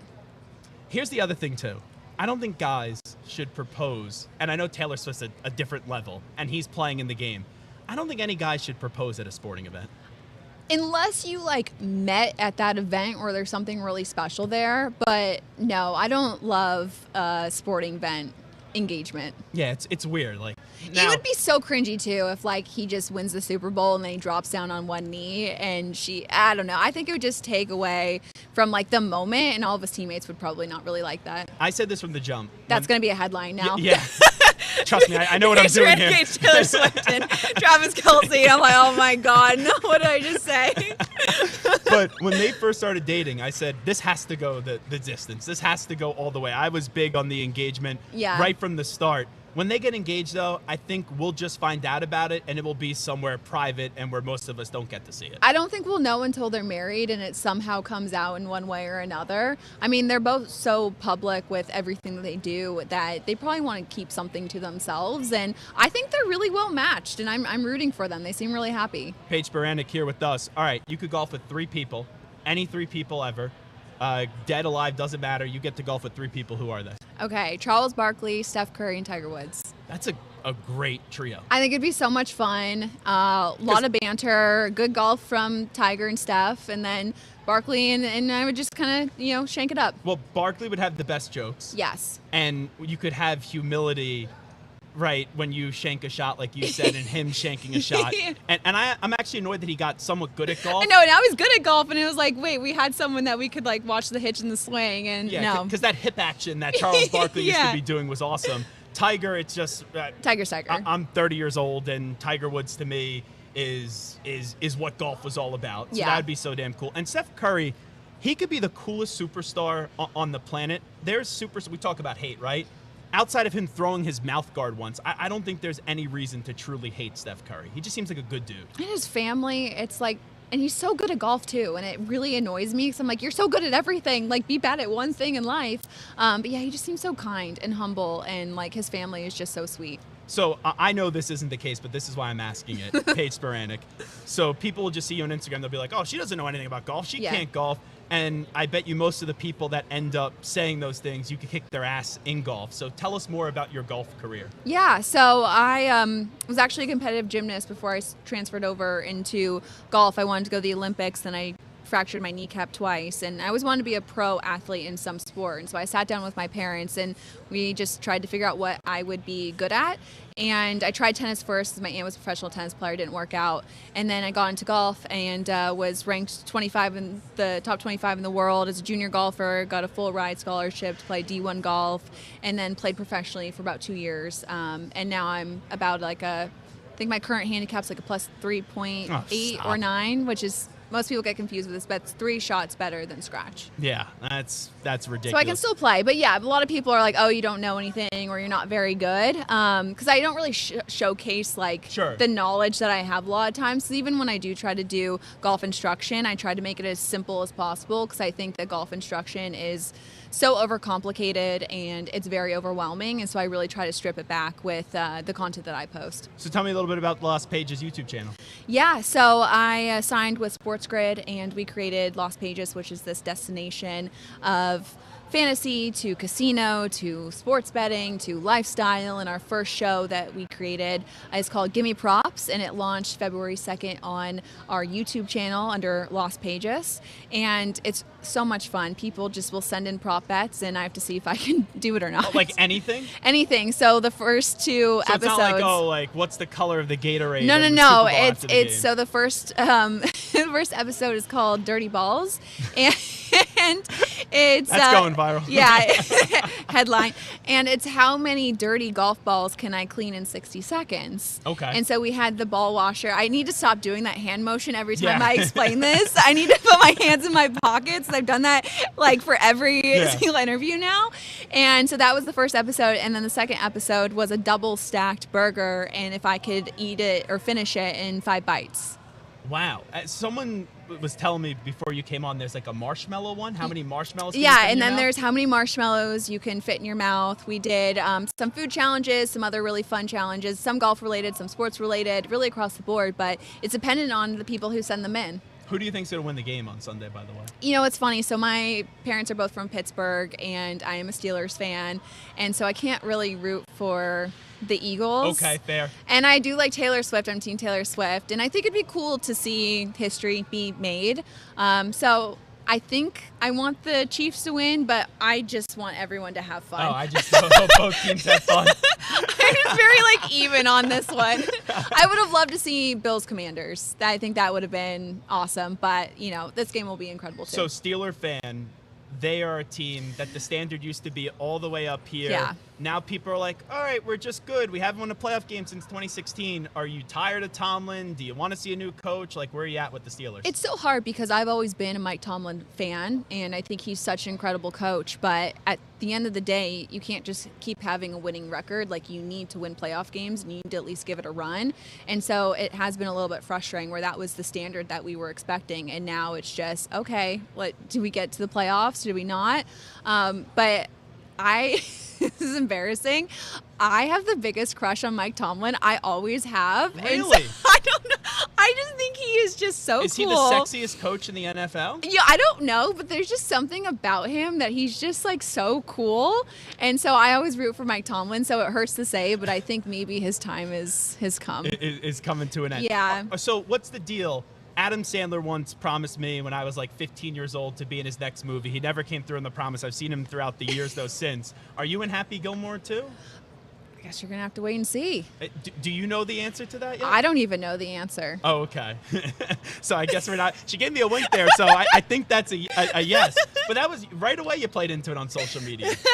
I did a fun shoot where I dressed up as Virginia in his dream sequence. The whole world has seen it. Yeah, and she's holding beer, and that kind of went viral. And so when people were talking about Happy Gilmore 2, I was like, oh, it'll just be funny to post it. And then people were like, oh, you're in the film because you posted it. It was like confirmation. And so people were asking about it. And I was like, I'm just gonna run with this and just see what happens. I have these pictures, might as well use them. But I mean, regardless, Happy Gilmore 2 is going to be really cool to see. So what's your happy place? My happy place is on a golf course with puppies everywhere. Okay. Corn dogs. I love corn dogs. Corn dogs? Yeah, very underrated food. So what's on the Paige Spiranac spread for Super Bowl Sunday? Like, what are you picking out eating on? Okay. Well, if I don't have to worry about health. Yes. Okay, so we're going to have... It's a cheat day. It's a cheat day? You could afford a cheat day. Okay, so we're going to have a variety of fries, sweet potato fries, potato and tater tots, and then we're going to do corn dogs for sure. Have to have corn dogs. And then we're going to do mac and cheese, chicken tenders, and then we're going to have ice cream, a whole ice cream spread. Wow. No wings? Do you not like wings? I do like chicken wings. Tenders. That's why I asked. Yeah, no, wings are good. They're just messy to watch, like at a game. Yes. If you're at home, fine, totally okay to eat. But like, pizza. Have to have pizza. Well done too on the pizza. Yeah. So ranch or blue cheese? Hot honey. Wait, no, not on the pizza. I'm talking about with the wings. Oh, the the ranch wings? or blue Okay, cheese? ranch for sure. What is wrong with everyone? That's two people. That's a character flaw of mine. If you say well, it ranch. depends. If they're like really hot wings, I'll go blue cheese. Okay. If they're mild, I will go ranch. You end up going But ranch. I prefer no dip. No dip at all. No sauce. That's not fun though. You like a little saucy? Yes. You like to get saucy Yes. with it? I okay. like to get a little respect saucy that. with So it, what's with your the blue favorite cheese. condiment? So in the world? Yeah. Wait, are there? Well, no, sorry. What I meant by that is like outside of the wing world. No, on Mars. Oh my god. I would say Chipotle mayo. Okay. I like Chipotle mayo. I think that's just you could put on anything. Use it with so many different things now. Chipotle mayo. I like that. Anyway, I appreciate you doing this. Thanks so much for stopping by once again. Las Paige's YouTube channel. Make sure you check it out. What do you already have? Like 900 million subscribers? We just launched it, so I've been already. Yes. We always need more, so come and check it out. What's the dumbest thing that you went viral for? Where you go like, how the heck did I go viral for this? This is just stupid. I had a podcast and I was talking about. Someone asked a question of. What I wear under like golf skirts. And I said, I wear shorts. And the headline was Paige doesn't wear underwear under her skirts. And so to this day, people still think that like that's a thing. And I get asked that all the time. And that simple That's gotta little be question. Creepy, though. Yeah, that was crazy. But like that was the craziest thing that I went viral for because it was such an innocent, answer. Yeah. And it was like, oh, I'm actually, you just wear shorts. And then it turned into this huge headline and like actually problems with like sponsors and the whole thing because over that. It was like all over this headline. That's So wild. that was the craziest one where I just didn't even see it coming at all. Anyway, good luck with the YouTube channel. We appreciate it. Thank you so much. Alrighty, we'll take a timeout. We'll come on back from Radio Row. Let's send it back to New York City. Emmanuel Barbari standing by with the latest Sports Flash. Infinity Sports Network Sports Flash. Well, Zach, the Mavericks continuing to dominate the trade deadline news with just a couple of days to go before that deadline. Dallas acquired Caleb Martin from the Sixers, for Quentin Grimes and a second-round pick, Philly's own 2025 second-round pick. And a couple of days ago, the Mavs sending their young superstar, Luka Doncic, to the Lakers. That shook the league, and today, Doncic himself. Emotionally, it was really hard, but every day that like today was much better. I'm just very happy to be here for this opportunity. It's the Lakers. It's one of the best clubs in history, so excited to be here. How about Anthony Davis going from L.A. to Dallas? I was in shock, obviously. Had no idea that was happening. Now it's I'm kind of over it and just kind of getting ready to play with Dallas. NFL Chiefs are, of course, eyeing history in Super Bowl 59, beat the Eagles, become the first team ever to three-peat. But for Andy Reid, that won't be a historic send-off. I enjoy being around the guys. I enjoy football, the game. You can't put in the hours that we do not enjoy it. I love the game. At least one more year for Andy Reid that he confirmed today. I'm Emmanuel Barbari. The Infinity Sports Network is on your smart speaker. All you have to say is play Infinity Sports Network.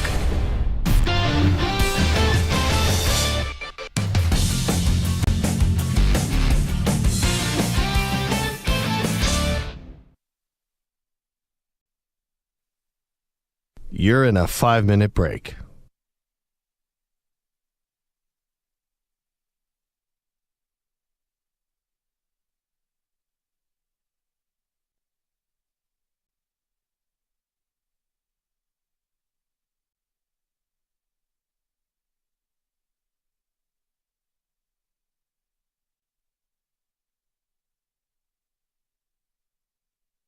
Four minutes, 30 seconds remaining.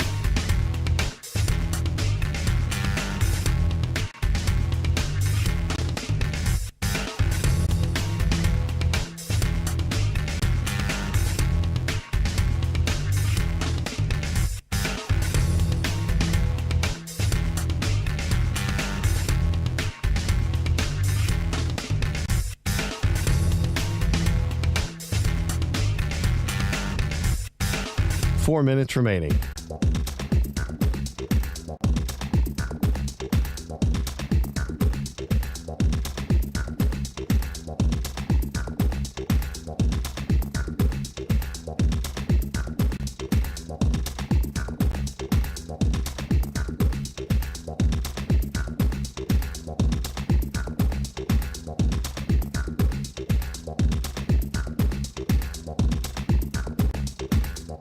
Three minutes, 30 seconds remaining.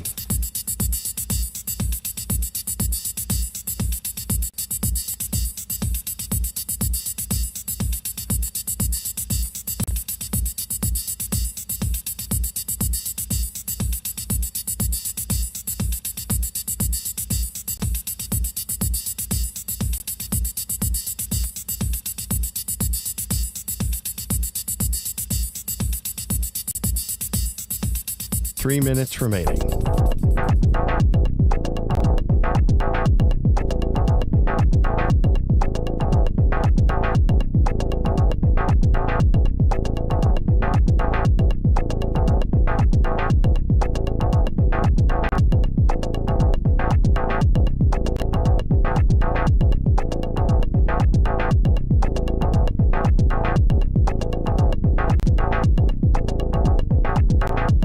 Two minutes, 30 seconds remaining.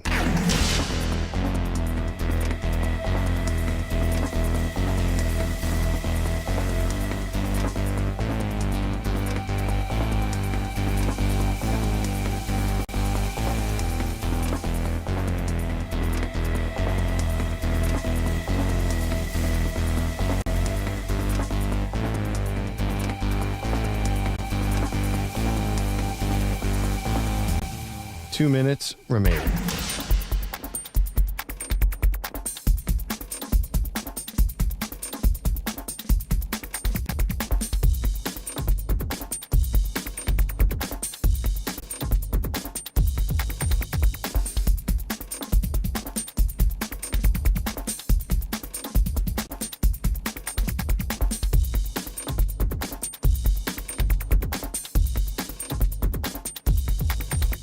One minute, 30 seconds remaining.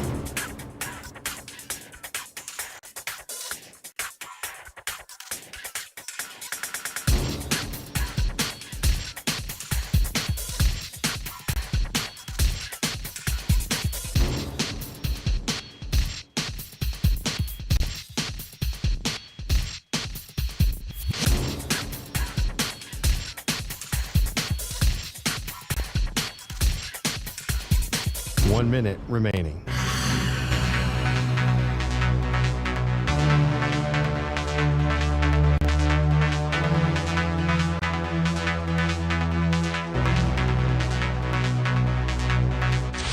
Five seconds remaining.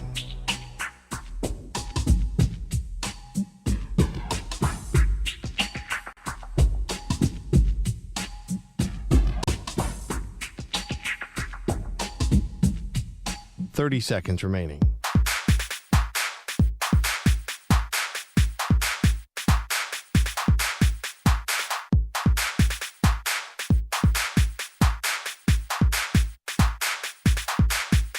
15 seconds.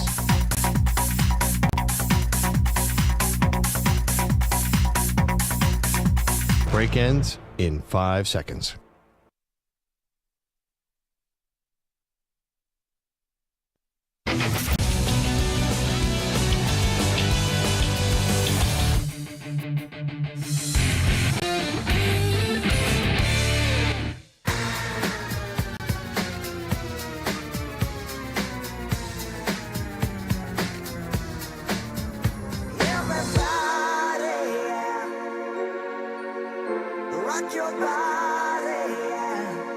Hey, this is Howie. And this is Nick from the Backstreet Boys. And you're listening to the Zach Gelb Show. And guess what? Zach is back. All right. He's live. He's nationwide. This is the Zach Gelb Show. Oh, my God, we're back Alrighty, again. the Zach Gelb Show on Super Bowl Radio Row is sponsored by Tide Pods. Turn to cold water washing with Tide Pods. When you switch from hot to cold, you could save up to $150 a year on your energy bill. Plus, Tide cleans great in cold. And Samter, what's the number one joke that you got this week with our set? As we have a great Tide washing machine behind us and you got all the pods and everything. Every single person that sits down says the same exact thing. Well, there's something a lot about eating Tide Pods. Yes. That's been the big one. Although, one thing I also noticed is on the actual washing machine, there's gentle cycle, spin cycle, and then there's a gargling cycle. Oh. I've never heard of the gargle cycle before on a washing machine. Neither have I. Yeah, so those are the two jokes I've been getting. What the hell is a gargle cycle, and who's eating the Tide Pods? Yes. Well, maybe for Paige Spiranac's new YouTube channel, we could try the Tide Pod eating challenge if that's one of the things. I'll be the first contestant. Yes. And Travis also, Kelce is sexy. Oh no, that's gonna live forever. Sorry, my hearing isn't working all that great. Could we hear that one more time? Travis Kelce is sexy. And your voice there, it went to a different octave.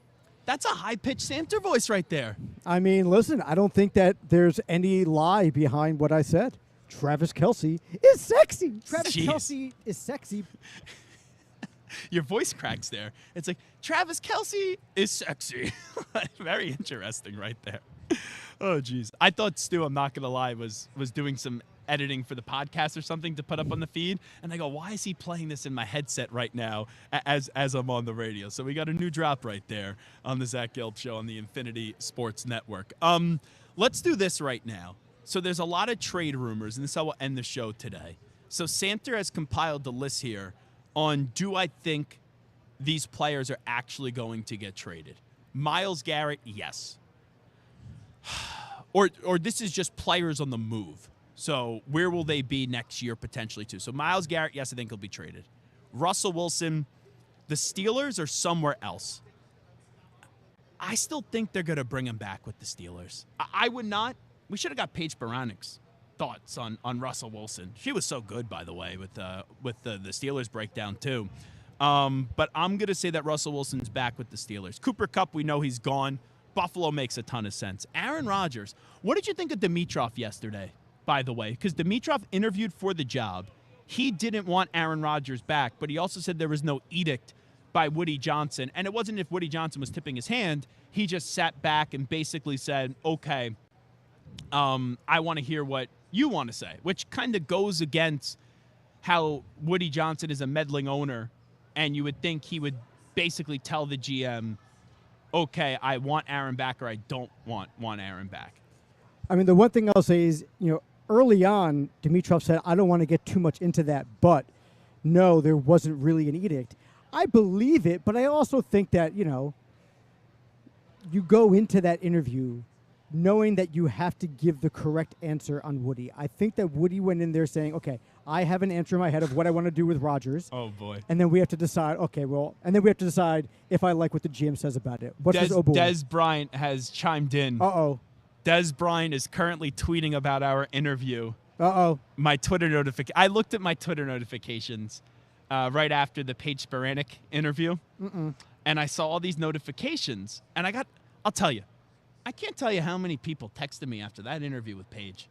Right now I have 38 unread text messages right now. And I wonder how many of these people I haven't heard from in years. Des Bryant, though, just quote tweeted Kayvon Thibodeaux with us earlier today saying, F the Cowboys. I had to catch myself there. He didn't say F, though. Yes, he spelt it out for everybody. He said the way that the word is supposed to be said that I can't say on the radio. I am reading for the first time Des Bryant's reaction, so I have to read this slowly so I don't say something if there's any vulgarity on it. I get it. Oh, my God. He needs to do anything that's going to keep him motivated. I want him to win at the end of the day. I'm for the athletes.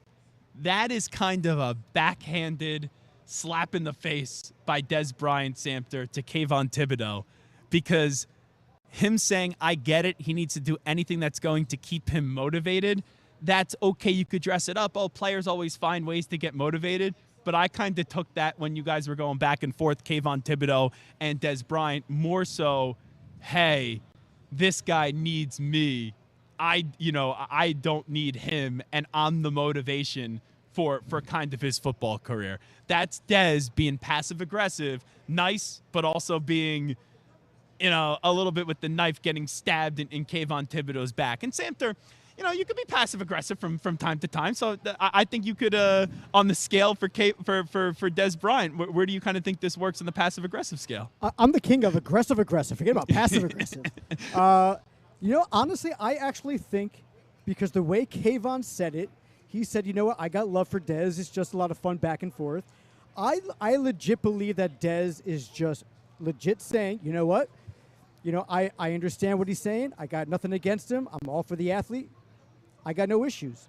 I think Des is being genuine. I don't think there's sarcasm. I don't think there's a backhanded compliment or anything like that. I think this is Des legit saying, I get it. I'm cool with it. We're good. I don't think so. Ah. I think that is, you need me. You need my name to motivate you, and what I say and what I dump on the Giants and all that stuff. I could guarantee you this. The first time Kayvon Thibodeaux doesn't do something well next year, Des Bryant's going to be the first one on social media that's just going to be trashing Kayvon Thibodeaux. So what an eventful first 2 days. Our Dimitrov thing made the rounds yesterday. Paige Spiranac, her talking about Travis Kelce and Taylor Swift. She even said, that's going to be a headline. And, that was part of our playbook there. We wanted her to get to say something about Travis Kelce and Taylor Swift. But now we have Des Bryant tweeting about our interview with Kayvon Thibodeaux. So not a bad first 2 days here on Radio Row. I don't know if anything will top, though, last year. Where the Ice Bucket Challenge with Matt Ryan was fun, but more so Micah Parsons. I'll never forget that, when Micah Parsons just sat down and basically trashed TJ Watt. And we went to that Mexican restaurant? It was adjacent to our hotel. It was kind of in a mall, it felt like. That was the scene in walking back. And we sat down for dinner, and the clip had 100,000 views, and we were only there for 45 minutes. It wasn't as if we had this crazy dinner. It was quick, kind of grab-and-go type of meal. And by the time I got up to walk out of that restaurant, I had 2.5 million views. And it ended up doing 5 million views or something like that. Well, I think we have a chance to break it because we've got Micah Parsons joining us again tomorrow. Yeah, but the second time, though, I don't think it's going to go as viral as the first time. Well, listen, if he doubles down or if he... You never forget your first. Oh, man. And that's probably not the guess that people thought we were going to be using that line for. Quote of the day. All righty. Before we let you run, let me just run through these. Myles Garrett will be traded. Russell Wilson will be back with the Steelers. Cooper Kupp's going to be traded. Rodgers, I think, is back with the Jets. T. Higgins, I don't buy that he's going to re-sign with the Bengals. I think he's going elsewhere. DK Metcalf, I don't think the Seahawks are giving him a new deal. It would not shock me within a year and a half if DK Metcalf is somewhere else. He could be the hot commodity at the trade deadline next year. If you're the Patriots, which you are, or a Patriots fan. Well, he doesn't want to go to the Patriots. He said he doesn't want to live in Boston. That's fine. But if you're the Patriots, with Katie Nolan, he said it. Yes, but if you were the Patriots, who would you rather have, T. Higgins or DK Metcalf? I'd rather have DK Metcalf. Interesting. I think I would go T. I think DK Metcalf is the better player. T. Higgins could be a number one somewhere else. But I look at DK Metcalf, I think that's more of a franchise-altering move than T. Higgins. I put it this way. I can't be selective here. I want the Patriots to get either one of them. If you get me T. Higgins, great. If you get me DK Metcalf, great. But how much of the Pats going to get used? Because the Pats, right, they could be cheap, but they have been willing to pay somewhat for a wide receiver. Right, Brandon Ayuk, $35 million a year, but Brandon Ayuk just didn't want to go there. Neither did Calvin Ridley. Yeah. Or his girlfriend. Oh, his girlfriend. How did that work out? You're in Tennessee. You know, it's not like that's been a wonderful move for you. But finally, Tyreek Hill. I still think he's with the Dolphins. Now, I don't really believe Tyreek, and the toothpaste was already out of the tube, but I think Rosenhaus did a fine enough job in putting enough of the toothpaste back in the tube. All righty. Fun day number 2 from Radio Row. We will be back tomorrow at 3 p.m. Eastern, noon Pacific time. Big thanks to Kayvon Thibodeaux and Bobby Okereke for joining us, Tom Pelissero, Dominic Easley, and Paige Spiranac as well. We'll talk to you tomorrow, everybody. Big thanks to everyone here on site and back in the New York City studios. Talk manana. We out. Bye-bye. Peace.